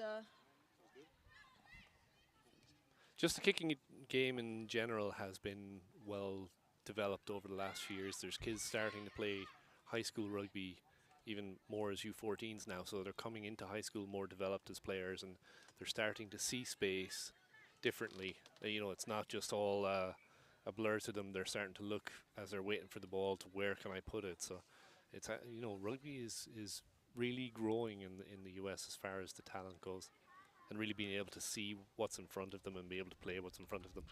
Yeah, and on the same note, being able to put those kicks in can offer a major edge. Um, in college recruiting, you might look like, you might be almost the same as 3 other players, but if you can kick and none of them can, then you immediately got the edge up. So it's just one of those things, along with throwing in the line out. And those are the kind of skills That you it's have to work just- at on your own, because you don't have time to do those things in practice. So those are things you're putting extra effort in. I know you've put a lot of hours in off the field as far as you know, throwing and developing your skill set there. Yeah, I mean, it's definitely something that I've been working on and want to keep developing. So, and for that same reason, I want it to give me an edge up. I mean, you see it with Alyssa Eisenhart, who arguably got her start, got her starting spot on West Point, onwards, through being able to kick, and kept it because of her talent. Yeah, So, absolutely. Yeah. just gives you that edge up and gives you that position to be able to show what you can do, and then you can let the rest of your skill set kind of take over. And It's cover the rest of it. more things for the coaches to put in the good column, you know. yeah, anything you can add to your resume. Ermedowski did a really nice job in the line out there. Had to do a full stretch to get that ball. Yeah, picked it right up the air.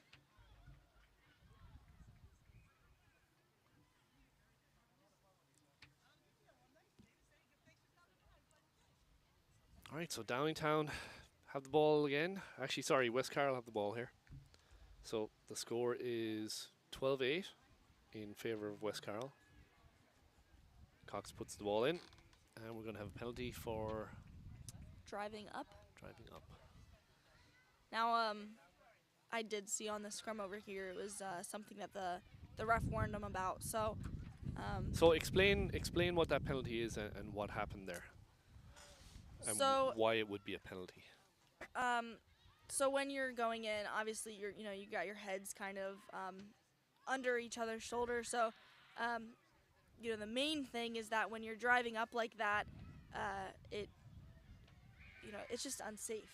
Are you You're- buckling the player that you're going against? Yeah, you're buckling the player. You're, moving their head, pushing their neck into a position that it's not really supposed to go. Yeah. And I mean, same thing with lowering the tackle height. Like, it's all about trying to make the game safer and trying to keep the longevity of players. So, and having already been given the warning that they wanted to keep, the ref wanted to keep the. Oh, great pass there. Yeah, that was a nice pass By kicked Schuster. out the air from Maladeras. But the ref already gave the warning that he wanted the scrums to can be perfectly, parallel to the ground, and no driving up, no driving down. So driving up would be no different than trying, purposefully collapsing the scrum. And Yeah. That's not what he wanted. So, it earned a penalty for Marauders and put them on the front foot for Baladeras to catch that pass full speed and run through the gaps to get that try. Yeah, phenomenal play there by Schuster at 10. She's having a great game for herself.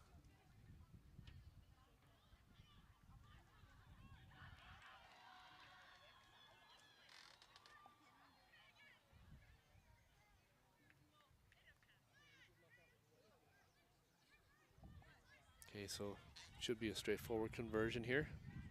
And it's up, it's good. So we have another 7 on the board. So that's 19-8. So West Carroll starting to put a bit of daylight between themselves and Downingtown here. I think we have about 5 minutes left. Something like that. Should be getting close. Ball's up, kick deep. And fielded by, can't see the number.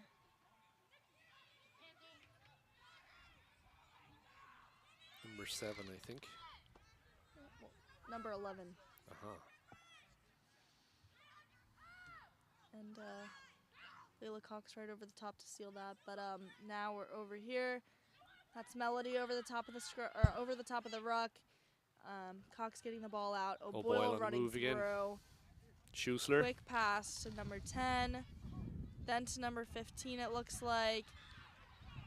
And then, I mean, just great support. Phenomenal. Layla Cox is right there again. She's got Catherine O'Boyle right next to her. I mean, just. And then you still have 3 or 4 players within 8 meters of you. So threw the ball to keep it in, and it looks like she did. Knocking on the door again here. Looks like we have another injured player for Downingtown, unfortunately.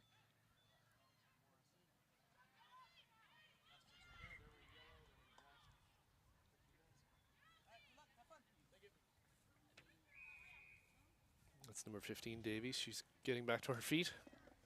Yeah, Davies is just a super strong player, so hoping that she's okay, as that would definitely disadvantage Downingtown to not have her on their side anymore. But looks like she's good to go. So this ball is gonna end up It's a penalty for as West Carroll. scrum to West Carroll. They've chosen a scrum. Just their continuity of passing has been phenomenal. Yeah, I mean the support. Yeah. On the West Carroll side has been absolutely insane. I don't think I've seen a single breakaway in which there's not been a player within 2 meters of the other player. Yeah. Even a meter. So I mean it's great to see. It's you see it all too often where someone gets a good breakaway, but the defense gets there before the rest of the offense can, and you lose that advantage. So I mean the support that West Carroll's offered up thus far in this game has definitely helped them. It's created huge holes just because that player was, a meter off and just a little pop pass, nothing fancy. It doesn't have to be spun out, 10 meters. Just a nice little pop pass, somebody's ready, and then there's somebody outside them again. Really good ball movement. Yeah. Just taking what the defense has given them. Almost every time that you're seeing it, if Baladares isn't, if Baladares or Cox or O'Boyle isn't making a run through the gap, then they're putting someone else in a position to do so, and that's what you really like to see. I mean, it's you don't want to make it an individual game. Like I said, you want to put yourself, you want to put the ball in the hands of whoever's in the best position. It shows good rugby intelligence. Yeah. So we were talking about earlier, to be selfless and popping this ball off, to get them this close to the try line so far as break off the back by Melody. Swarmed by a few Downingtown players. It looks like they still have the ball. Number 4, Govier. Working their way in. It looks like they got it. Not sure who that was on the score. Might have been Melody. No, I don't think it was. We'll get you the name on the back of the jersey. So, West Carroll kind of putting this one to bed now.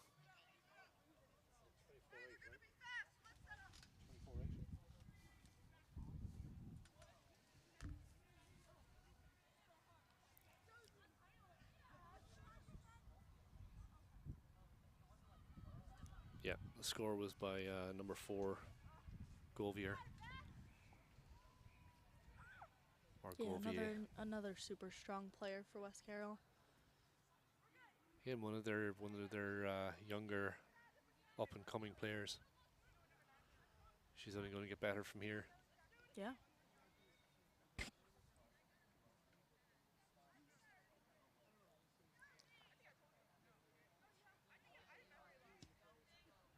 A little unlucky. The wind picked up just as she was Yeah. getting ready to put that kick in, but pretty good strike regardless. Right, 24-8. And not too much left in this one now. 30 seconds. Straight from the ref. There 30 we go. seconds left. So Downingtown has probably about one more chance to potentially field this or get this ball back and make something happen. Now obviously the game won't end right at 30 seconds, but if it's in the hands of the West Carroll, then they're going to do their best to get the ball out of bounds so that it will. Yeah, they're setting themselves up for a good position to where it can just be kicked out now. Well, they want to run it. They're not done yet.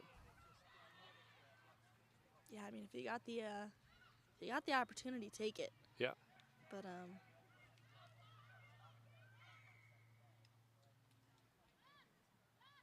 Okay. Downingtown has a shot here. yep. Got a turnover. There's nothing left on the clock, really, I'd say. So if they kick for touch, Yeah, it almost looks like McGettigan is talking about potentially doing that. However, it would benefit them to, just give it one more shot. So that's it. So they have the line out. Yep. So maybe the chat was, maybe she was asking about, if she just kicked it out of bounds rather than touching it, tapping it before kicking it out of bounds. Just trying to make sure that she didn't actually accidentally end the game. Yeah. So Always good to clarify. yes. So they'll have the line out now to Downingtown. Nice throw in. And nice strong ruck to keep the ball alive. They did it themselves again. Unlucky. And And that's it. that knock on will end the game. So it ended at 24-8. Really good performance there by West Carroll. It was a complete performance by the team for sure. What would you say are your highlights, and who would you call for player of the match? Man, I mean, I just absolutely love to watch Becca Balladares run through the line. So, I'd probably have to say Becca Balladares just for her, her playmaking, running through the line, changing the pace, changing the direction. With honorable mentions to Catherine O'Boyle and Layla Cox for doing the same thing. Yeah, I'd throw in Schussler there as well. She had a really solid game. So who would you say would be the consolation player of the match on Downingtown On side? Downingtown, I don't know. Davies had a couple good plays. I think the easy answer would be McGettigan. Yeah. Just for her playmaking and really just a textbook 10. Always doing a great job about putting her teammates into a good position. Yeah, gotta love it. Yeah, I would say Michaela Snow had a really good day too. Yeah. All right, so next up is the championship match between Morris from New Jersey and Connecticut's own Aspetuck Valley. So this will be their third matchup, I think, this year. So it's 1-1 so far. So this one's for all the marbles and Yeah. a big old trophy too. So we'll take a quick break here, and then we'll get back at it.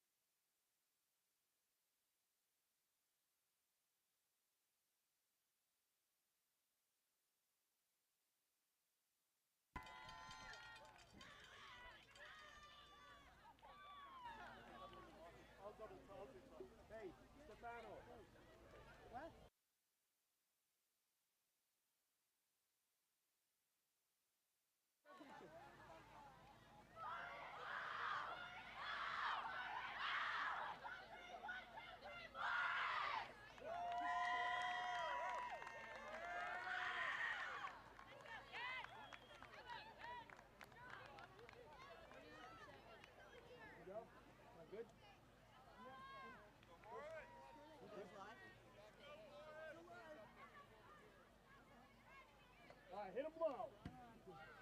Hit him low. Come on, guys. You got this. Hit it once.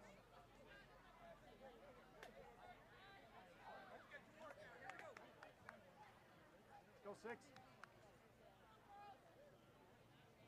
Come on, 6.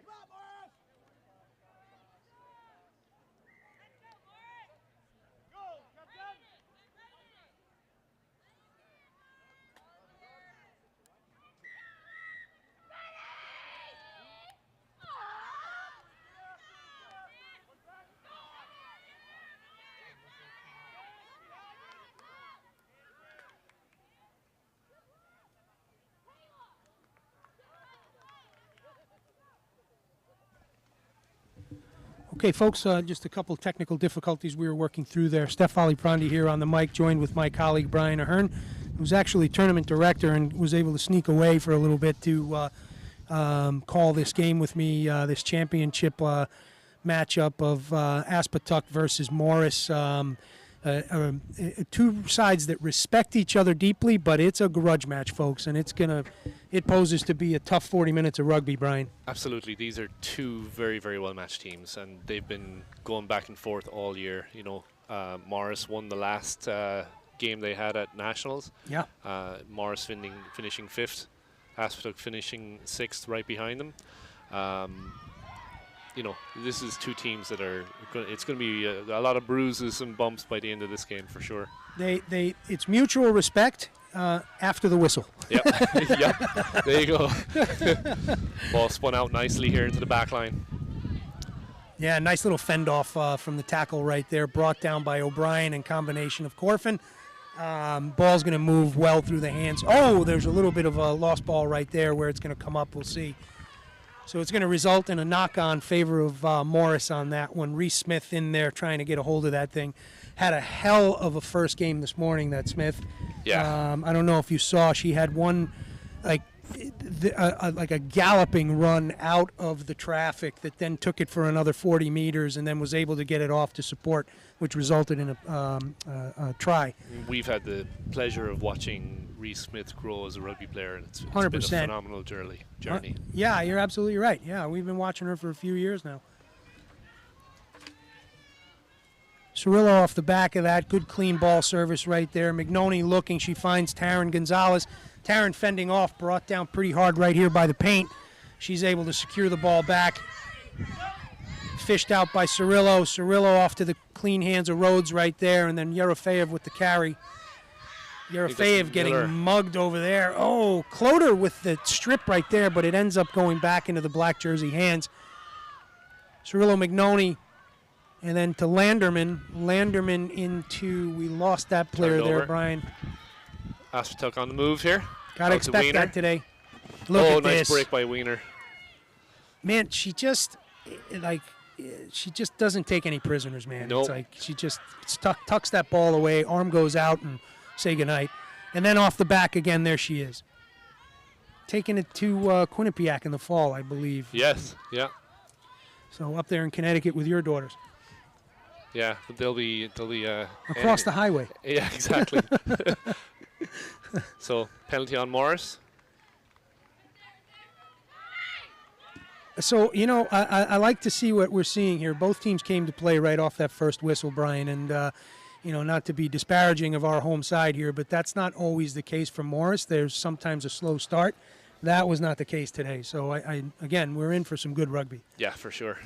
Yeah, it's something we've talked about with our kids for the last couple of years, where they take a while to get into it. And Can't be a second half team. Yeah, exactly. You can't give a minute of relaxation away to Aspetuck. They will punish you. It's been something like endemic with this team. It goes back to when your daughters were freshmen and my daughter was a junior. You know what I mean? Senior. It's like they always played from behind. Yeah. You know, it was like why? There. Why? So, bit of a bobbly series there by Morris, and Aspetuck turned it over. So, Clotter on the move here. Cloder having a big game this morning with some big carries. And one of the things I noticed about her, which I hadn't before, was she's got a really nice inside step, too, at pace. And she has phenomenal lateral movement. Yeah. And you know, it's great to watch because normally you can see, you know, if you're a prop with lateral movement, you're going places. Yeah. Absolutely. That's very true because there's not a lot of props with lateral No, movement. it's you run straight.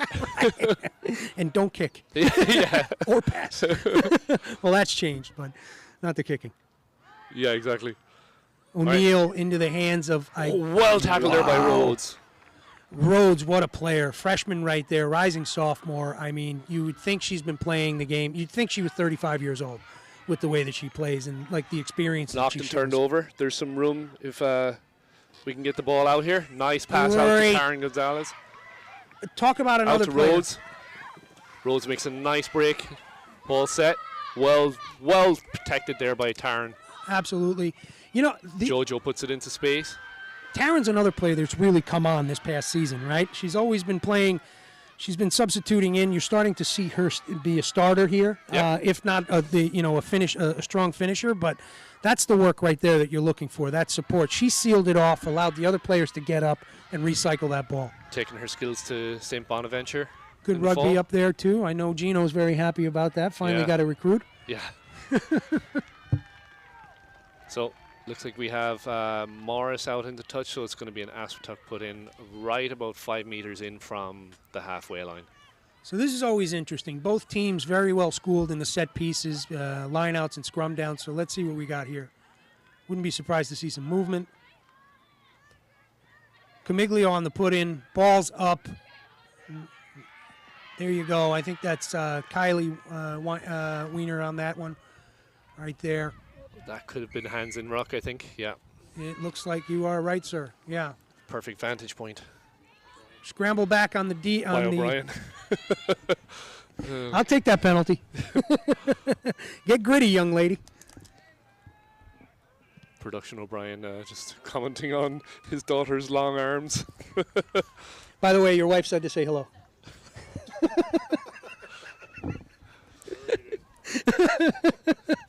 We were chatting over there by the tent. She's like, when you see my husband, tell him I said hello. Yeah, everybody gets a job today, and you're, That's you're right. definitely not going to see your spouse for quite a few hours. Oh, look at that, O'Brien, with that tip right there. Big stuff. I was just talking to her mom about her work at the top of the line out. Super solid when it's her ball. I mean, and then she's the interrupter, and you just saw it right there. Awesome. Corfin. Oh, nice job by Corfin there to create that Snaking space. out of that. O'Brien having a game of the game of the day here. Look at that, saves that one. Corfin seals off. It's going to stay black. Ball's recycled out to Ronsky. Ronsky gets it off into the hands of who was that, Landerman or I think it was who's getting Barati. dragged on the ground there? Yerofeev.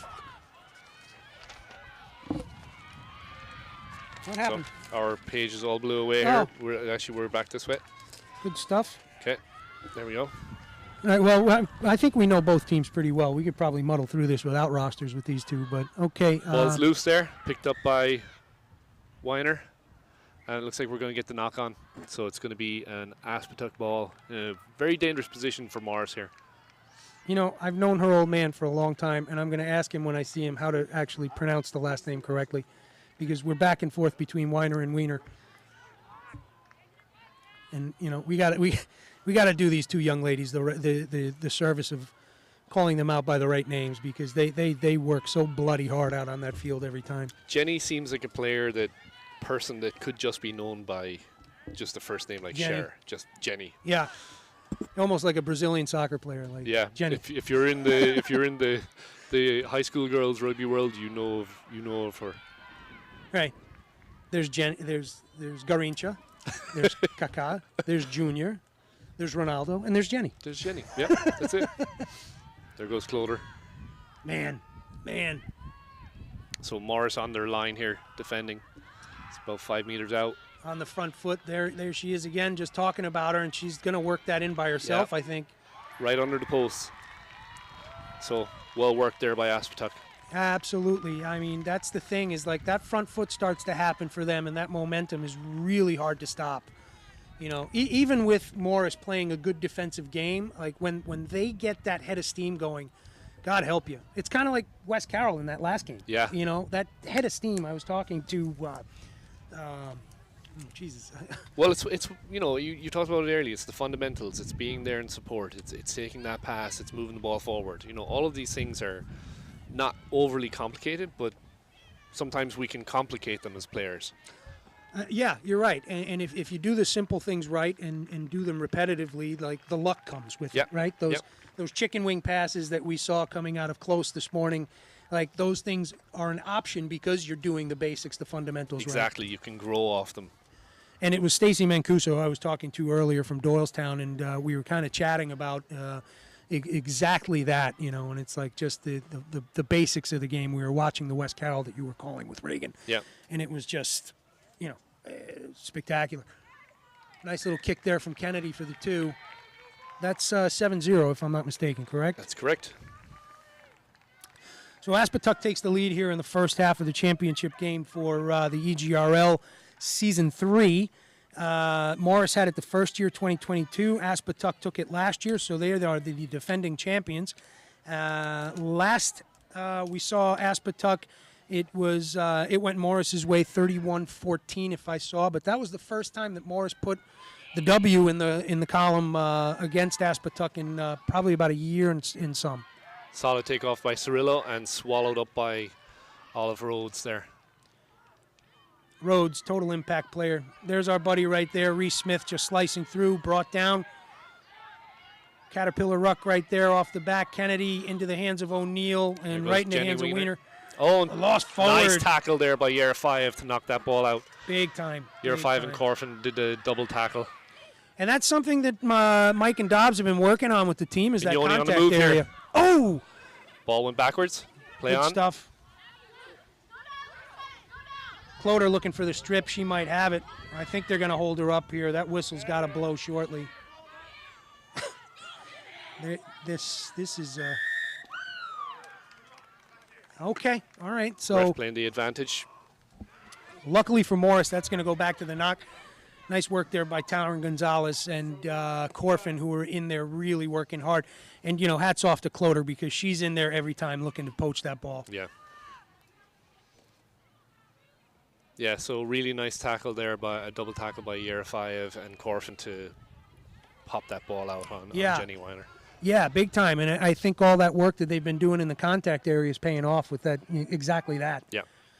The one person we're not seeing out here right now in the 13 is Jaden Smith in the yellow jersey. Sorry to see that, but I know that she had some concussion protocol she had to get through. But just let you know out there that you're missed. Yeah, and somebody's wearing the 13, so I was actually trying to see who that was. Thought that might be Doherty. Could be Doherty. Yeah, I think you're right. Yeah, we were chatting about that earlier on. So, all right, knock right there is going to go to the yellow jersey this time around. We'll have scrum down to the near side here.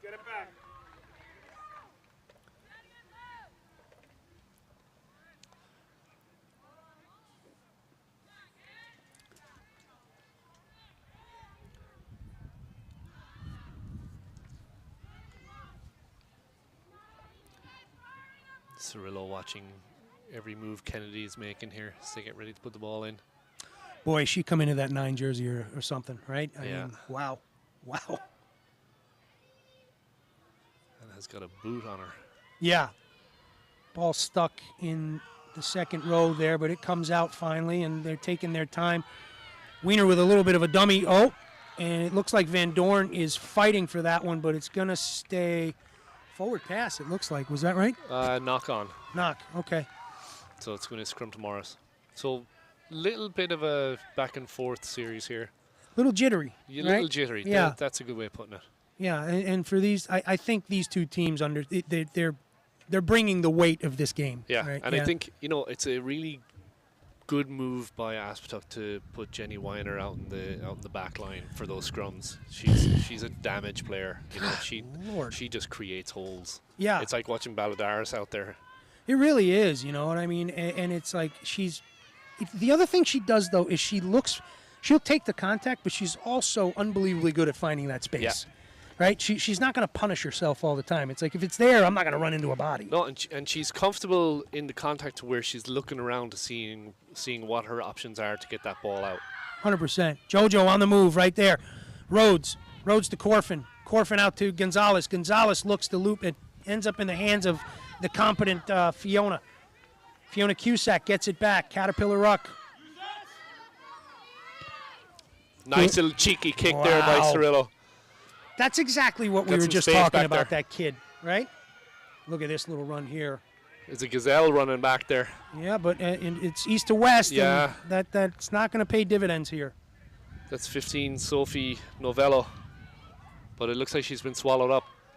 So if Morris can get a turnover here, they're in a good position. You can't play that drifting game against these two teams. Not at this not at this stage in the season. Yeah, You know, because they're going to punish you for it. Either side of that ball. yeah, because you're just, penalty for Morris there. That's Not a releasing. big one. That's a big one. Let's see. Are we going to kick for points here? Yeah, Penalty on number 8, Temple. And as they point to the flags, the wind picks up. Of course. Yeah, you got to give Cirillo the opportunity to put one through here because you just said great foot on her too. Yeah. And what do we see right here, right? Like pops her head up, sees the space, puts a beautiful kick down the field, Yeah. right into green space. I was about to Yeah. drop some bad language. I caught myself. Thank God. You got excited. Yeah, I did. I got a little excited. And that's when my mother goes, "Oh, Stefano, why would you do that?" Sorry, Mom.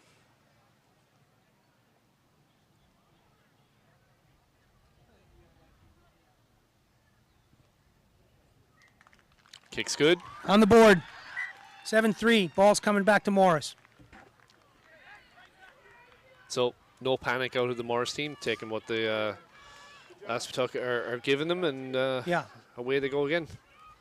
This is the most calm I've seen both sides playing one another, right? There was a little jitter back and forth right there, but like, I don't hear any screaming. It's just calm conversation, you Yeah. know, or exchange of what needs to get done out there. Like these two teams are locked in. They're not going to feel the little ancillary pressures that younger teams feel. Ronsky, another player, really coming to her own this season. Look at that Cusack. Well fielded beer by Cusack. Holy cow. Running right up the middle. Oh, my goodness. Tough little player. Year 2 in the sport, I think, coming off Yeah. of soccer. Yeah.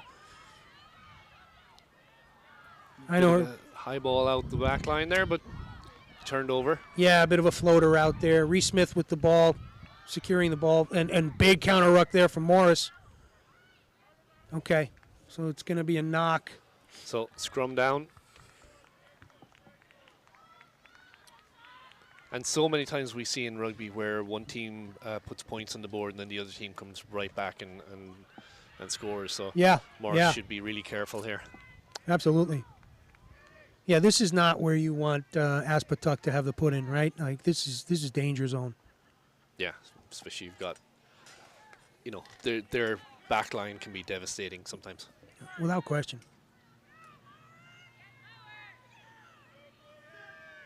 You've got a good ball distributor at 10 in O'Neill. That woman is so calm. Yeah. You know, it's like, wow, that's nice work right there. That tackle needed to be made right off that flank right there. This is not. Oh, easy peasy. Yeah. Missed tackle by Maroney on that one, and it looks like they're going to punch it in. Morris just holding tight a little bit. Winging it wide. That hanging pass might have been what Morris needed right there. Good tackle by. Look at that. Fantastic work from Gonzalez. Using her job there 16th by- player. Great job there by Gonzalez to push. Who's on the wing there for Aspetuck, number 14? Rollinson, yeah. So I think Rollinson would have had it not been a floaty pass out. Yeah. But, that was just the time that Gonzalez needed to scrape that defense out and drive her out. just held her up a little bit, took Yeah. the speed out of her sails. Right. Barati with the throw in. Oh, it looks like crooked throw. Yeah, well, playing advantage. This is not where you want it. Wow. Wow. So She can. Weiner being held up a little bit. Ball's reset. We've got numbers out left. Oh, look at the inside step there. Cut in. She's been swallowed up. Looks like Morris might have it back. Looks like Van no. Doren's trying to scrape that D outside. We've got an open player out there. Good We need tackle Van by Doren to Marks spot there. that. Out to number 1. That Weiner. was good tackle Kylie work Weiner. right there from Erin O'Brien. She's able to rope her in and then bring her down. Oh, loose ball. Rhodes with the soccer kick. Ref is bringing it back for the advantage. So it's going to be offsides. Tough one for Morris on that. That was a long advantage. Yeah, yeah. Well, I guess. It was 3 or 4 phases, wasn't it? Yeah, easy peasy. That's the stop that Morris has needed to do against this team since they've been facing off. Oh, that's a knock. I think the ref didn't see it. We were kind of in a better vantage point for it. 7-3 for the folks at home with Aspetuck knocking on that door right now. 7 Aspetuck, 3 Morris. There's a whistle. Not sure what the call is here. The arm didn't go up. Maybe it's held up. Sir is having a word with JoJo.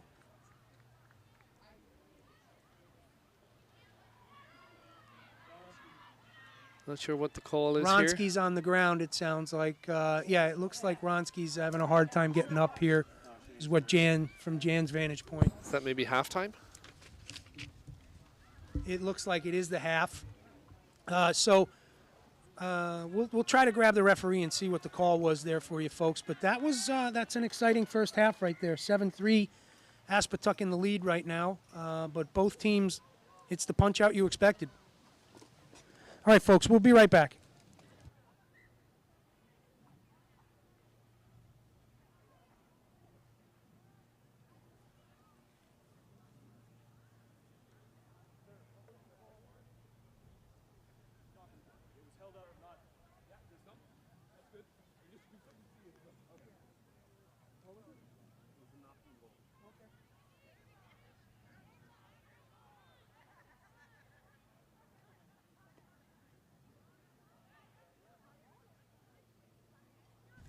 So we got some clarification from the main ref, and he said it was a knocking goal. So Okay.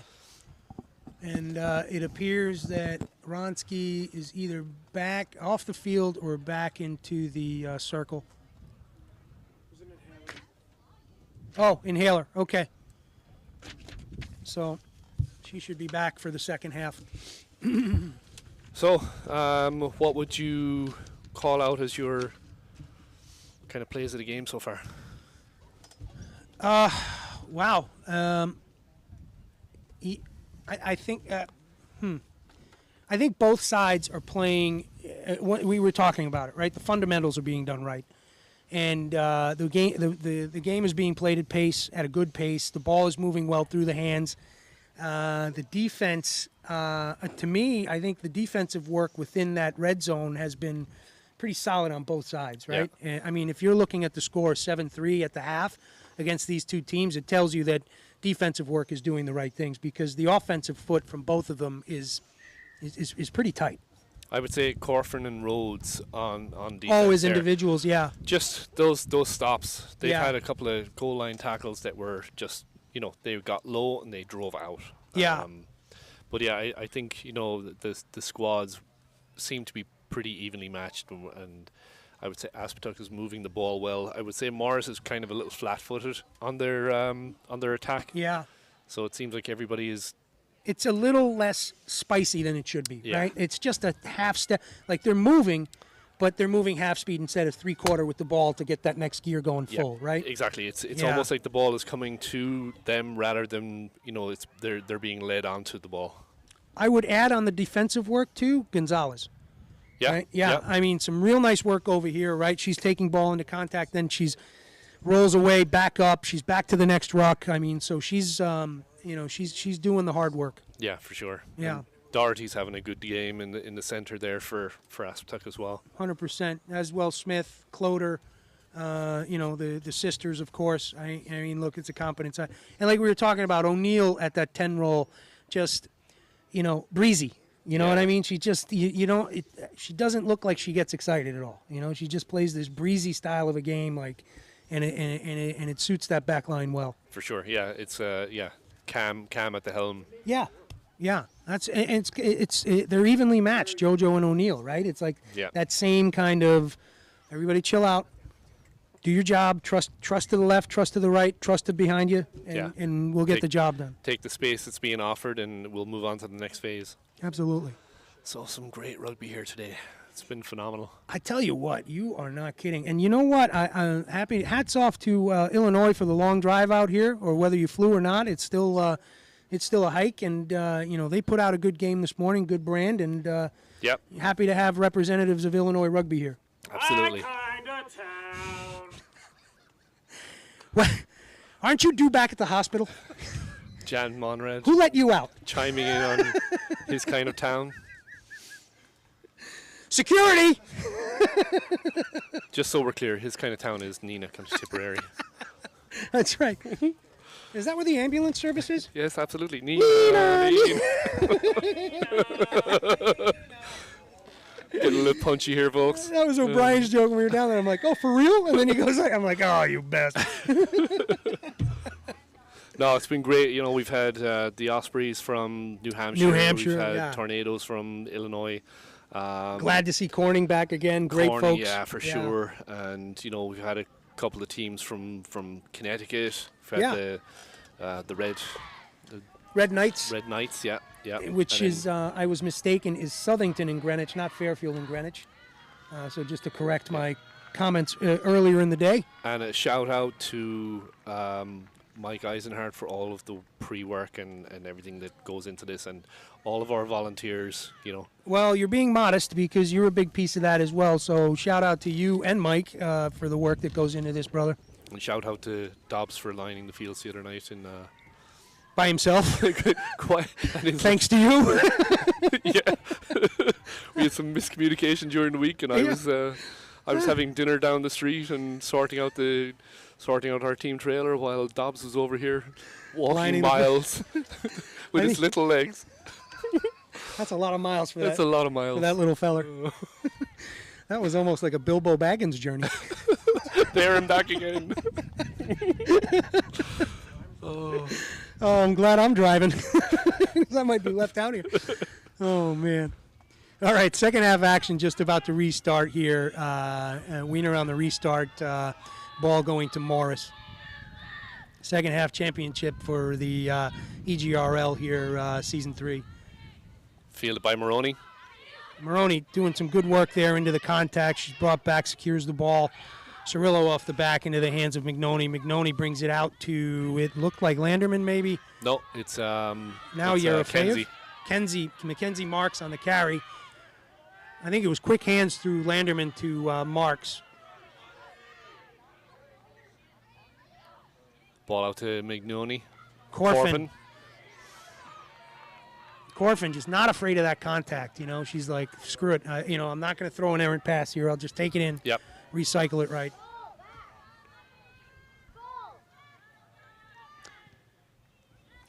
Ooh, what a boot. I'm telling you.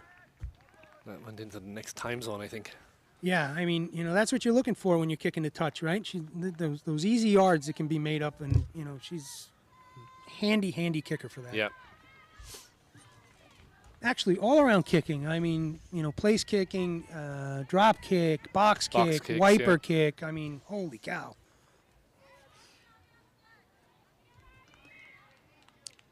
Great crowd here today, too, Brian. Oh, it's phenomenal. Really, really good. I'm sitting with Stacy earlier. Great grab from O'Brien at the top there. Brings it down. Looks like a maul fakie. Nice little quick ball there. JoJo looking for the outside. Gonzalez is going to handle it off the bounces. Gets real low. Big counter ruck there. Oh, boy. Okay. Not sure why. Off the feet, I guess, diving in. That's a strange one because it seemed like Seemed fair to me.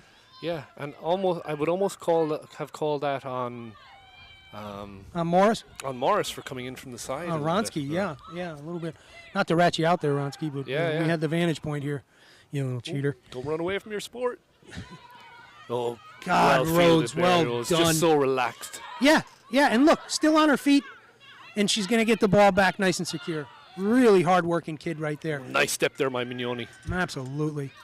Well read. Year she 5 looks drives up. on. This is looking a lot more inspired from Morris right here on the. Wow, that's quick ball. There goes O'Brien. Nice out to Van Doren. Wow, Van Doren just punching above her weight as usual. Okay, typewriter. The ball's coming back along again now. Ronsky back in it. Boom, big carry from Ronsky. Nice. Still on her feet. Turning the feet. You were just saying it, man. Stay with your support, and it's going to pay dividends, right? Yeah.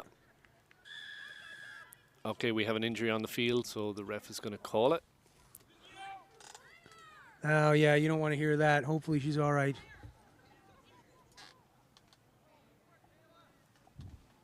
Young lady holding her head. Oh, where is the physio?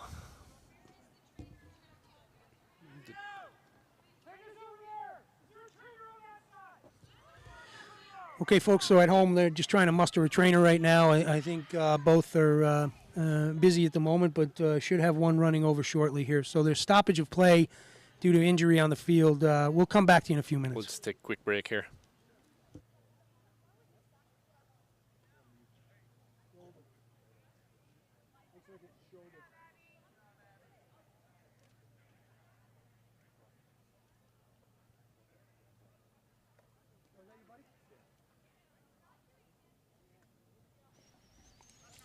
Well, we have a minute here. We've been talking a lot about kicking, and we have, Brenda and Jerry watching from Dublin, Ireland, and Brenda's in the booth just because she didn't want to be left out of the rugby today. So, is that right?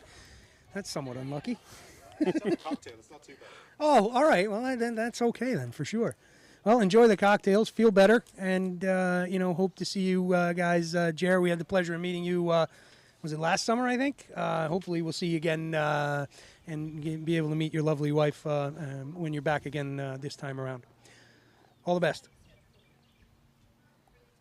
So, nice series there by Morris. Yeah. Kind of looked like they were threatening, starting to get that front foot going, not taking the ball in a stagnant position. So, we have player up on her feet, which is good. Trainers out there. Full range of motion, good stuff there. Yeah, you're right. That's it really started to gel, right? That's that offense that Mike and Dobbs have been working on for the last few months. It's it's really it's starting to click for the team. Yeah. And it's not. I don't want to say it's complicated, but there's some moving parts to it. And when you've got to get 10 players working in symphony, it's not an easy thing. No, I think that's a perfect description of it in symphony. Nobody can keep Taryn Gonzalez's energy down, that's for sure. Scrum down far side. Morris put in. All right. Cirillo gets good clean service off the back. Ball's right out. there. JoJo. Oh, nice little switch right there. Corfin looking. Gonzalez being well read out there. Doing her best at, unfortunately on the paint. Yeah, it looks like Gonzalez wanted to have words with that, but has decided against it.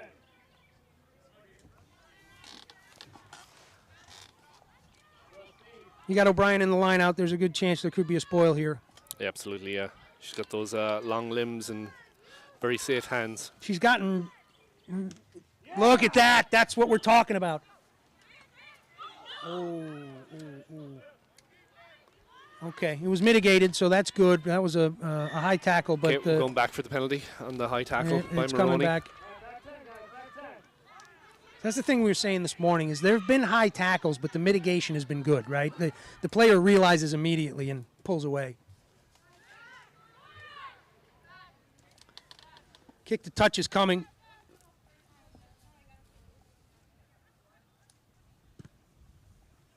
Bit of a slice. Yeah, a little bit shorter than they probably would have wanted, and it's going to result in a line out that's still in their 50.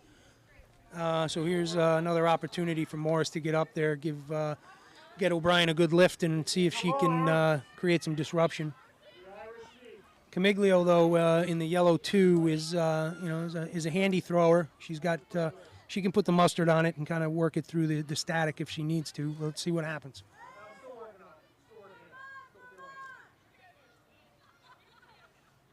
Oh, to the front, short Cloder. floater. Looks like it wasn't straight. Well, Oh, you know, too much movement on the line out, I Motion in think. the line out, Yeah. yeah. So in the back, they faked. She might have left her feet was the problem. Might have been the problem. Don't know for certain, but that call is going to work in favor for Morris right here. Marks with a big carry here. Marks looking for it. She's still on it. Brought down just north of the 22. Good recycle there to McNoney. Sienna Miller stepping out of tackles. Brian, this is the that momentum we were looking for, I think.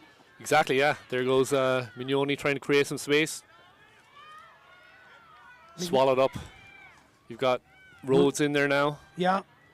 Good Ball's recycle. moving out to Mignoni. McNoney looking to work it to the near side. Miller with the carry. Miller straight up the middle. Just punching her way. Boy, has that kid really turned something on this season, huh? Absolutely. Oh, Just unlucky there. Ball was a bit outside the hands, and who is that young it. lady, the 16? She's been doing some work out there today. Is that Bailey Wheeler? Yeah, I think so. So it's going to be penalty for Aspetuck. Not sure what happened there. That young lady's creating some disruption out there today. Kick.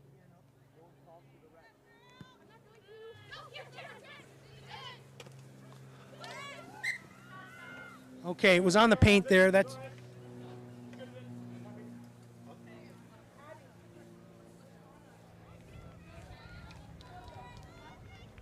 I caught that out of the corner of my eye. That was a fair call. Yeah. Yeah. It was a great effort by Cirillo to keep it in. but Absolutely. Absolutely. O'Brien has been doing some devastating work in his lineup. She really has. I mean, she really has today. And you know what? Credit to the lifters, too. Absolutely. That's a good, steady platform out of Marks and Landerman, and they're giving her the opportunity she needs to create some havoc. And they still have time for a joke.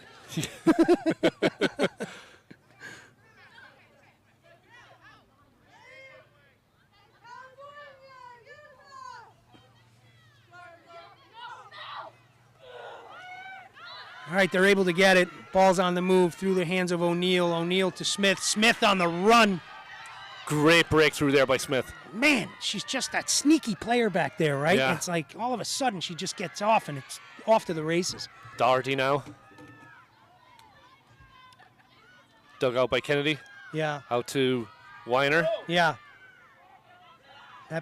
I That's should- good I- hands in right there. Oh, well done. Sienna Miller, well done. That was Mikowski, not Weiner. Offsides, penalty in favor of Morris. Tides are starting to turn Great back job, the Sienna other way. Miller. Yeah, that was fantastic. Quickly taken there by Cirillo. Corfin on the Corfin. move. Unselfish as always, Corfin. Ref saying forward pass. Ah, what a shame. What a shame. Well, championship game, it's shaping up the way we kind of drew it up, isn't Yeah, it? yeah, absolutely. Absolutely. Score is 7-3. Tight one.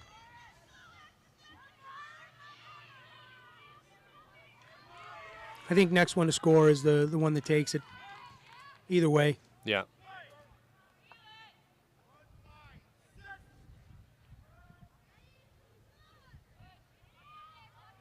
That's an improved pack from Cottage Grove.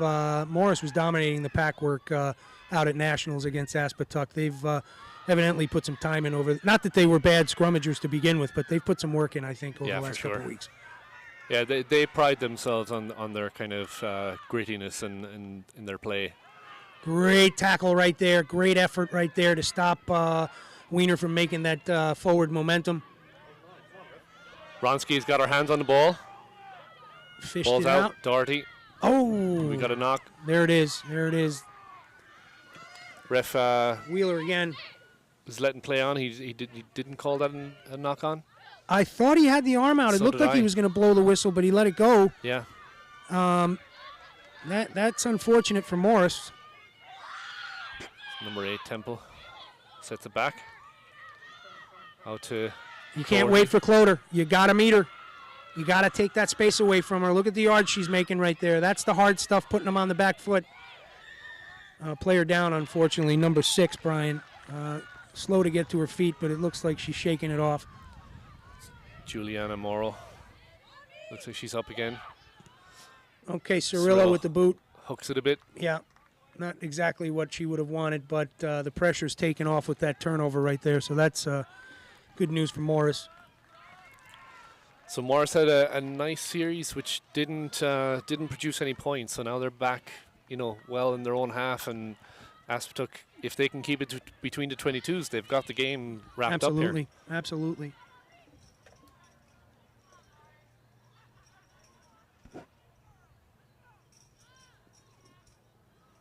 Easy peasy for O'Brien. Wow, maul call right there. Okay, and they've got the momentum. Yeah, not straight, I guess. Yeah. That looked a little too easy. Right in the gut. Yeah, yeah. If you get winded in a line out, it's probably not straight. Oh, man. It wasn't what your daughter did wrong. Right. She caught it exactly where it was thrown. She was wronged. Yeah, exactly. DJ Corridon coming on for a hard-fought half and some for Taryn Gonzalez.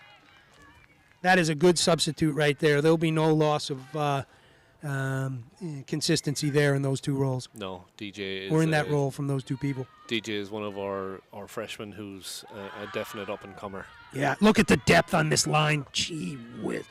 Holy cow. I mean, she put in half a marathon, 16 coming up here. Yeah. Some They're space on the outside here. Wow. Wow, JoJo.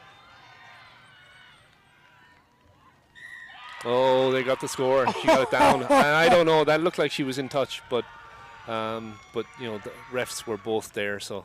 Yeah, yeah. Fair enough. So that's going to make it 12-3. So it was, I don't want to say it was a foregone conclusion, but if you looked at the depth that attack line was taking, I mean, 16 Wheeler was almost on the far paint, on the deep paint, right? And they're coming at pace the whole way. And there was probably 10 to 15 yards between each runner as they were meeting one another, or the pass was meeting them. That's a hard thing to stop. Yeah, for sure. If you're coming at pace and the ball is put out in front of you, that's all you want. Yeah, you know? Yeah. Then it's God help you. You got to hope that the tackle technique's there. Yeah, exactly. Yeah, and even if it is, it's probably you're going to drive you back. Exactly. Yeah. It's going to be a negative tackle. Exactly. Yeah. You're going to get a couple of yards out of it. Unless you're Joe Mauler. There you go. Well, it's or Tag. It's like your boy jumping Tag. into 20 pillows. All right, tough kick from the paint here for Kennedy, but she's made some tough ones. And this would seal it if she gets it. It's a little short. Okay, Cirillo wants the action to happen straight away. Yeah. She knows there's not much left on the clock. Yeah, talk about a student of the game, right? She's about 3 years into her rugby career, coming off of soccer and lacrosse. And, naturally a good athlete, but she's put the work in to understand rugby. Yeah. So, bobbling ball swallowed up by, looks like either Corfin or Rhodes. So, wow. Pressure put on. Once again, Reese Smith comes up with it. Yep. Oh, got to get off that neck. Ball's out under the post. A lot of pressure back here. Good work here from Morris. Got to force that turnover now to get that ball.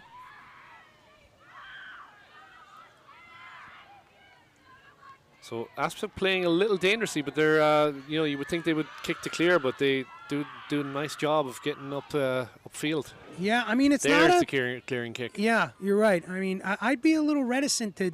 Yeah, well, they got it to touch, so that'll take off some of that heat that Morris was putting on there, and they're going to get out of their red zone. So yeah, good call.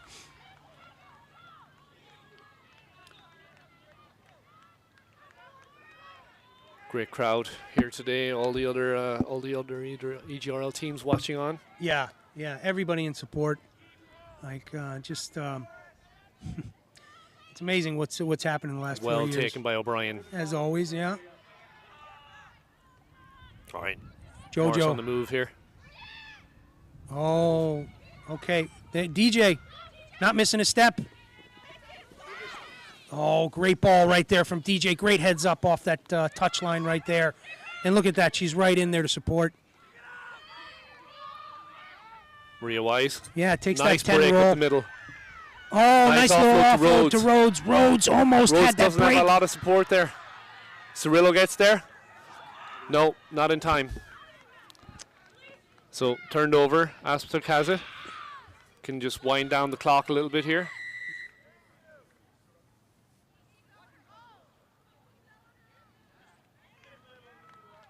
Unplayable? I've never seen that before. Yeah, Ref I've said never the heard ball that was either. unplayable with two people in the ruck. Somebody's doing something they shouldn't be doing. Yeah. Either you're not releasing or somebody is holding on. So it's I might have heard unplayable before, but I like more at like watching TV. that's unwatchable. Not unplayable. Yes, that's normally when I sit down and watch TV with my wife. It's mostly unwatchable. Thank God she doesn't listen to any of this. Yeah, mine too.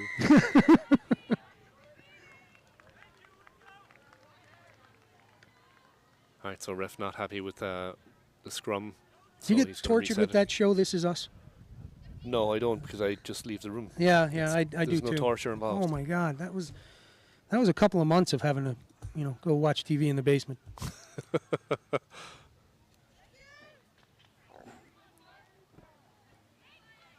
All right, so scrum's down. Kennedy ready to put in here. Easy ball right there for. Oh, nice little push there. Created a little bit of havoc. But once again, O'Neill's just able to handle it back there, and she gets it off to her compadre Wiener, and ball still moving with the yellow jersey. Big drive there by Yerefayev to move the pack. Penalty arm is out. Not sure for what. Yeah. Clock is winding down. Maybe not rolling away, but not sure. There was no real hand motion before Yeah, the definitive arm gesture. big boot to touch. And Aspet is doing exactly what they should here. They're just winding the clock down. Yep. Releasing the pressure when they need to, and it looks like they're well on their way to managing this game here. Yeah, they it looks like they'll be putting another plaque on that trophy this year.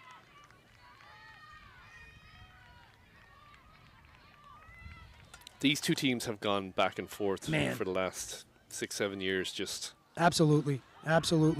Wise fighting for that ball there. Almost. Look at that. Man, that's just space on quick. the outside.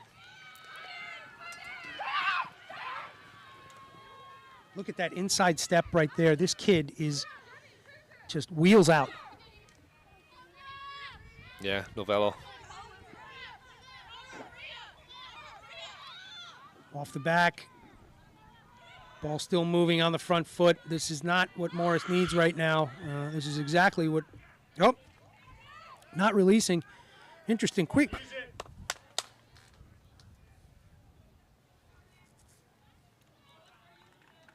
Ref is kind of slowing things down here. Having a conversation with Captain Mignoni. And it looks like Barati is in.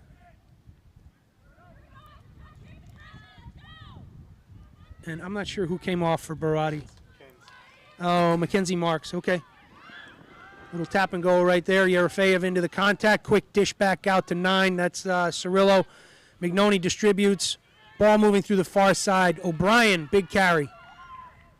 Caterpillar Ruck.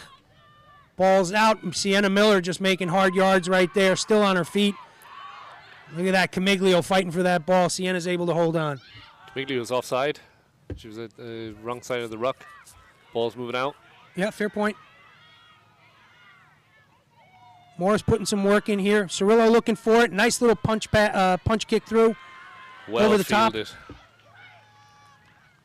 Novella having a great game there. Wow, fullback. she is too. Holy cow. Ball's gone with the gold jersey.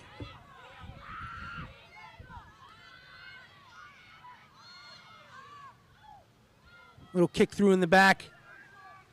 McNoney taking her time with it, which is good. Don't want to bobble that ball and turn it over. Nice run up the sideline there. Absolutely. Now just slow it down just a little bit, getting organized. A lot of space outside if they can see it, Brian. Yeah. A lot of space. Huge overload. Yeah, let's go. That's no, they're not looking they're not watching the field.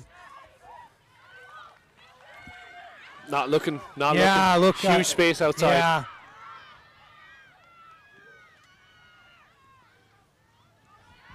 Yeah, I think the clock is creating some blinders right now. Yeah. You know, I think everybody knows that it's winding down, and their field vision is becoming more tunnel visioned. Yeah.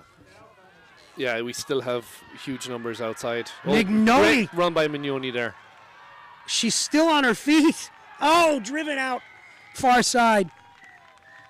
And that's it. That's it. That's it. Wow. So Aspetuck Takes 2 in a row. 2 in a row.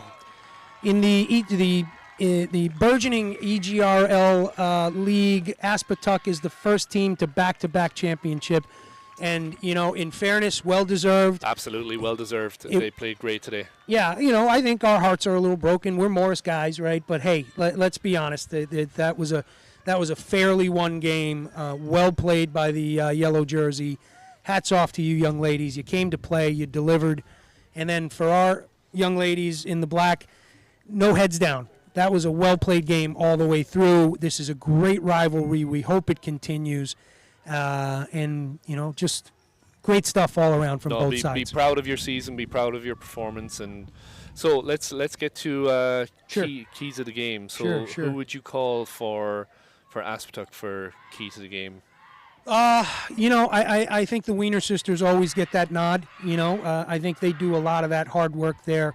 And I would add Cloder and,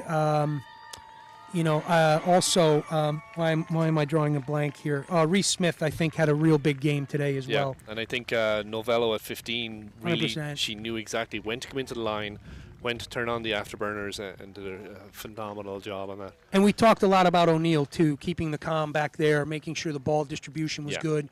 You know, I think those players really hat tip right there. And what about the Morris side?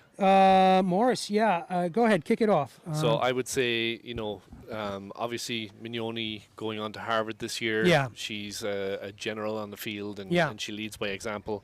I would say Corfin and Olive Rhodes in the back line really had a great performance today.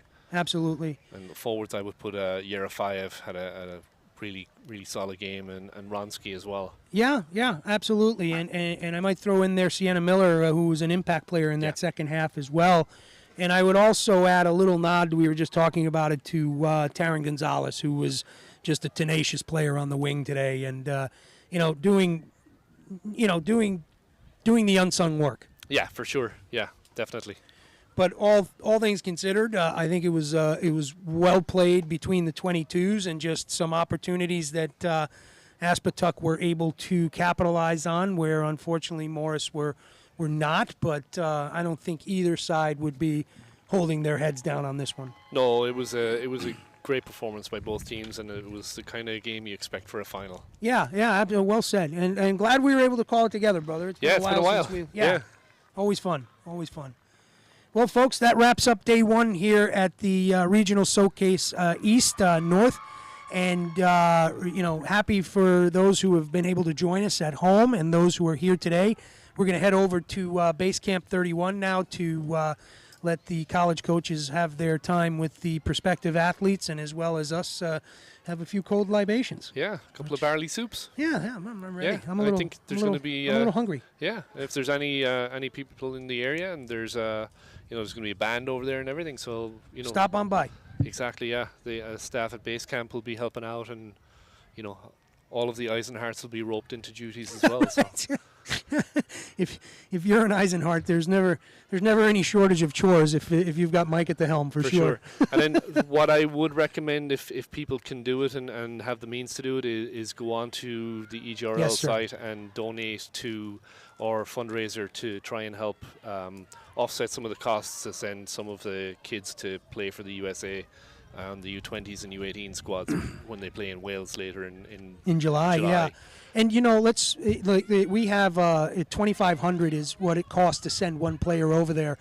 If you see it's made it to 2,500, let's try to shoot for a second player to get over there. Let's so try and get 2 kids. Yeah, absolutely. And like Mike said, these are for players who deserve to be there, but maybe don't have the financial means to do so, and that is something that in any sport you want to avoid, and certainly we want to do in this great game. And if you don't have much to throw in, if you can throw in $20 now, $20 next month, $5 we'll take too. it, whatever it is.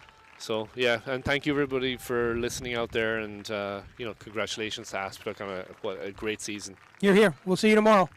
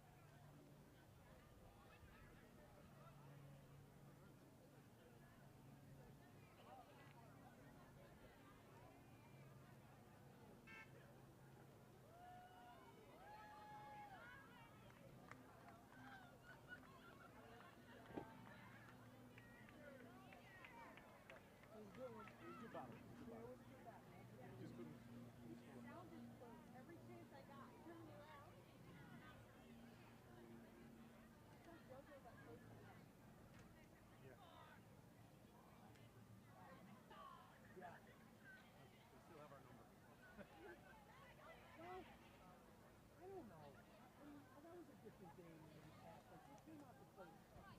Like, they didn't play on the back. They didn't play from behind. You know, and I think I thought so.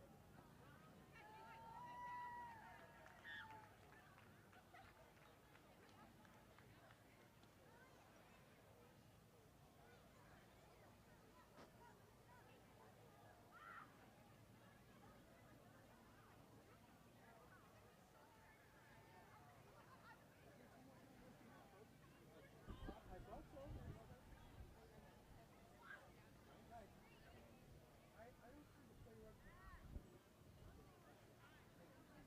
I don't see any right now. Let me take a peek over there. I see play rugby on this side. They're all building up. Yeah, there's your hand.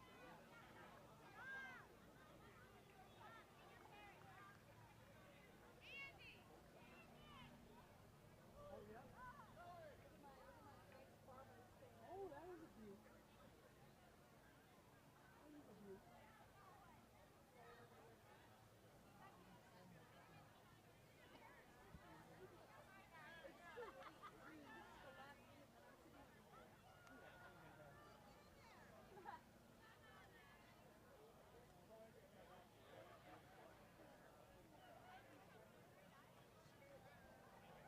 Well, at least it'll soon to burn anyway.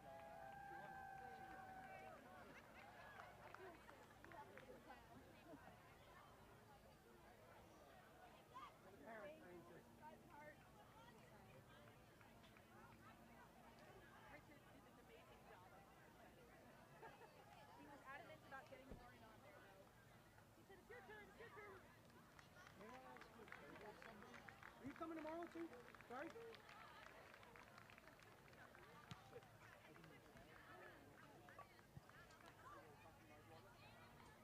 Coming tomorrow? Yes. Sorry? No? If they'll have me, I'll be back. Yeah, yeah.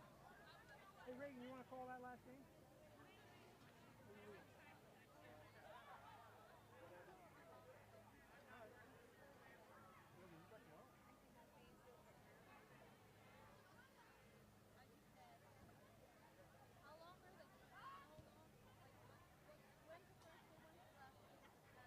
It's only like 9 minutes. I don't know. I got it.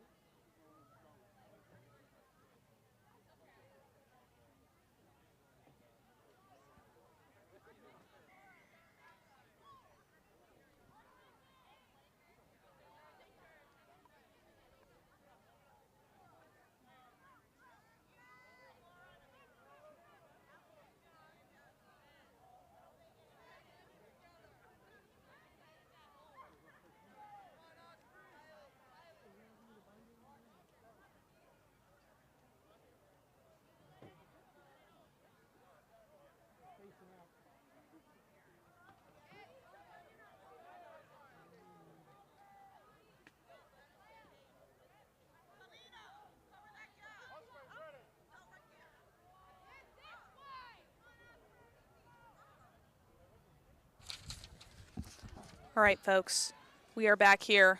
Field 1, final game of day 1 here at the Rugby Showcase East. Matchup between Play Rugby USA, wearing blue, and the New Hampshire Ospreys, who are wearing white and green. Kickoff Play Rugby to New Hampshire. I'm Marissa Kogan, joined by my co-host, Steph Alaprandi, who's getting his notes in order. He will join me soon. Right off the kickoff, we are going to have a knock-on leading to a scrum. Okay. Thanks for kicking it off there while I was getting things squared away here. Thanks, Marissa. Excited to be back with you, Steph. I hear that.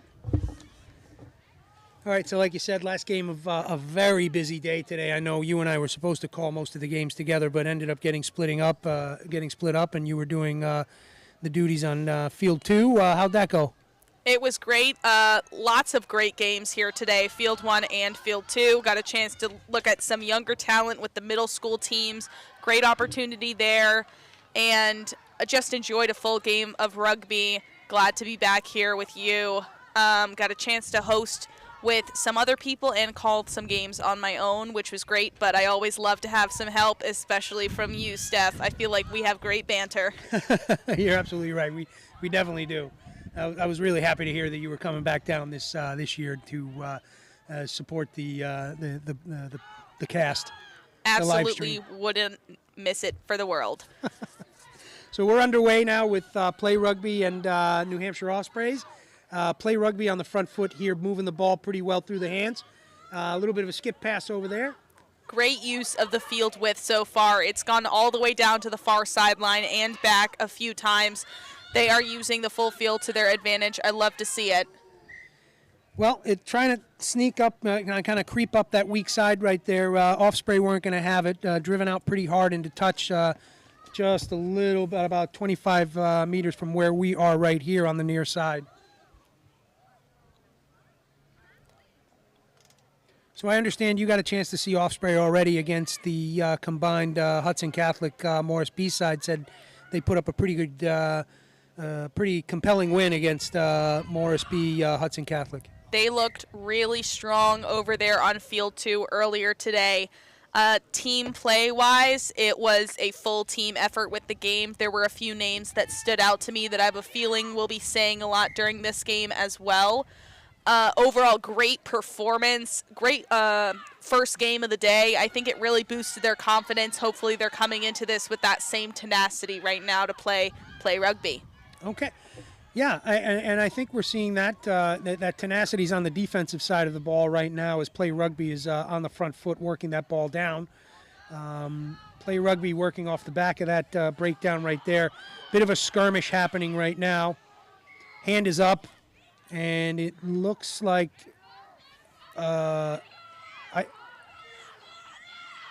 Diving in the ruck? Potentially, yeah. It's interesting.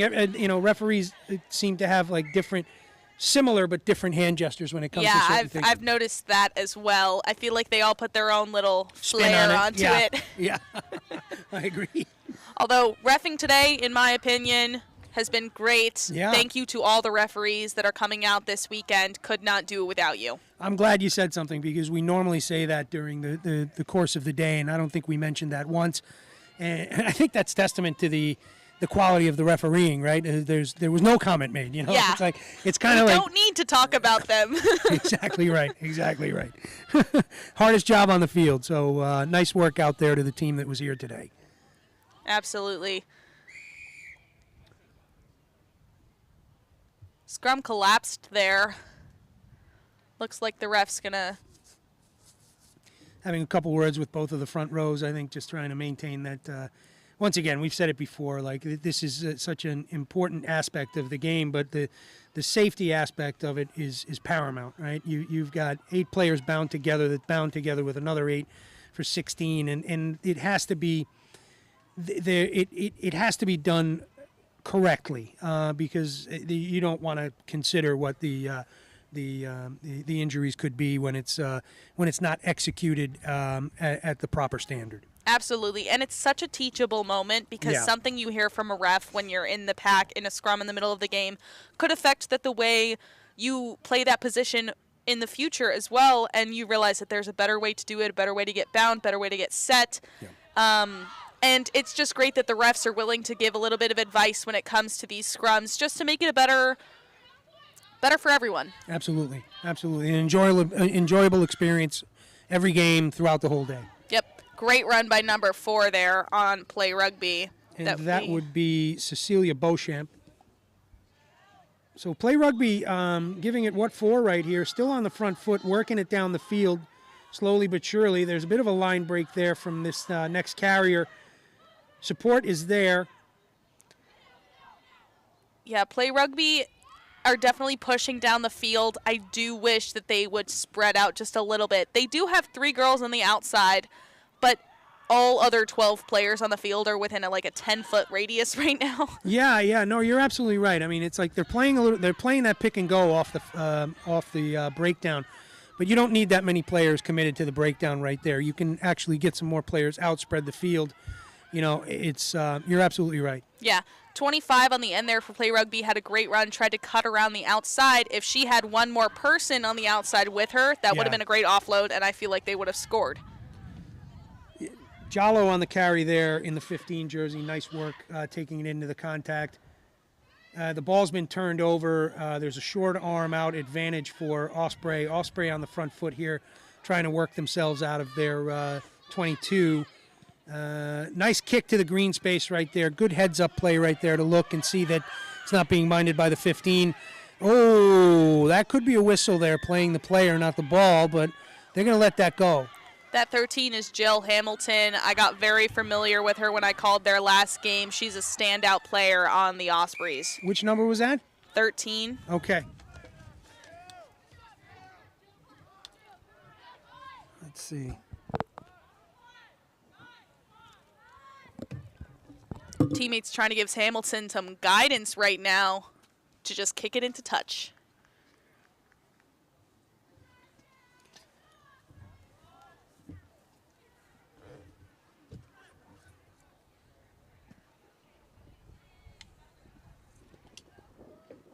Oh, that's a nice cold can of Sprite. That is a welcome. This late in the day, that hits. It sure does. Is my can of Sprite cold? It was. I'm very sorry. That was very selfish of me. You didn't get him one? No, I completely forgot. Wow. I went over. You offered and everything. I did too, and I started chatting with your mom and completely. All right, Ospreys line out. I'm very sorry for being selfish. Yeah, everybody in the comments, send well wishes to Production O'Brien. He needs it. For getting shorted. That was a hell of a good can of Sprite too. They're still setting up the line out down there. Again, teachable moment by the ref, just to let the players know about spacing and their positioning. Errant ball down the tunnel there, so it's being fought for coming out of there. It looks like it's going to go green. It does. Nice little rocket pass off the back of that calamitous pile of bodies right there. And Osprey are working it. Ooh. That was... Yeah, that was a no-wrap hit right there. So we missed a little bit here of playing the player, not the ball, and then we had a no-wrap. And look, there's 30 people on the field. It's not the easiest thing to catch all the time, but wow. Held up. What? Not sure what that Yeah, was. I'm not following. Knocked it on in the tri-zone, and we have a player down right now. So far, it's been a little bit of an awkward game, I would say. A few missed calls by the ref had led to a little bit of sloppy play, which is not benefiting either team in one direction or another. I would hope that both of these teams don't take advantage of the ref missing some of these calls to continue with sloppy play. That's not going to get you anywhere. Just play your game and play some clean rugby. That's how you're going to score tries. Yeah, well said. And it's easy. You get tired at the end of the day. This is the last game of, a big day of rugby for these young ruggers. And, it's easy to get frustrated at this point. You're tired. You're sweaty. You want to get back to the hotel. Like we were saying, get a shower, get a change of clothes. Absolutely. And, it's like you just, you got the last game. You just do your best to, to get through it, as cleanly as you can. Yeah, last game of the day is always a tough thing. The Ospreys had their first game today at 10, and Play Rugby had their first game at 11. So these teams have been here for at least 5 hours. Yeah. It's a long day. Even if you're not playing, you're still sitting in the sun. You get hot. But they still have to play tomorrow as well, so just use your time wisely when it comes to this weekend here at the Showcase. Yeah, these weekend tournaments aren't easy on the body, even if it's a young body. It's like it's a lot of wear and tear. So hats off to both these sides for bringing it here at a little bit after 3 o'clock here on up here in beautiful Clinton, Connecticut. New Jersey. What? How did New Jersey, thank you. And perhaps All it's been a long day for me, too. All right, the Ospreys have possession back. They're just at the 22 following a kick by Play Rugby. So pretty tenacious here from Osprey, right? I like they got that latch player working there, going right into the support. They're keeping the support close, which is going to benefit them from a possession standpoint. Yeah, it seems to be a play that they're running. So they're never running alone. There's always someone, not just in running in support, but I mean on the tail right there. Ospreys tried for a skip pass. Play Rugby saw it coming and burst onto that ball to cherry pick it almost. But the ref is going to call the play dead. Call it back. Must have been a knock-on because they're scrumming. Wind's picking up a little bit here. We were talking about the change in the weather, that we'll probably get a little rain tomorrow morning, and I think it's indicative of what's happening right now. You can see that cloud cover kind of starting to slide in, but a little bit of rain on this pitch in the morning will probably be welcome. It's been a few days since the last time around. It can get the earth can get pretty hard out here in western New Jersey, where it gets a little more clay and shale. So I think that'll be some welcome water in the morning. Yeah. Who doesn't love some rainy rugby? Yeah, for sure. Oh, quick ball tap right there, and they're on the move. It looks like it's being called back to the mark. Yeah. I've seen that a few times today. Yeah. Depending on the circumstances, the Sirs are not going to allow a quick tap. Yeah. Which is fine. Of course, it builds momentum. It's good to have, but also it's not like you lose possession if you just have to come back. Yeah. Yeah, it does take a little steam out of the sails. That was a pretty good one right there for play rugby. They had him on the back foot, but, you do have to go through the mark. So Ball found touch. I would say that's like 10 inside. Yeah. 50. Yeah, Yeah. give or take. I'd say that's a fair estimate. The curve of these fields sometimes messes with our angles. Yeah, for sure. If we say a number, it's probably an estimation. Close. I'd say it's pretty close. Play rugby line out. All right, well taken right there. Nice ball. Skip 2 players right there, looking for it. Moving the ball well now. Nice little play right there to put it through the hands. This young lady looking for that angle. The ball movement was just fantastic. I'm waiting for one of the play rugby players to turn around right here. She had amazing switch and reception. That would be number 10, Eliana Rodriguez. Great play to get the ball to the outside. Yeah, and Floyd in the 14 jersey really working hard to make sure she could push her out into touch. Heads up play right there, and that young lady fighting for her life to stay in. She knew where she was. She was trying hard. Unfortunately, just overpowered into the touch. And there's the wind picking up here. Yep. So we're going to have an Ospreys line out pretty much right in front of us. Oh, unfortunately unable to get it. Kind of hit her in the midsection. Hands were up, and she's not able to adjust in time. Oh, nice little round the tree right there from, I believe that was the number 1, Cooley. Off the line out, great heads-up play by Felix to pick that ball up as soon as it hit the ground. No time for debate. She knew that this wasn't their line out, but she had to grab that ball. 100%. Oh, a little line break up the weak side over there, and it looks like she might be off to the races. Although 15's got a beat on her, it's not enough. It's not enough. Let's get a jersey number for that young lady. Boy, off to the races on that one to dot it down in that far corner for 5. First try of the game, right? I believe so, yeah. A little bit of a late start compared to some of the other games I've seen today.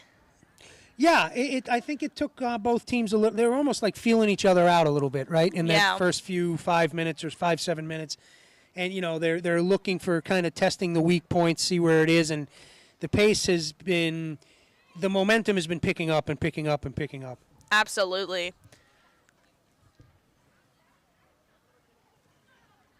This is not going to be an easy kick, but No, especially with the wind. Yeah, yeah. It's not blowing right now too strongly, but it's been very unpredictable so far today. I've seen kickers try to adjust to the wind, and then it stops blowing right before they hit, and then they're way wide. Kicking has been a bit of a challenge, and Brian and I were laughing earlier because it always seems to pick up just as the kicking duties come up, Yeah. I can feel it right now. Yeah, of course. Oh, that was a tough one. It's all right. Yeah. I wouldn't even – I can't even step up to the tee. So – Yeah.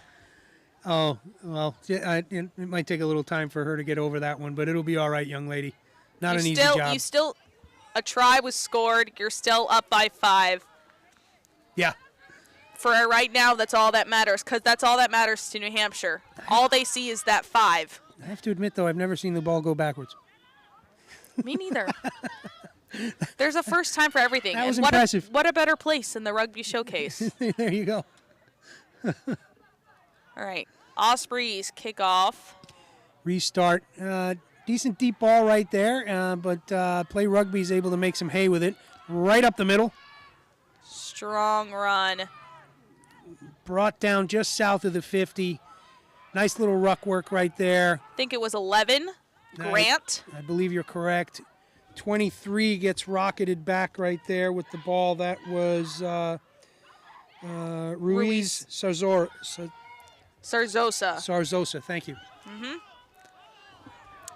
They have already gained so much space on the field since kickoff. Yeah. Ref's going to take them back just a little bit to play back to a penalty, but they still have possession, and they're about to cross the 50 right after kickoff. They've been moving down the field with a lot of speed and a lot of vigilance. Yeah. You know, it's the ball moves through maybe 1-2 sets of hands, then they've got that speed runner that's seeing that space and getting up there. And so ball's been called back. Looks like it was a knock. It's going to be in Play Rugby's hands. So just south of the 50 in Play Rugby territory with their put in. Play Rugby looks pretty steep off of the scrum. Both teams have an odd extra player wearing a mismatched jersey. Yeah, interesting. The Ospreys picked up from Doylestown, Sydney Haddon. She's on the far side of the field. Play Rugby has also picked up somebody from the Lionhearts team, probably a Hudson Catholic player because her shorts are Hudson Catholic. Yeah. If she were to turn around and she's wearing the same jersey, I would be able to get a name on that. Let's see. See if we can do that here. Touch and go by 10 goes to the far side, and Play Rugby is able to cross the halfway mark on the field. They're nearing that touch line, though. They got to send the ball back the other way.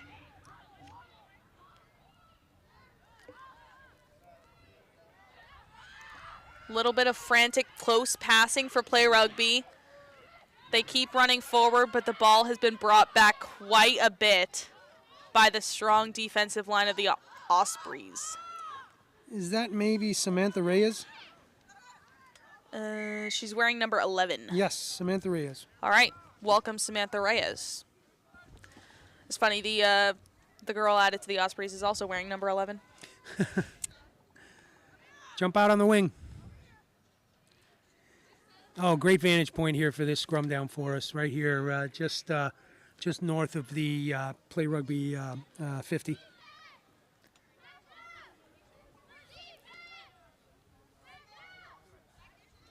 Going to be an Ospreys scrum, I believe, because Play Rugby is matching up to them.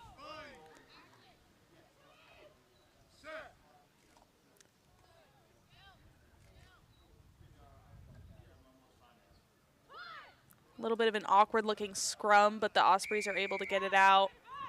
Yeah, he's going to call offsides. Yeah, she was may have been a little bit quick there on the take, but yeah, it's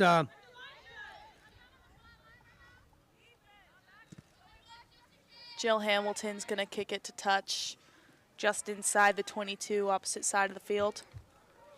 yeah, no problem there. Good foot on her. Absolutely. She was a phenomenal kicker in their first game. Made a bunch of heads-up plays during the game as well regarding kicks. Okay. Have yet to see that so far. But we still have a lot more game to play. Yeah, I mean, we're not even through the first half here. Plenty of rugby to play. So 5-zip right now for Play Rugby, but like we were just saying, plenty of rugby to play here. Nice little footwork there from the number 2 to just kind of control that ball on the ground. Amelia Johnson. Thank you. There we go. We'll get back to the page here. Looks like Sydney Haddon, the added player on Ospreys, got a little bit of momentum going, tried to make her way down the field, did not cut in time, though, and she found touch.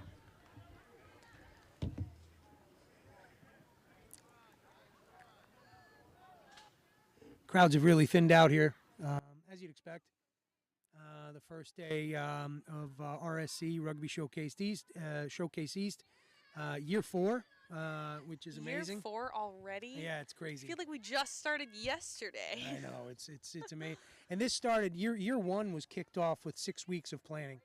You know, it was Mike and Brian like badgering Dobbs, finally he was like, yeah, let's do it. And you know, it went off extremely well. But I'll tell you, as part of the setup team, the last couple of days, I mean, it really setup went pretty much without a hitch, which means like we're starting to really find a rhythm. Figure it out. Yeah, exactly, amazing.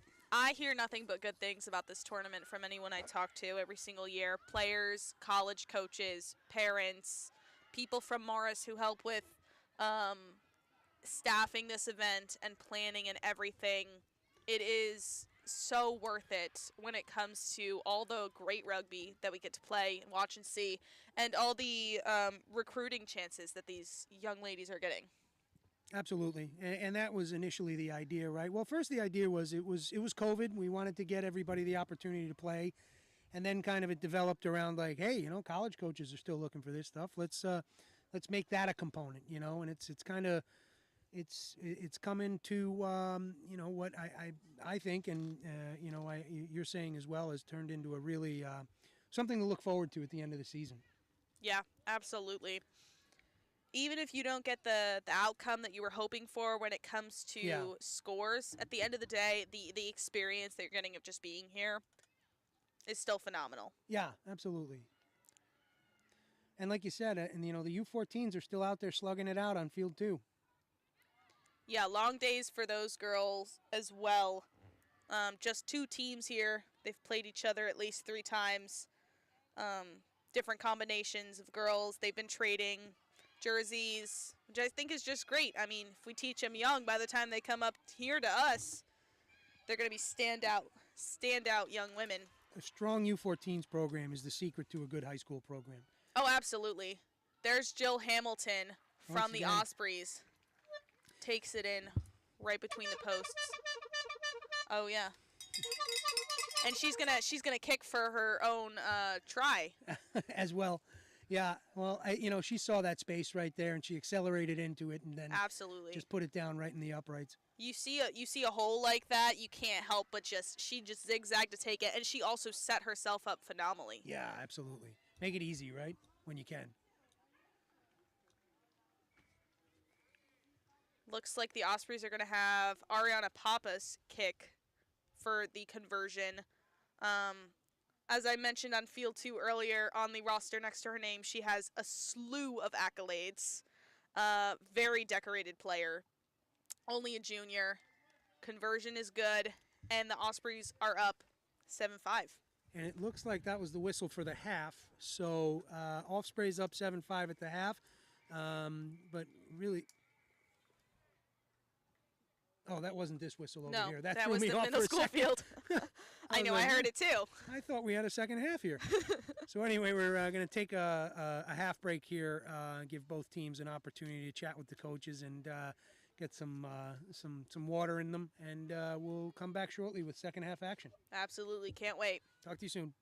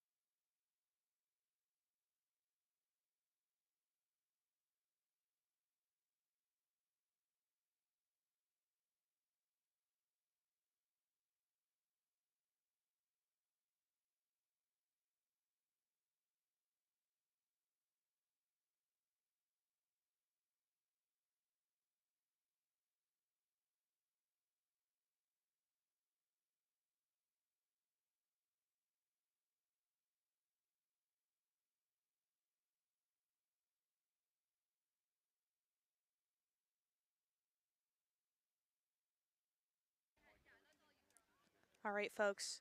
Second half is about to get underway. Over here, we have Ospreys from New Hampshire wearing green. They are leading Play Rugby, the team in blue, 7-5 right now after the first 20 minutes of the game. Format for today, 20-minute halves. Both teams have one rogue player wearing a different jersey, borrowing a player from another team. Looks like Play Rugby picked up a second girl from Hudson Catholic, and the Ospreys are borrowing somebody from Doylestown. We're going to start with the kickoff from the Ospreys to Play Rugby. A little bit of a short kick, but easily fielded by Play Rugby. Good tackle by Ospreys number 18 to get her down, though. That's Anna Sprague.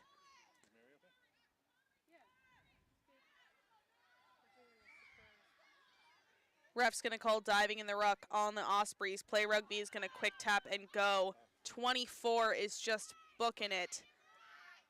That's Felix with the great run over there to break her way into the other half of the field. Play Rugby number 2 is going to go for a pick and go. That's German.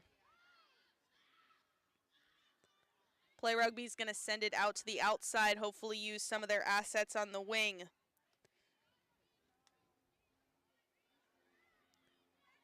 They're trying to build more momentum and push back that defensive line from the Ospreys. There's been successful so far.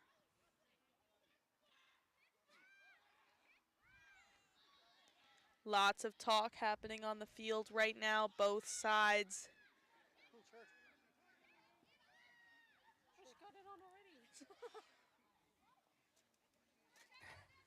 And Steph is back with me. How's it going, everybody? Second half just got underway. You haven't missed much. Okay. Play Rugby has been a force coming down the field. There was just a turnover, so the Ospreys will get a chance to respond to that right now. Is that Hamilton on the boot again? Yep. Yeah, that's some foot, huh? Didn't find touch. Nope, just shy. I mean, it was a great effort, but,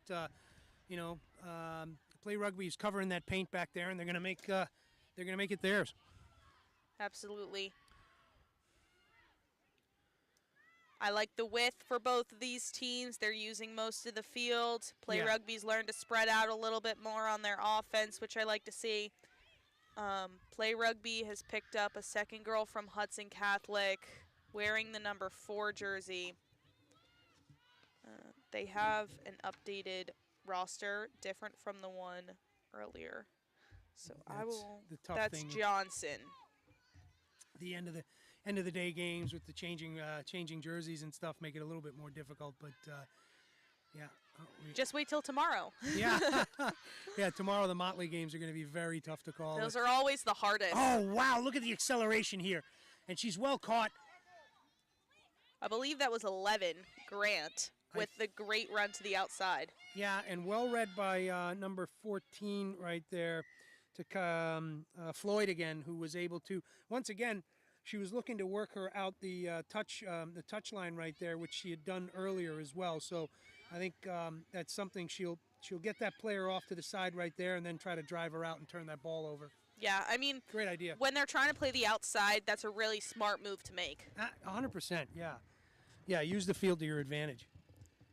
We're going to have a scrum just inside the 50, probably halfway between the 50 and 22, near side of the field to the Ospreys.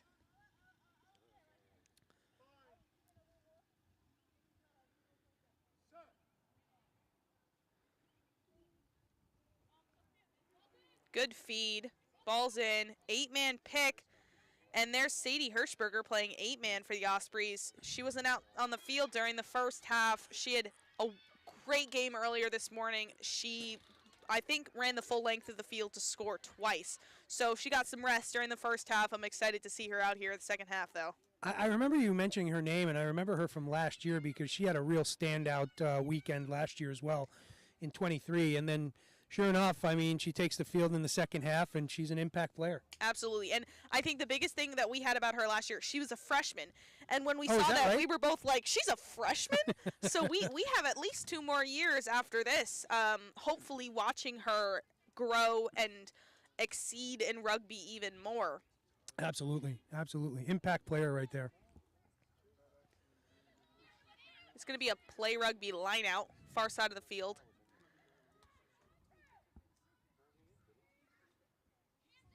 Oh, short ball right there to the first lifter.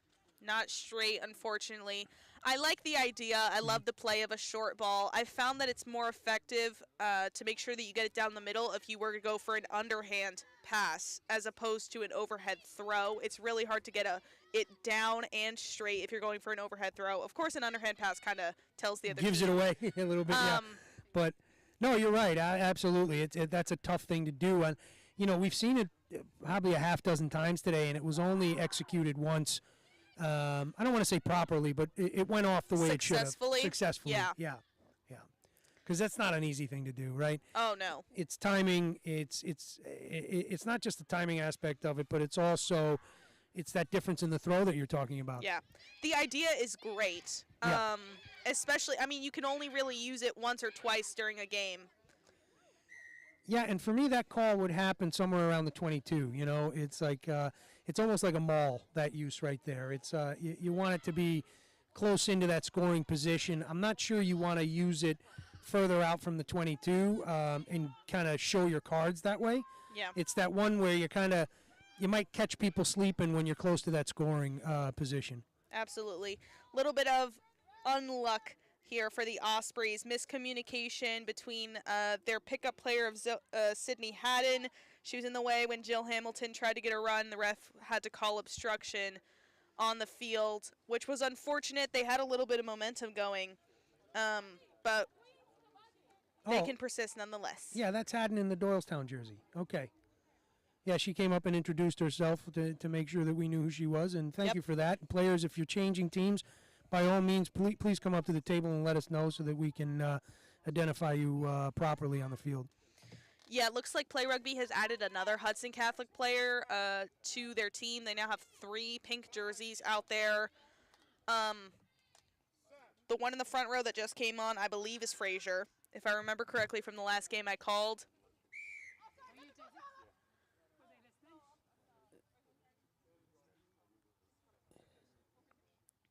A little bit of a crazy scrum right there. Yeah, going back, it's I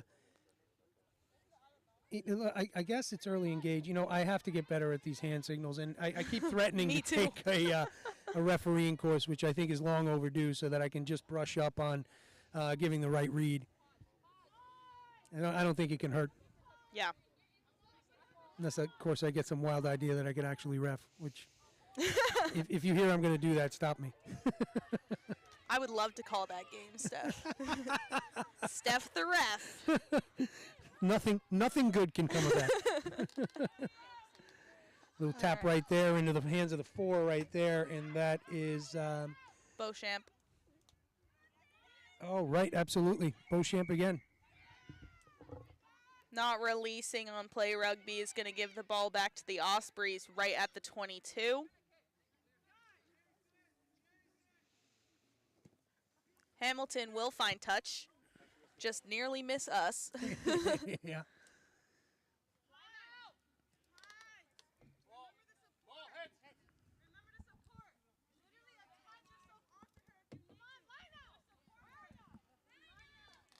Lots of good conversation happening on the field right now. Yeah, a little peer coaching.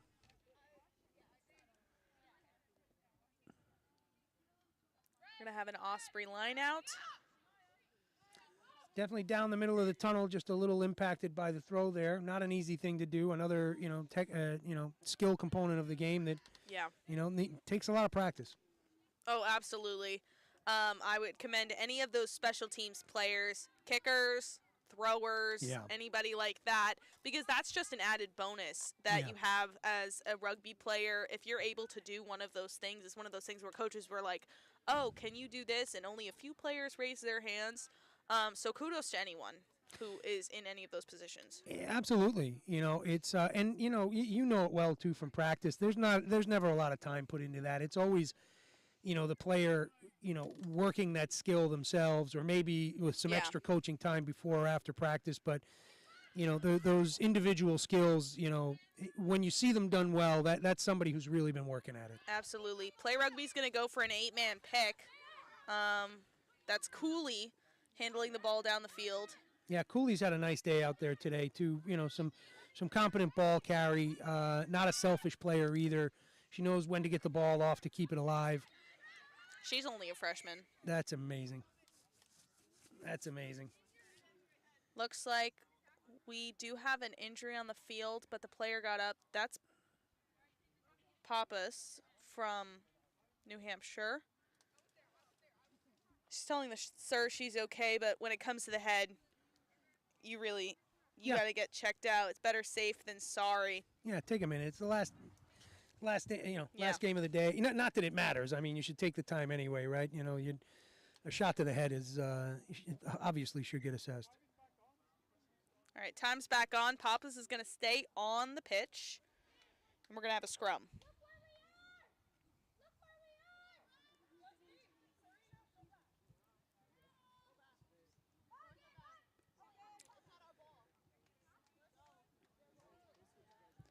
It's going to be an Osprey scrum. They are really steep in that backfield. I love to see it. Play Rugby is going to match up against them. Did you happen to catch how steep the Aspetuck line was off the back of their scrums? It was, I mean, they came ready. It was unbelievable. There must have been almost a 40-meter difference between Wow. first receiver and the wing.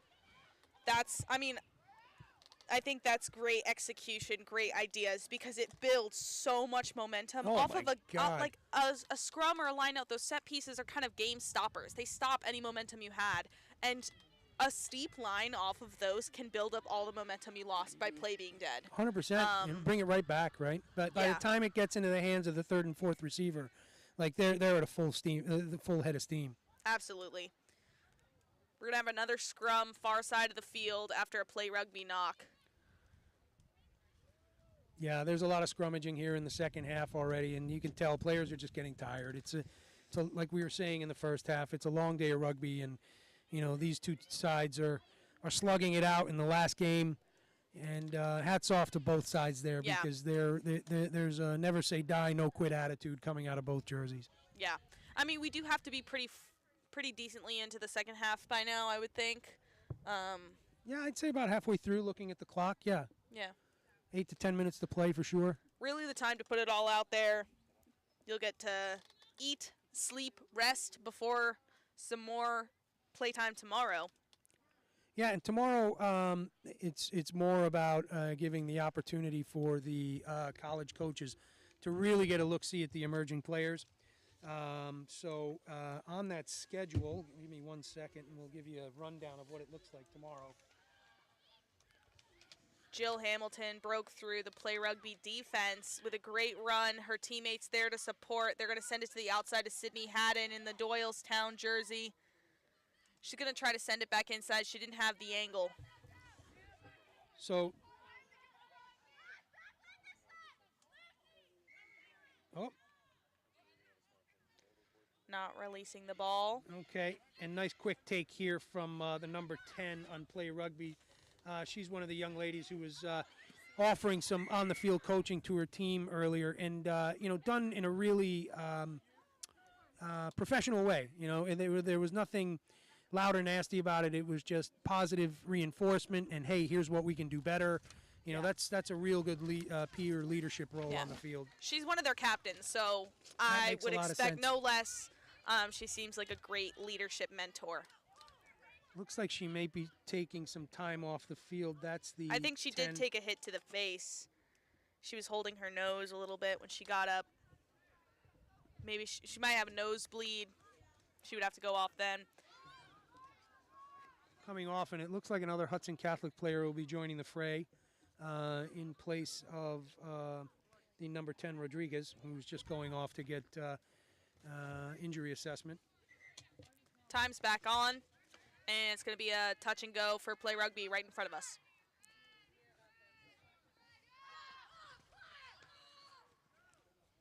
Number 4 with a nice no-look dish right there to a supporting player. Well read by Offspray, putting the pressure on, cycling the ball off the back of that ruck. And there goes Cooley again. Cooley looking good basketball pass out to the far wing. Nice little line break there. Ooh, bit of a seatbelt tackle right there. Yeah, ref's going to call it. Yeah.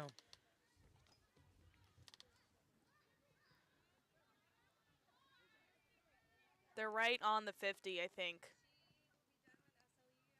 Kick to touch is found.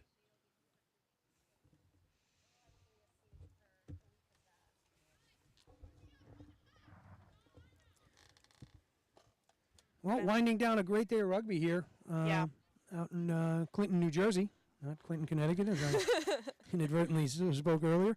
And once again, thanks to the Department of Rec of Clinton Township for their partnership here today. And, of course, the Eisenhart family who, with their relationship with the town of Clinton, the township here, have made it year 4 here. And hopefully this is day 1 of 2 days of year 4. And planning for year 5 begins on day 3. Yeah, I mean, it's been a phenomenal day so far. Finally cooled down a little bit. It did, too, yeah. I'm very excited to come back tomorrow, do it all again. Welcome cloud cover. We do have some games tomorrow between teams. In the morning, both fields will be busy for about 2 and 3 games apiece, and then we'll move into the Motley sides for the eval portion, the further eval portion of the weekend. Mm-hmm. Those games always amaze me because playing with girls that you don't know is the biggest feat, the biggest challenge, and somehow they manage to play rugby. Yeah, They look like teams out there. It's just amazing to me. Yeah, I think it's testament. You said it earlier to the IQ at this level, right? These young ladies have, there's a good cadre of them who have been playing the game for some time already, and they're good students of the game, and it's their IQ and their skill level that buoys the whole system as it's out there. Absolutely.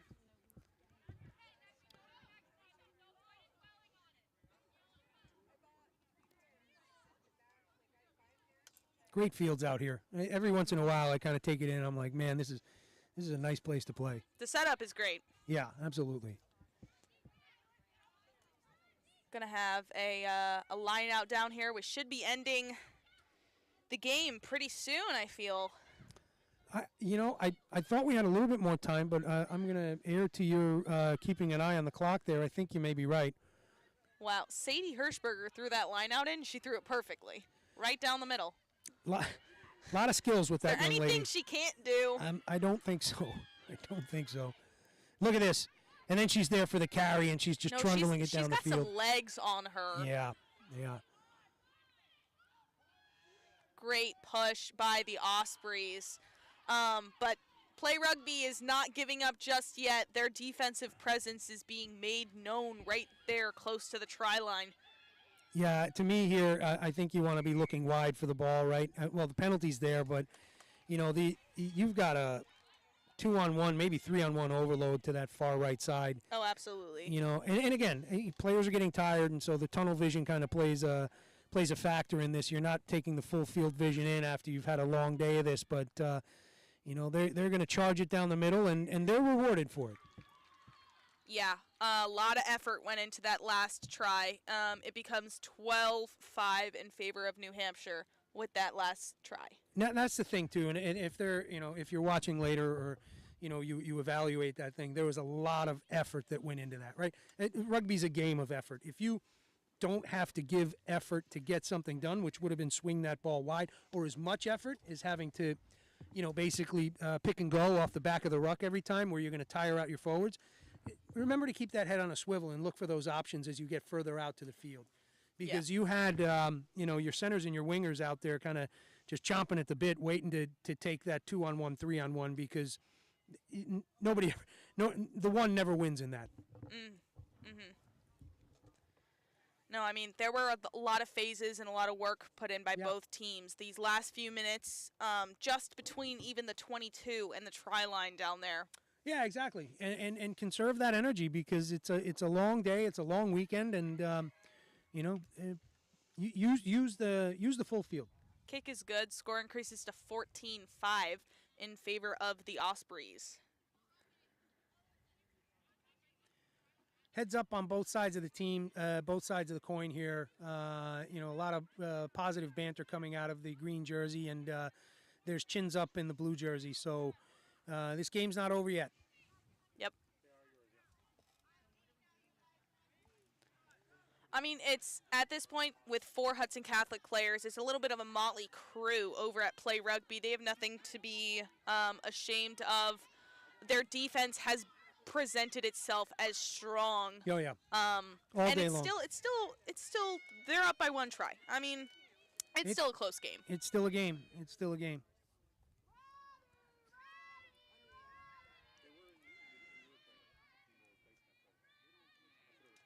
Taking a while for that kick to get off. There it is. Wow, that was an interesting one. That, That was a spiral. That was a solid catch though by Yeah, Hamilton. Ospreys. Was that Hamilton again? No, that was Floyd. Floyd in the 14. in the 14 jersey. Yep. Okay.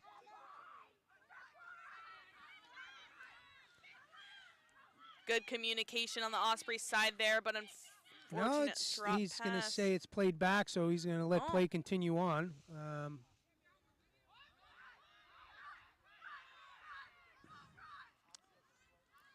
Ospreys trying to push their way back down, pad the score with another try before time is blown.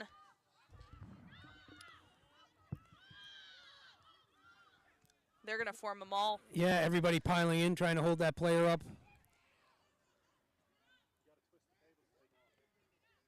That's not moving. I mean, Well, there is a bit of forward. Oh, look at that off the back. So, yeah, I guess Maul there's was called. Hamilton. Wow. Rounding the corner. I think she's got some nice little wheels. catch there, but Wow. all for naught, unfortunately. Another try just after the last one. Those were like 2 super close tries. For Play Rugby, whose defense has been solid all game, Yeah. it's kind of an anomaly. Yeah, well, you got a strong runner right there, right? She finds that open space on the far side. Commendable effort right there from, I believe that was the 24 in the blue jersey trying to stop that. And she just, she had that forward momentum, and it was going in. Yeah. See the space and take it. And, you were saying, you were singing the praises of Hamilton from earlier games that you watched, and she delivers. Absolutely. No, that was a great use of the outside, and she cut in at the perfect time Yeah. to touch the ball down. Yep.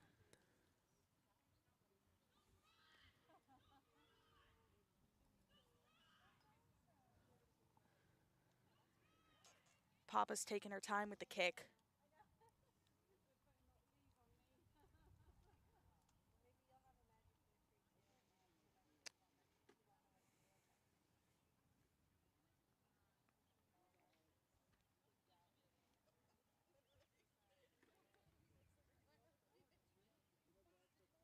Oh, not a bad strike. Just not enough mustard on that ball, but she had it. And ref's going to call game. Final score, Ospreys 19, Play Rugby 5. There was less time on the clock than I thought. You were absolutely right. So good game through for both sides here. I think just an unfortunate series of a couple of plays right there for Play Rugby there at the end. But I think both teams represented themselves well out there, and both were working with some borrowed players. That's always something that you kind of have to work to get everybody accustomed to, and they felt each other out a little bit in the first half, and then rugby started being played, and good game. Nope. Great game, great day today. Can't wait to come back tomorrow. I'm looking forward to it too, Marissa. We'll see you then. Yep. Bye.